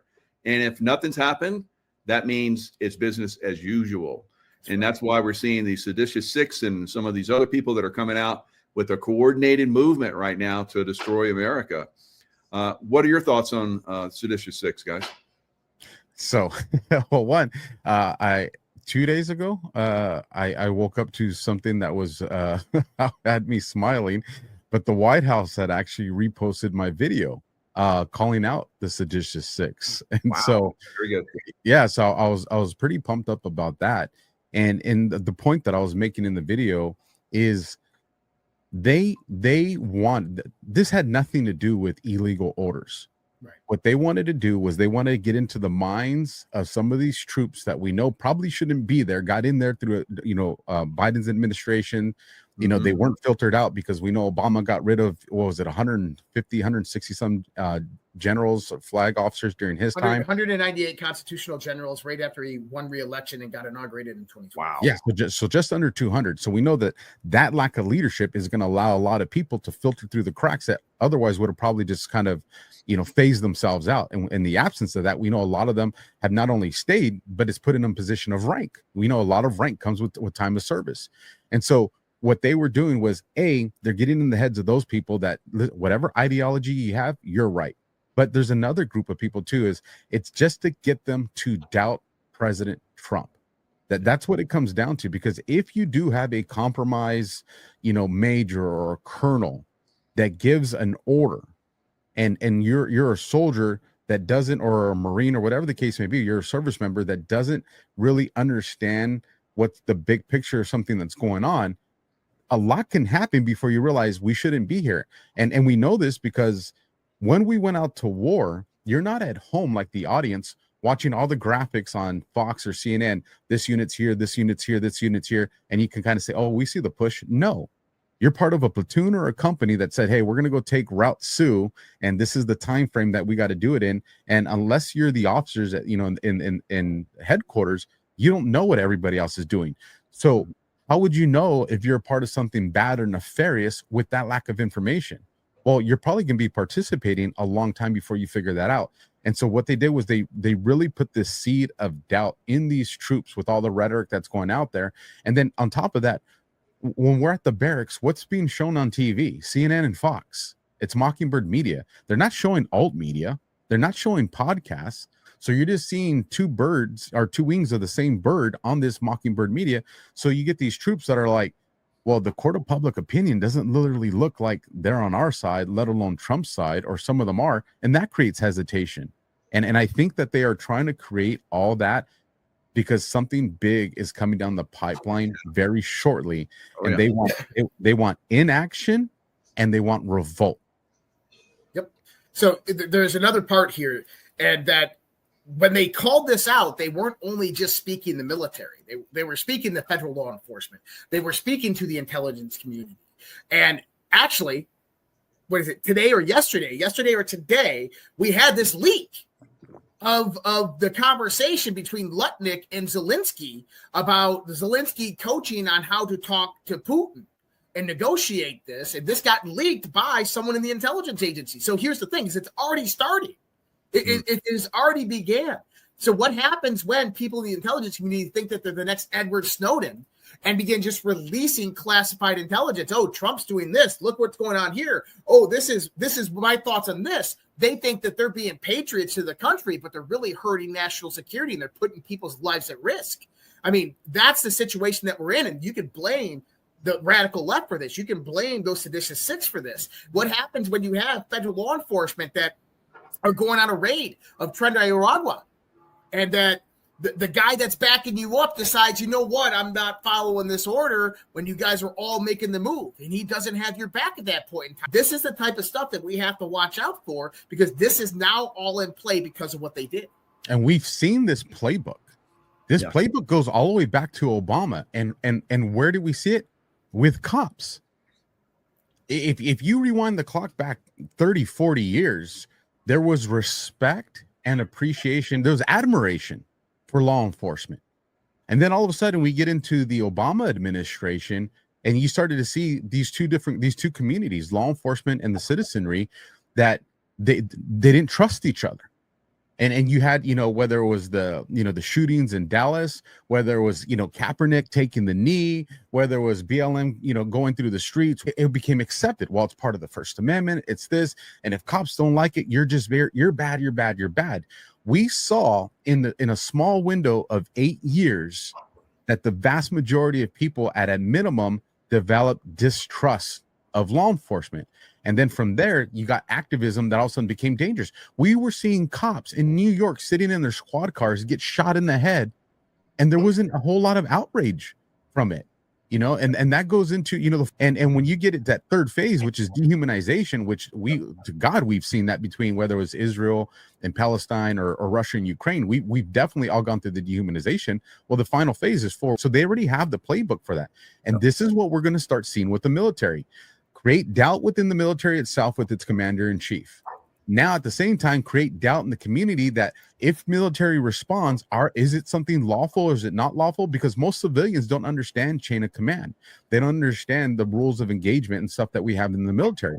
So at the first instance of something that goes sideways, and maybe this situation, we don't really know the details of this shooting that happened today, but what if this was because there was hesitation on the side of the National Guard, or was it because these National Guard members maybe weren't armed? Like, we don't know yet. But if we end up finding out information that there was hesitation, what happens now when because what's probably going to happen to the National Guard members in this area now? They're probably going to be armed if they're not armed. And their rules of engagement are going to bring in 500 more. Well, there you go, because now you're increasing the statistical odds of something happening. Because now the next National Guard member is going to be like, well, I'm not going to be the one that's going to get shot to the dome on that picture that I saw with, Secret Service trying to attend to this guy. That ain't going to be me. So then he pulls the trigger. That's not good. And then it's all plastered over the media like we saw with Floyd. It's the same thing we saw with all the BLM stuff, but it's going to be pointed at the military. Why? So this way, any movement that Trump makes with the military is going to be seen as him overstepping the powers of the presidency.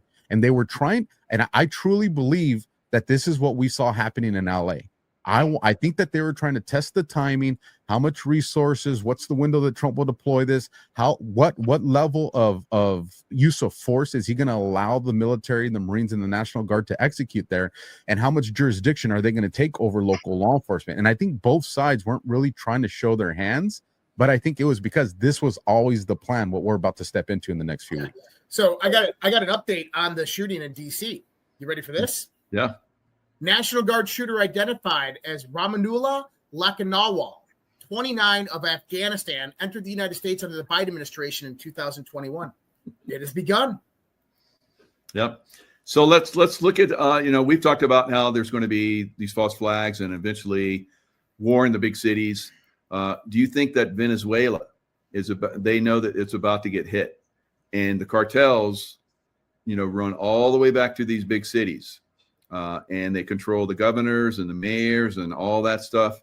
Do you think maybe that's one of the reasons why they're trying to push this right now? So a few things about Venezuela. So did you listen to the Gary Bernstein interview with Lara Logan? I mean, they put out some great information. I saw that, but I haven't gotten to see it yet. For a little bit of information for people out there, you have the Cartel del Sols. So the Cartel del Sols is not their generals don't have stars; they have suns. So the Cartel of the Suns, the head guy is Maduro, and the generals are like the capos, and they run all of the cartels and gangs in that organization. You have Tren de Aragua, which was trained in prison by the Maduro regime with Iranian intelligence. I mean, they had 500 operators of Tren de Aragua that were trained by Iranian intelligence, and then they were the first deployable assets into the United States of America, followed by 5,000 of their army afterwards. You have Margarita Island off the coast of Venezuela, of which since 2011 through congressional testimony has been a haven for Hamas, Hezbollah, Houthis, Iranian Revolutionary Guard. I mean, when we're talking Hezbollah, we're talking about Hezbollah Unit 910. This is what Todd Bensman testified in 2022 in congressional testimony that was coming over the Texas border in troves, not hundreds, thousands. 5,000 is what they interdicted at the Texas border. They're told by the Biden administration, let them go through. This is trained by the Iranian Revolutionary Guard. And where do we put them? We put them in U.S. cities. And so this was just one small part of a larger piece. And so Hamas, Houthis, Iran, you would have Iran's foreign minister who was in Caracas on the night of the 2020 election with Donald Trump, watching with Maduro as Venezuela, Iran, Soros and friends, and the UK, MI6, stole the U.S. election from Donald Trump. So we have this big connection that, and I look at these, or like countries like Venezuela, I look at them as, I call them autonomous zones. It's like Ukraine. Ukraine is being like liberated as an autonomous zone right now by Putin, in my belief, and that Trump and Putin are basically going to split up the resources and tell Zelensky to kind of take a hike. But Venezuela is another autonomous zone. It doesn't have any international oversight. These countries can do anything that they want, and they're very rich, they're very wealthy, and they're very powerful. When the Cartel of the Suns, the Cartel del Sols, came into power, they seized the $4 trillion of assets. 4 of their top billionaires hold about $2.1 trillion in actual money and capital, and this is what they utilize to fund a lot of these international organizations and operations. You have Cuban Intelligence Agency, which runs a lot of their operations throughout Latin America and throughout Mexico. You have China that came with the Belt and Roads Initiative all throughout South America, Latin America. They control the Panama Canal. They've been funding the Mexican cartels, supplying them with uniforms and weapons and equipment.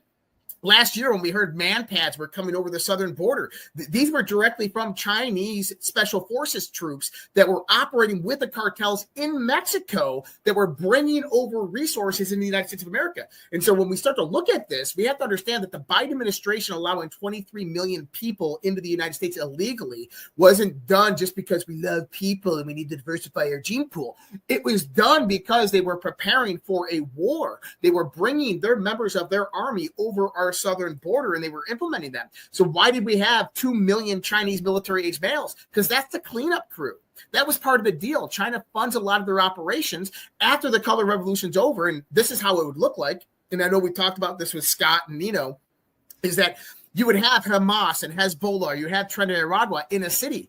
You would have 100 of them. I mean, we're talking there's thousands, if not tens of thousands of them in these cities. You only need 100. You only need 100. You break those 100 up into 5 groups of 20. You have an active shooter situation on the south side of the city, which produces an all call. Immediately when the police are on that one side, you take down the 911 communications. The other groups, they go out, they take over communications, they take over power and energy. They go to the police precincts, take over the armory, the National Guard armory, and that state is done.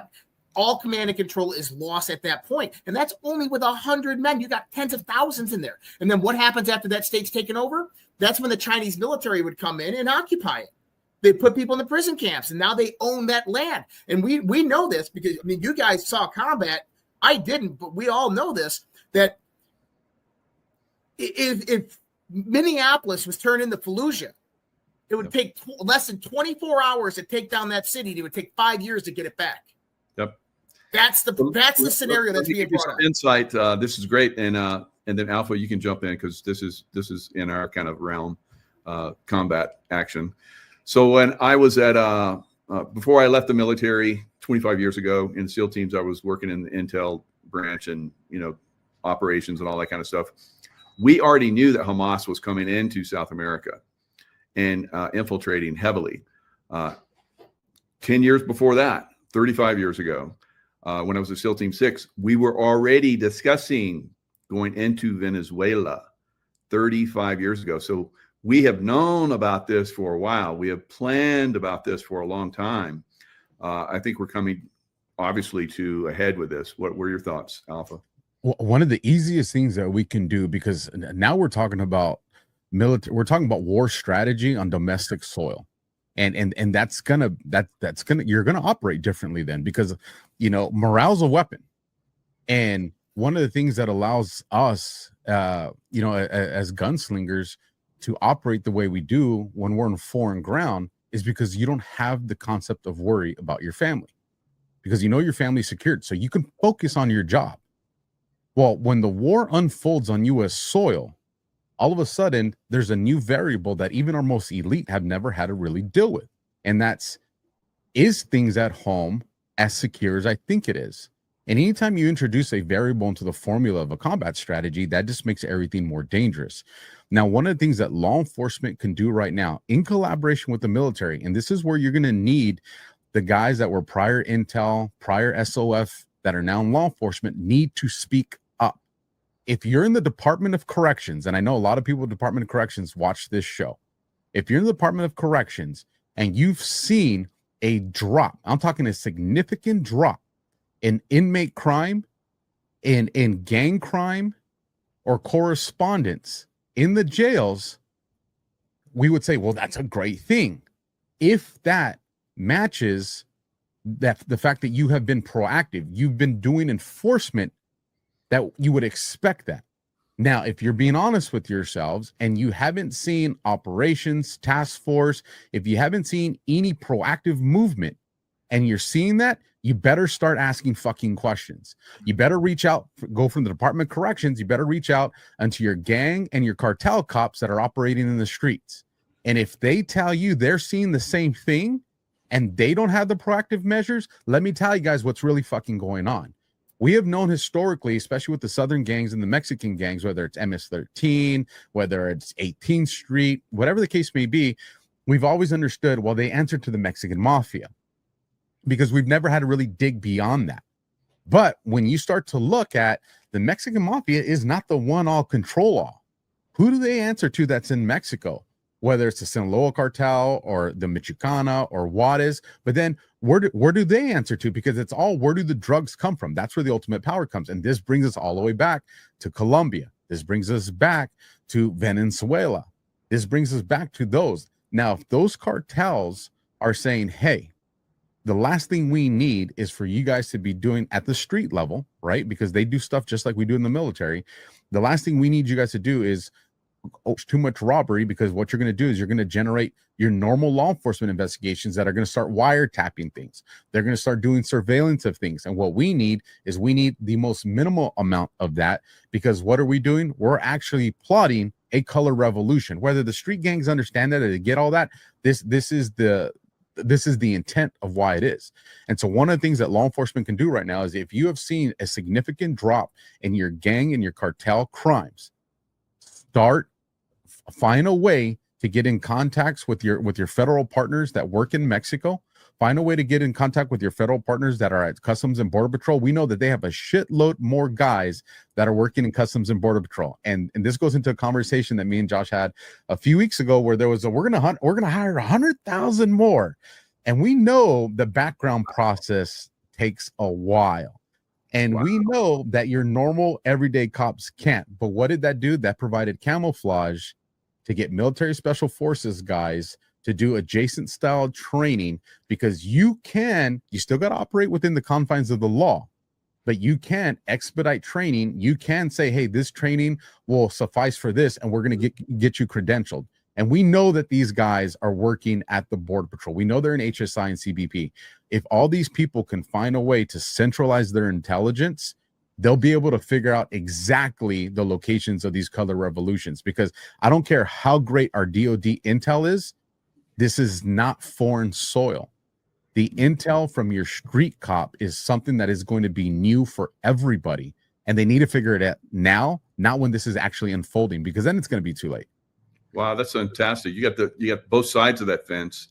You have the military side and the law enforcement side, and you work with gangs and all that kind of stuff. Wow, super amazing insight.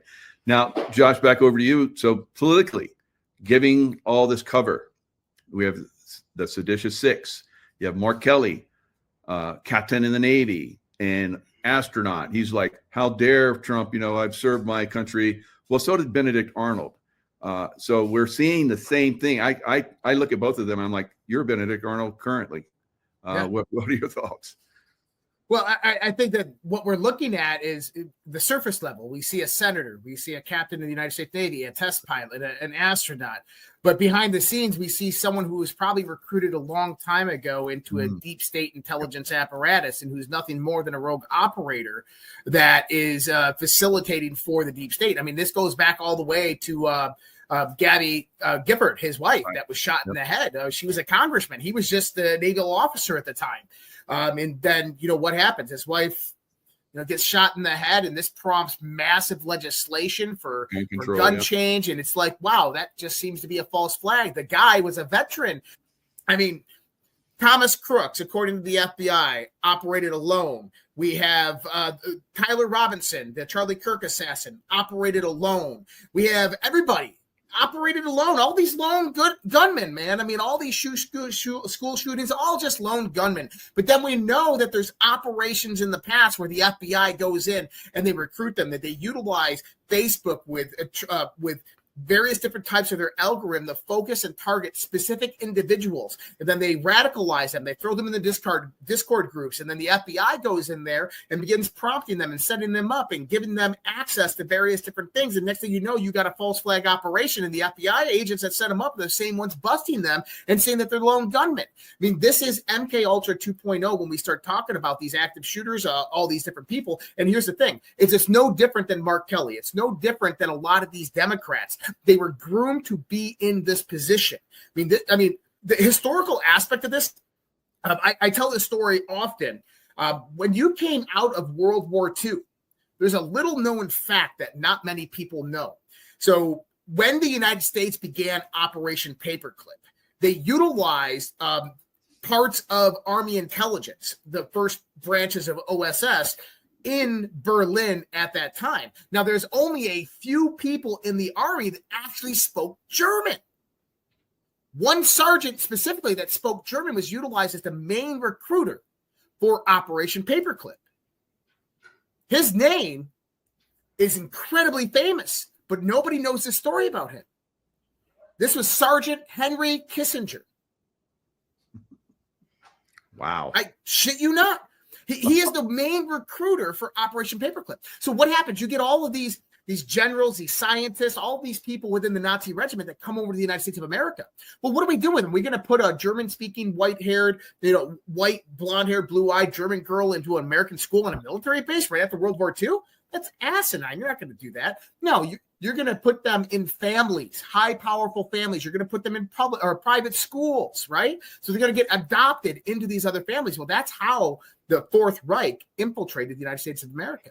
Absolutely. They had these groomed children that go and begin infiltrating these high-class, high-level societies. Like I always talk about LDR, Lynn Forrest Day Rothschild, who married into the Rothschild dynasty and is now one of the wealthiest Rothschilds on the planet and runs all of their philanthropy and organizations. Well, here's the thing. She's not a blood Rothschild, but she runs the majority of their organizations. Where does she come from? New Jersey. Her mother was a school teacher. Her father was a military officer. Oh, well, wait a minute. You go to all these other wives that are out there with very similar characteristics, blonde hair, blue eyes, and guess what? Their mothers are school teachers, their fathers are military officers, and it's the same MO, but then you can't find anything on their mother or their father. Why? Because they were most likely spawns directly out of Operation Paperclip. They were the children of these Nazis that came over that were then groomed and put into our society and began moving up the ladders. And instead of being the president of the United States, they become the wife of the president. Instead of being the Secretary of Defense, they're the wife of the Secretary of Defense. And this is their handlers that go in there and ensure that they are well taken care of, that they have all the compromise that they need on these people, and that when they need something done, it's going to get done, or that person is going to take them to the cleaner and scream rape or release their naughty photos of what they did with children in Epstein's Island. This is how this system works, and it's very old, it's very ancient, it's very evil, very satanic, and it's been operating for a very long time. And so when I look at these people like Mark Kelly, I immediately go to that perspective, because honestly, I think what we are dealing with is a very, not just a radical ideology. We kind of get confused with that. It's like it's a radical ideology. No, we're talking about a cult. We are talking about a deep, dark, evil, satanic cult. The majority of the people that are in it have no idea that they're even a part of it. But the people that are at the top echelons, the people that are in positions of power, they're capos, the generals that are positioned throughout the world, they know exactly what they're doing. They understand that they're working towards their greater good. And people are like, well, what's their greater good? Well, it's 85% depopulation of the world. It's eugenics. It's modification of the human genome to make us inferior and them superior through technology, through AI integration, through genetic manipulation, increasing their intelligence and their strength to make themselves demigods in the eyes of technology, to make us completely enslaved and inferior underneath them, because that has been their goal since the times of Babylon. Wow. That's fantastic. So yeah, the political realm is definitely infiltrated and part of the problem. We see the Bush family. I've had Sheila Holm on, and she's basically revealed that the Bush family are the Scherfs of Germany. They grew up in Germany. They were with Martin, all the top guys, that were Germans, and during their time frame. George H.W. Bush was in the German Navy at 16 years old, born in Germany, so he couldn't have been president, but he was. His father, once they changed their names, Prescott Bush, and then George H.W. Bush Sr. Became CIA head, and then the president of the United States. So the infiltration was happening long before Project Paperclip, and it is still ongoing.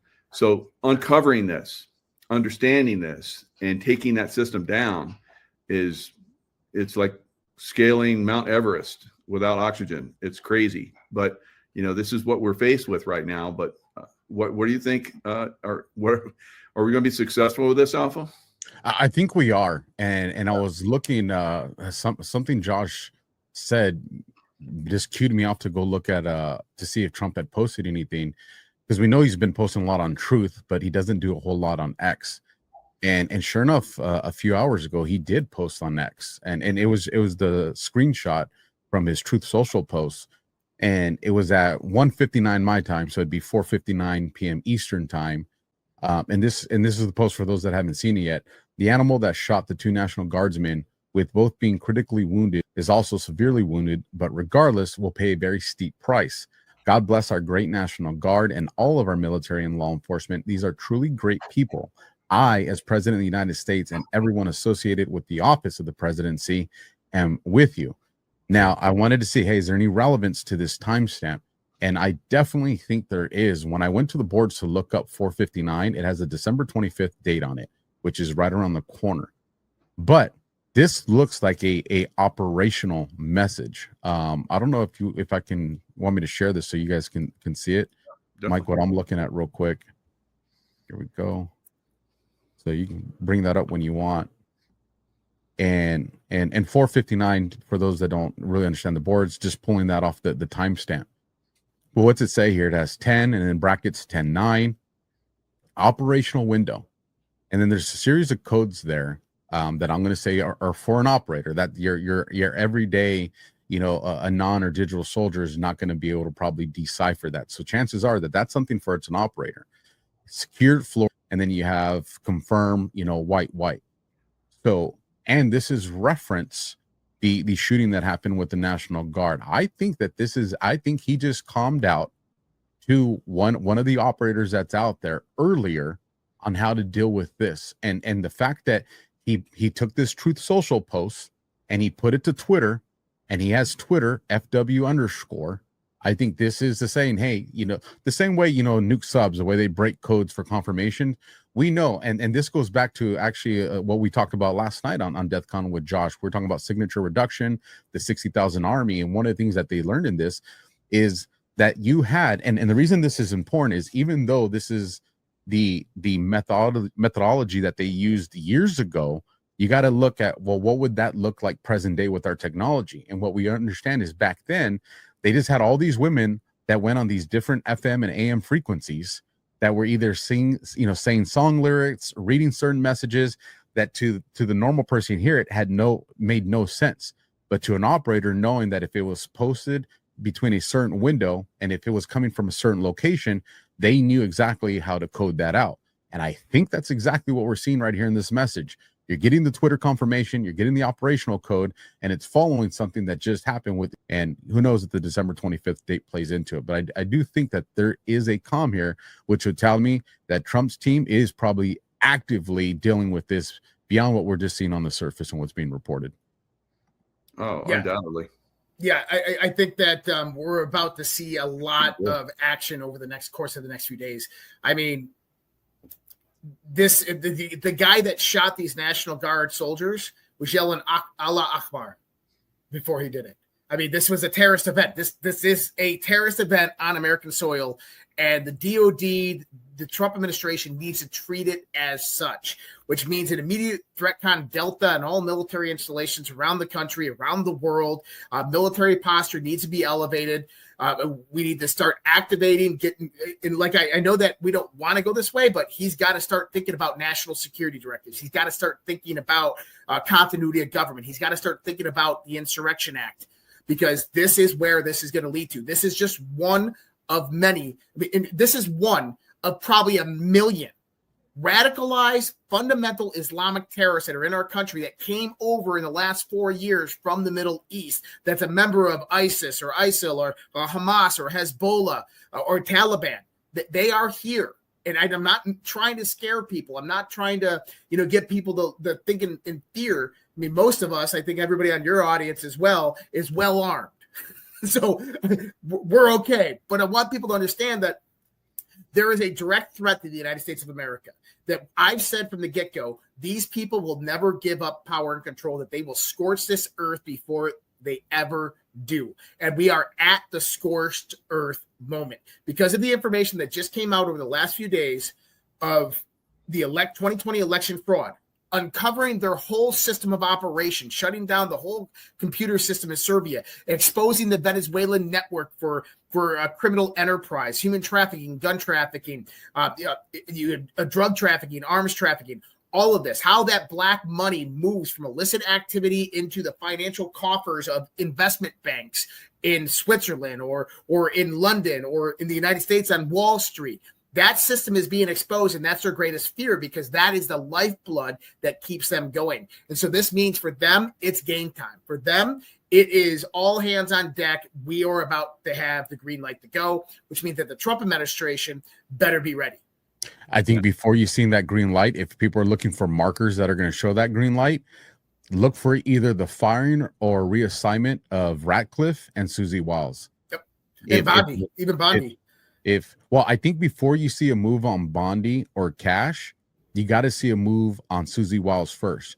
Because if you see the move on Susie Wiles and then all of a sudden you see more activity come out of there, then you can isolate it to, okay, this is what was preventing them.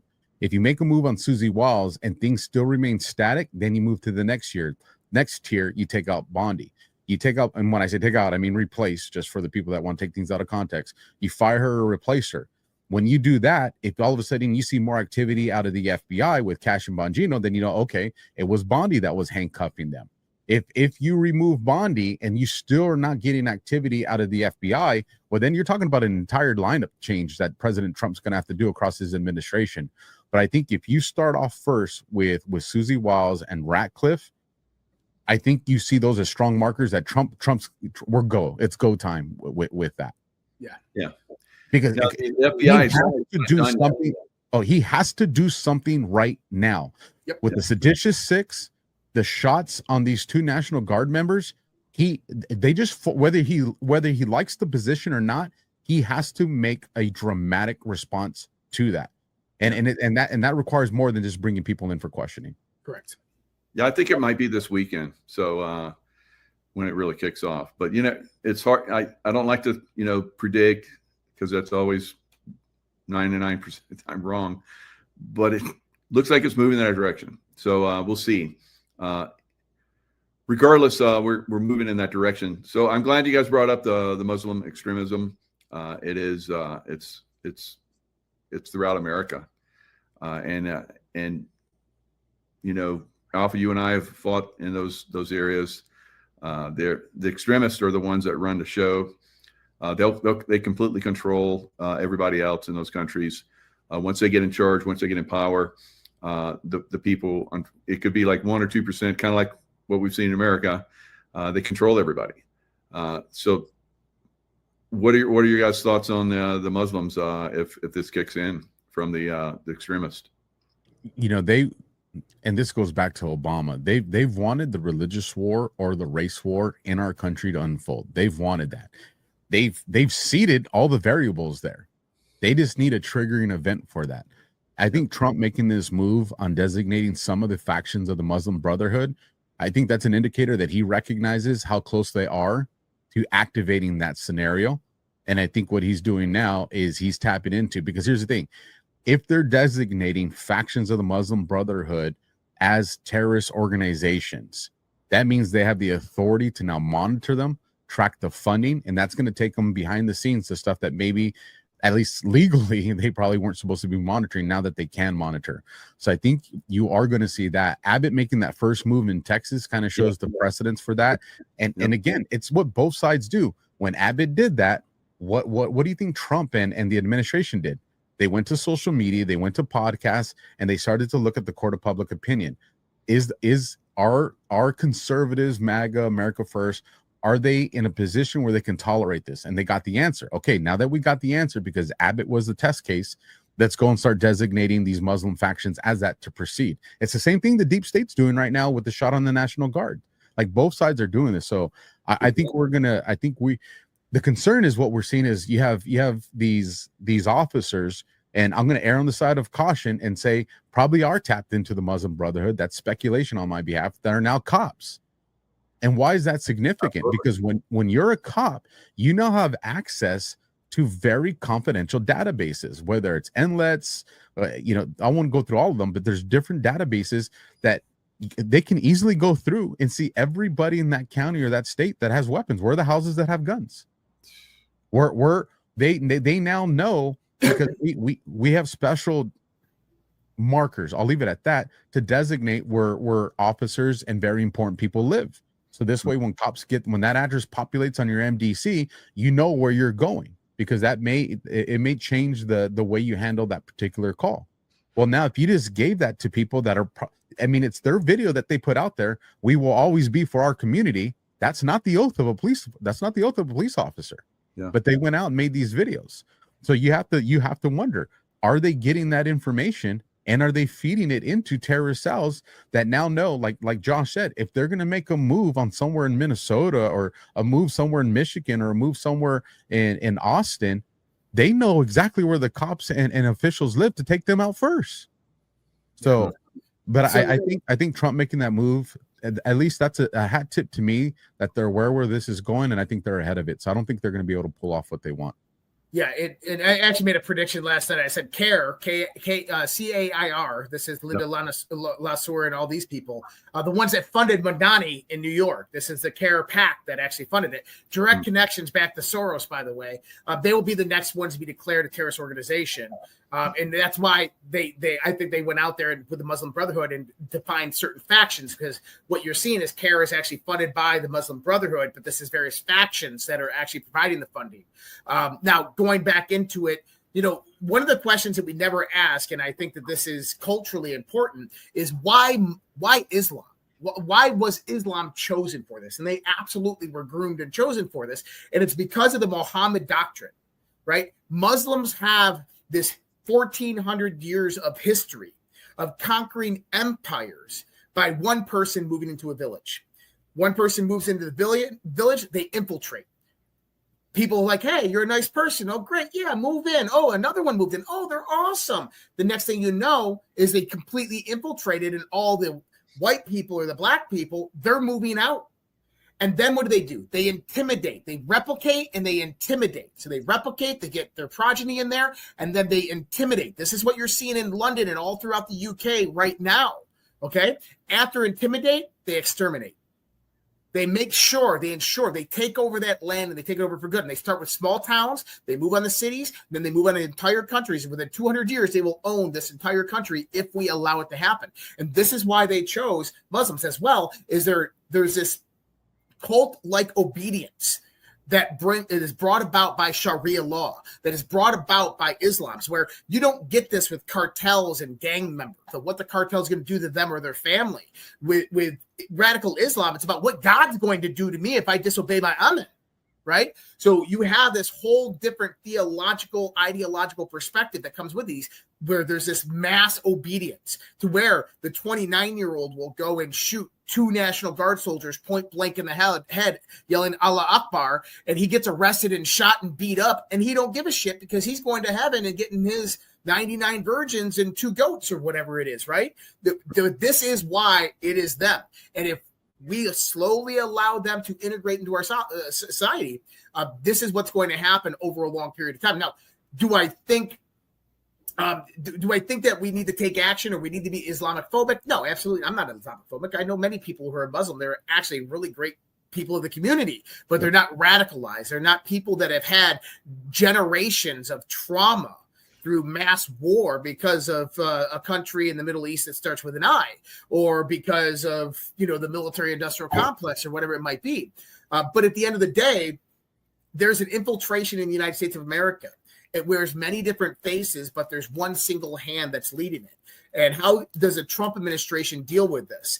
Going to what Alpha said, people got to remember the legend of Phil Haney.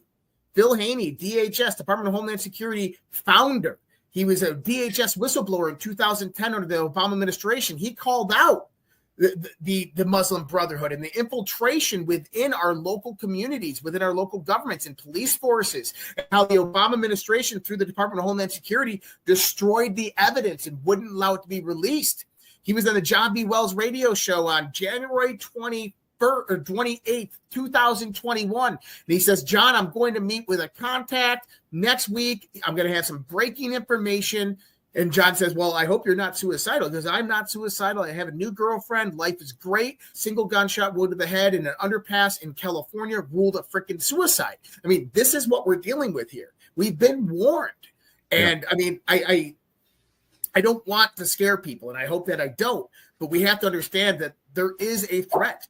There is a direct threat, because us taking back our sovereignty, our freedom, our rights, our liberties, our personhood, our individuality, that's a big, big gambit against a system that was designed to control us.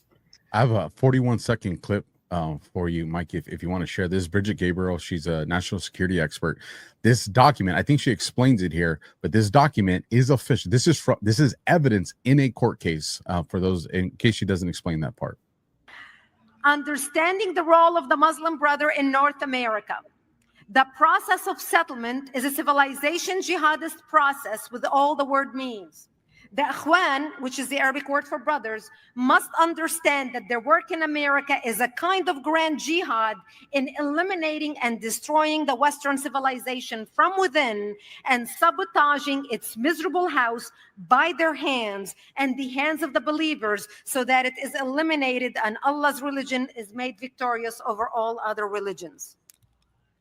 Is this clear? They don't mince words, do they?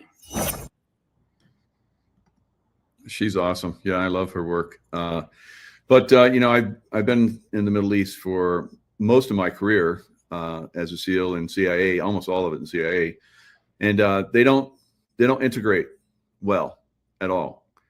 They have their own culture, and anyone that's outside of their culture, like we're seeing in London, like you're talking about with the rape gangs, they dehumanize, and they dehumanize everyone that's not Muslim, and they're open game. So we've seen the rape gangs, and you were talking, Josh, about how police forces are infiltrated. They're absolutely infiltrated, in London. So this is definitely something we need to be aware of and start to look at very heavily. Muslims as a whole, or like Christians as a whole, or like Jews as a whole, they're good people. But when you have these extremist groups that come in and start to manipulate, like we're seeing, it can turn out really, really bad, because they're dehumanizing. They tried to; those are headshots. Looks like on those two National Guard. Somebody's trained. So that's one guy. Imagine hundreds of them. It would be devastating. You had a gentleman that came across the border in Biden's administration. This was caught on video. I think we talked about it too, Josh. Yeah. I got it somewhere. I think I got it on my TikTok. Yeah. Okay. You know where I'm going with it then. And they asked, they didn't know his name, or he felt himself, and he said, "You're going to know who I am." And then a lot of information started to circulate of what the potential identity of this guy was. That's one. And we learned this, and I think it was late 2022 or early 2023. It was when the National Police Chiefs and Sheriffs Association got together. The information ended up getting leaked, and then about 2 days later, they confirmed it. And in that meeting, remember, this is either late 2022 or early 2023. We had a number of people that continued to come after that. But during that time, they had already identified 2 million tier 1 threats. Yeah, that's the guy. That's the one right there. By the way, if you are smart enough, you would know who I am. But you are really not smart enough to know who I am. But soon you're gonna know who I am. You're gonna know who I am. Very easy. The entitlement. No, believe me, I'm much better than that. Okay, and I break it down of who I believe this actually is. And yeah, and LR. And there's actually a composite face match to him. Wow. Who was an American by Americans, and there was a big controversy over this. But this guy came over the border during the Biden administration, 2021, 2022, and he is in the United States. Yeah, we were all warning about this. But, I don't know how it got to the point where they're allowed that to go to that level. But now cleanup, like you talked about, once they come in, like Fallujah or something like that, once they get a hold, it's like it takes years to get them out. And so I've said that we're going to have cities are going to be devastated. I said this over 5 years ago, and that's the only way you get them out. You have to destroy the city to remove them. Unfortunately, it's gonna be wild. Just to put it in perspective for people that can picture what 2 million tier 1 threats looks like, is if you go to the height of the war in Iraq, the most American troops we ever had on Iraqi soil at one time was just under 300,000. And if you remember looking at the graphics on the map, you're like, man, we have troops everywhere. That was less than 300,000. Imagine 2 million. And like I said, that number has probably since grown, because at the latest, that was early 2023. Imagine 2 million. And here's the thing. We saw a slight influx in social services, but not enough to match the demand of the amount of people that came through. So that means one of two things happened. Either they lied to us about the amount of people that came across the border, or the people that came across the border already had funding and financing ready for them. Wow. So you've had almost a collapse of the food system, because the bees, the spraying of the chemtrails, and 5G and all that stuff. I had a guy on talking today about how that can be reversed, but still we have some serious issues going on with their crops and food supply. The economy is right on the verge of collapsing. It's very, very close. What are you guys' thoughts on the way things go with economy, the food, and so forth? And President Trump even said, I think a couple of days ago, have a couple weeks of worth of food around. Yeah. It's one thing that I cover all the time. And so when I built out the idea behind the Firestorm, it was kind of a conglomeration of a color revolution fitted in with the Bolshevik revolution, kind of the stages that they went through. And so what you see is you see social and cultural destabilization. You see political and institutional infiltration.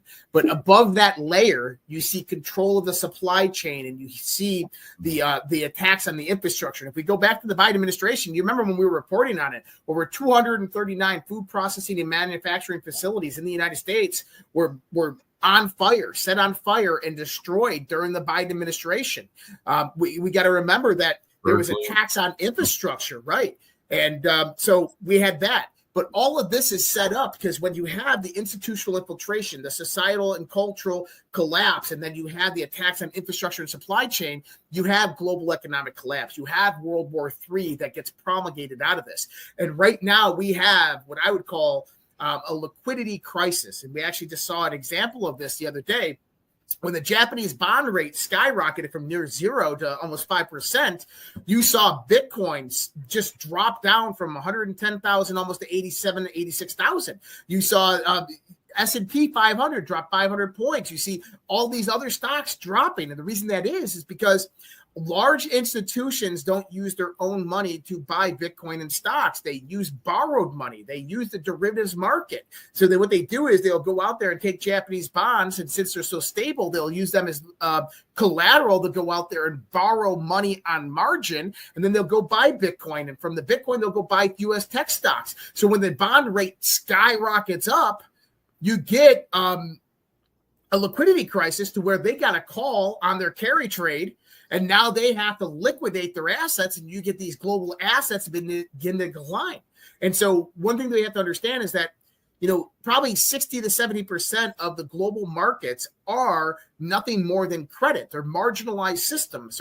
They're credit borrowed on margin, and there's not enough liquid assets to back it up, which means that we are literally one day away. Anytime that those bankers want to pull the rug, they can pull it, just like they did in 1929 to buy everything back up the next day on the bottom of the market and put the U.S. into bankruptcy.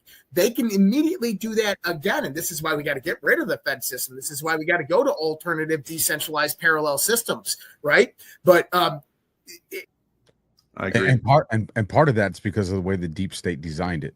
Yeah. They me and Josh were talking about this. They designed it to, if you tried to destroy it, you collapse the regular operating economy because they intertwined them. And this was a defense measure on the way they did it. So if you try to take down the way we finance our operations and all that, you're going to destroy all of the economy. So it's something that dark money channels. If you take down the illicit, so if you take down the human trafficking, the drug trafficking, and the arms trafficking networks of illicit money, you take down the actual economy because they're directly tied into each other. Because you have the trillions of dollars of dark money that's flowing from illicit crime into the financial institutions as usable capital, which is then going and getting invested into the economy. And so if you start to take out these large human trafficking cartels and drug trafficking and arms trafficking cartels, you actually collapse the global economy. And they've integrated this together. And I think Trump was aware of that. And I think that's why, and we've talked about this so many times as well, Trump created something I don't think that they were accounting for. And I think that's why he's weaponized tariffs as a way of making sure that, this is the backup chute. And then when you look at the resources being the way that we can finance in a sovereign wealth fund, and I know Josh has talked about that at length. I think these were the different instruments that Trump had ready, knowing what was going to happen when this system finally got exposed. And I think we're very close to that. Incredible. Right, gents. What an absolutely incredible show. I know you guys go for hours. That I would love to keep you here for hours, but I know you got other stuff going on. But tell us a little bit about your other work and how people can reach you. Yeah, you want to go first, Josh? Yeah. Number one, X right there, Real Joshua Reed. You can find me there. My Substack, Red Pill Project, .substack.com, or my website, Red Pills, REDPILLS.TV. Best places to find me. The work that I have, I do the Daily Dose podcast on my channels Monday through Friday. I do DEFCON 0 on Tuesday nights, Q After Hours on Sunday nights on Badland Media. So the best places to find me. Absolutely, yeah. You'll find all the main stuff. Obviously, you can find me and Josh doing DEF CON and Q After Hours over there on Badlands. And we'll give your guys' your audience, Mike, a little exclusive here. A new show coming down the pipeline, folks. We don't have any time, but we found a way to fit something where there is no time. And so look for probably around the beginning of the year, a new show, Black Box Conspiracies, and big plans for that. Very nice, very nice. Yeah, you guys are like, you gents are like taking it to the next level. So so honored and appreciative of your work. And I've seen you guys start, and you've gone to the moon. Unbelievable, good job. And I would like to share one thing with you, Mike, and your audience. I want to say I'm very grateful and thank you. And for the audience that's been following Mike for quite some time, you'll know he was one of the first people that gave me a story when the corrupt, tyrannical government was trying to bury me. And when Mike brought me on the show, a lot of people don't know, but I had less than $80 in my bank account. I did not know where I was going to get grocery money. I was stressed out. I was like, how am I going to pay for the internet? Well, who cares? It was food. $82, and you brought me on the show, and your audience donated thousands of dollars in a very short window, and allowed us to pay people back, get some grocery stuff. Like I am where I'm at because of people like you, Mike, people like your audience, that at the beginning, when no one knew my name, no one knew my face, I was just the guy with a story. And it was, podcasts like yours and Scott and Nino's and others that brought me on and gave me an opportunity. I would not be here, and I would not have the opportunity to do what I'm doing right now if someone like you didn't take a chance on my story in the beginning. So me and my family are very grateful for that. Oh, that's fantastic. Yeah, we love you guys. And so thanks so much for what you do. And appreciate you. Yeah. And I know my audience loves you. So and they're going to be very excited to watch this, those that didn't yet. So definitely you guys that are watching, hook up with these guys and their other channels. They're crushing it. As you guys saw, they're really cutting edge with their information now. So thanks so much. Thanks, guys. Appreciate you. Happy Thanksgiving, everyone. Gents, wow, that was Restored Republic via GCR. Judy note, word was that the American Republic has been restored to concepts of the original Constitution. The U.S. was now functioning within a restored constitutional government under common law. President Trump was set to announce such Thanksgiving evening. As of midnight Wednesday 26th of November, 2025, the global currency reset was complete, thanks again to President Trump. Now 209 nations will be trading their gold/asset-backed currencies at a 1-to-1 with each other. No more fiat US dollar. On Tuesday, November 25, 2025, Trump signed Genesis Mission EO, making the gold-backed quantum financial system live at 1904 UTC. RV release codes were transmitted to Tier 4B, US, the internet group who own foreign currencies and ZIM bonds, redemption centers at 2311 UTC on Wednesday 26 of November, 2025. QFS Rainbow currency liquidity just hit 100% global saturation. Every legacy bank account on Earth is now either gold-backed or marked for seizure in the next 18 hours. RV/GCR exchange centers were now live worldwide. The cabal's swift global financial system was now officially dead. Restored Constitutional Republic, a Wednesday 26 of November, 2025 1800 hours EST dusk takedown. The hammer just fell. Dispatch from undisclosed location, John F. Kennedy, Jr. At 2031 Zulu, Knights of Malta Sovereign Military Order defectors, alongside Russian Naval Spetsnaz and U.S. SEAL Team 6 White Hats, stormed the last functioning deep state cloning vet cathedral beneath the Rothschild Chateau in Prigny-Chambasy, Switzerland. 47 active politician clones terminated on site.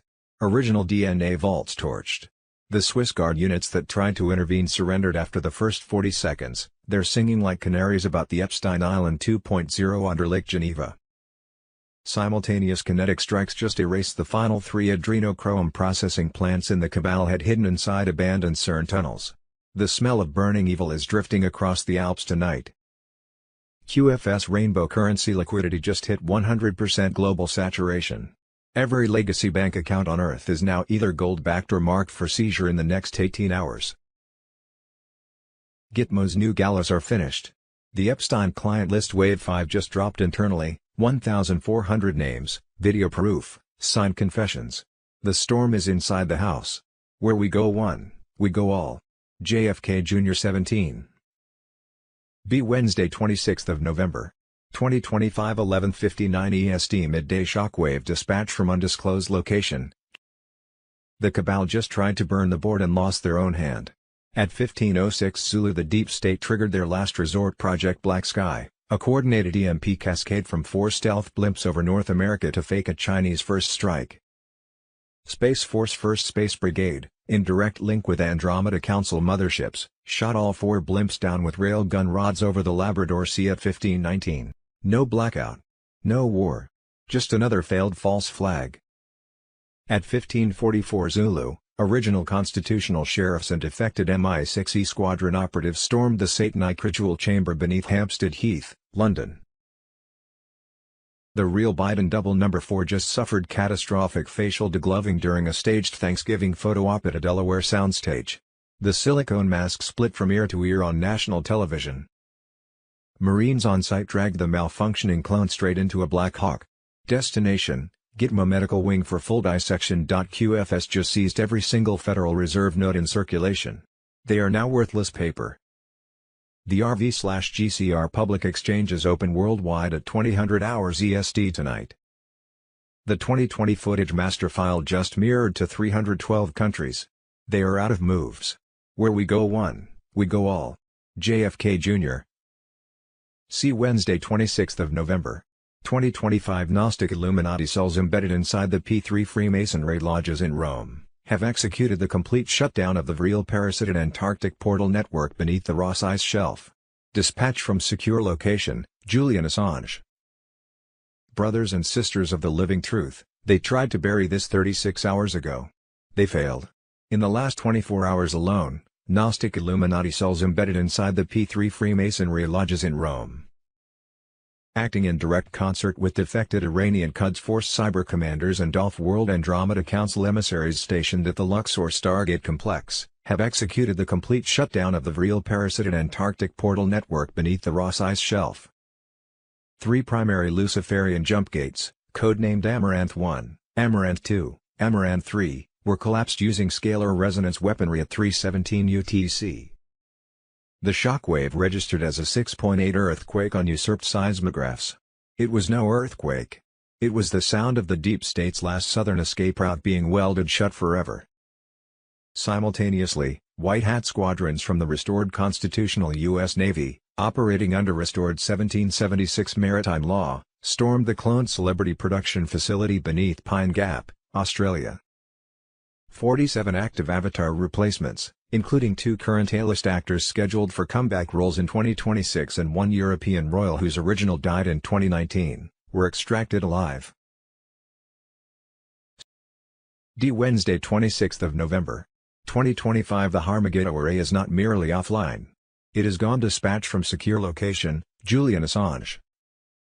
Satellite Lacrosse Pass at 9:42 UTC shows a perfectly circular crater 480 meters wide where the triple hologram emitters used to be buried under the almond groves. The soil is vitrified. Whatever weapon was used left zero radiation but glassed the bedrock to a depth of 41 meters. Locals are calling it the second Megiddo miracle. They have no idea. Andromeda Council emissary just transmitted one line through the Alice Springs relay before cutting the link. Ring of Fire protocol activated. 96 hours until the veil burns. That is not metaphor. They mean the fake solar flash the cabal still thinks they control. QFS just executed its first punitive seizure. 4.7 trillion in dark pool Vatican endowments vanished from the old system and reappeared as humanitarian accounts in 117 nations that don't officially exist on any Rothschild map. The screams inside the City of London are audible from orbit. EBS carrier tone shifted frequency again at 1400 hours UTC. Anyone with a spectrum analyzer pointed at 11.175 MHz is now picking up heartbeat pulses at 0.618 BPM, the golden ratio signature the medbeds use for cellular recalibration. They are stress testing the grid before the full broadcast. Your pineal gland already knows. EBS alert.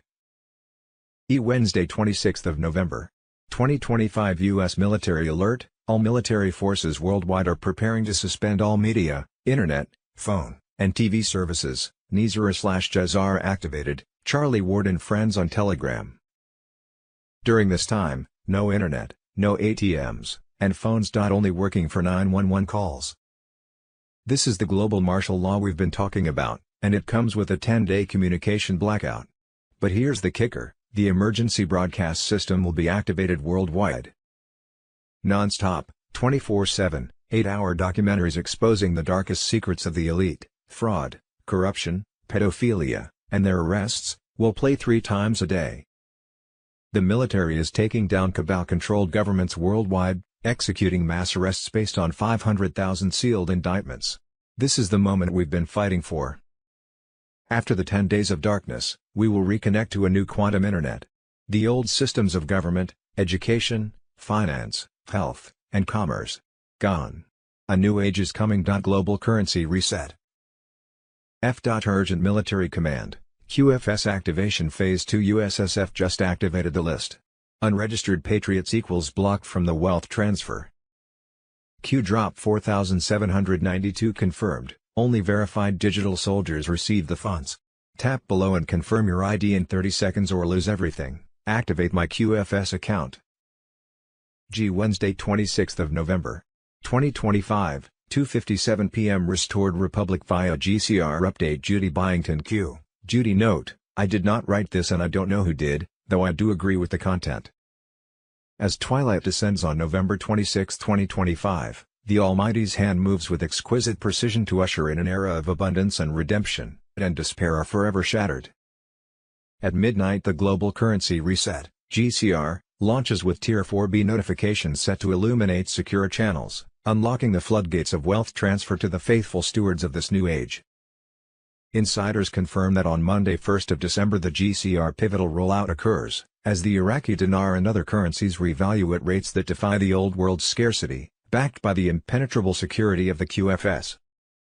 This is no mere financial shift, but a covenant of prosperity, where Nizar's promises, debt forgiveness for every household, the erasure of mortgages and student loans, cascade like manna from heaven, lifting the burdened and healing the land.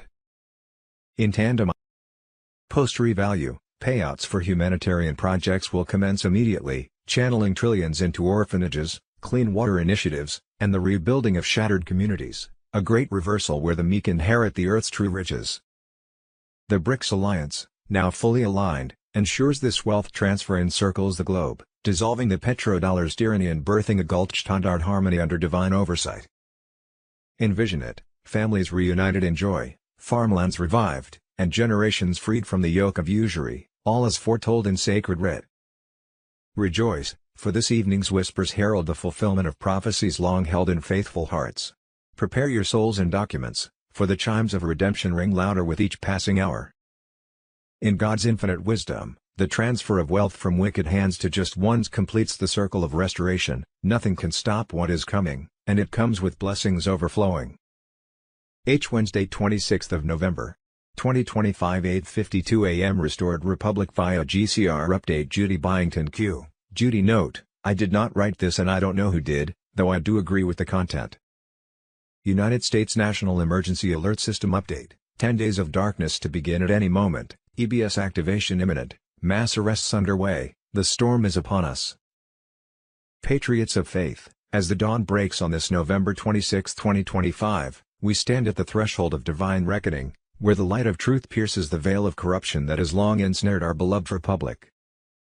The White Hats, guided by unyielding resolve and heavenly providence, have accelerated their operations, arresting high-profile deep state operatives in a sweeping action that echoes the biblical call to justice. Reports confirm the apprehension of key figures in the shadows of Washington, including those complicit in the engineered trials against our duly elected leader, President Trump. These arrests, numbering in the dozens overnight, signal the unraveling of the cabal's grip, with evidence of bribery and treason laid bare before the eyes of the world. In this hour of trial, let us pray for the courage of our forefathers, remembering that no weapon formed against the righteous shall prosper.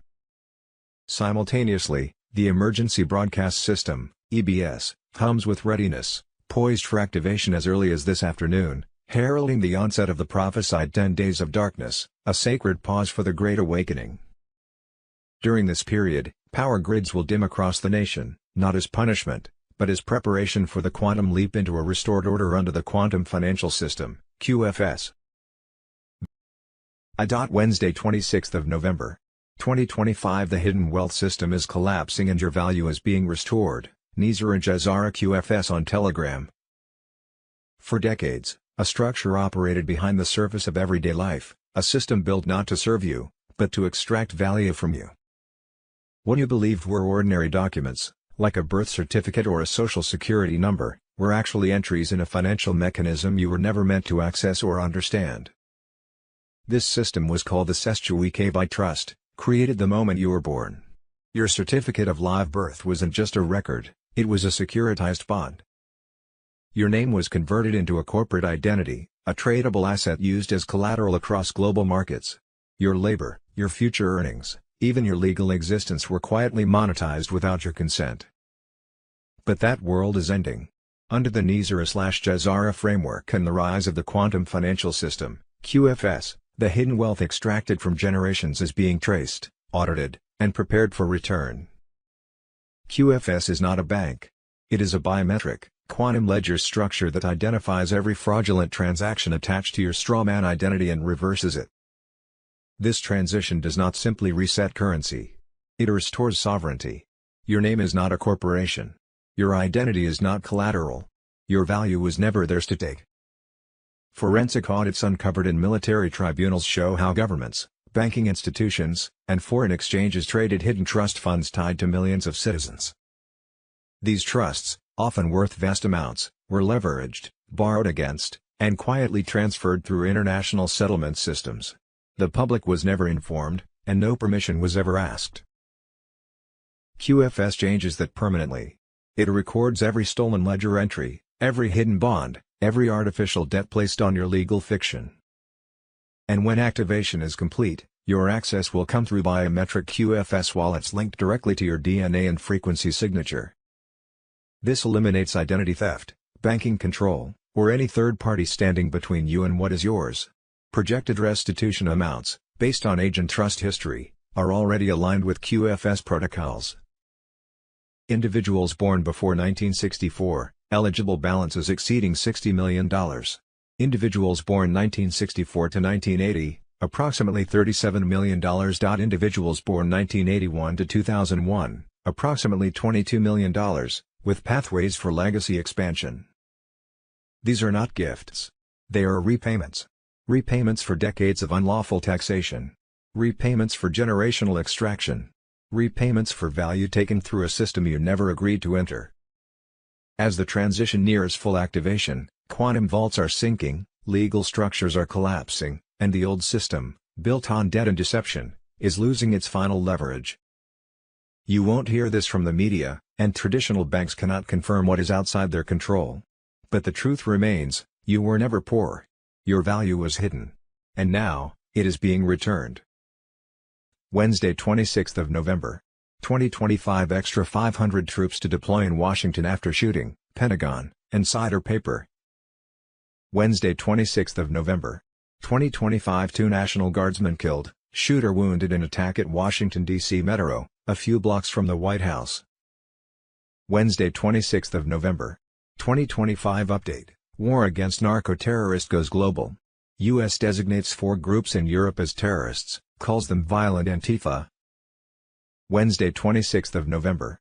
2025 President Trump calls for the Democrat members of Congress who told service members to disobey orders be jailed immediately.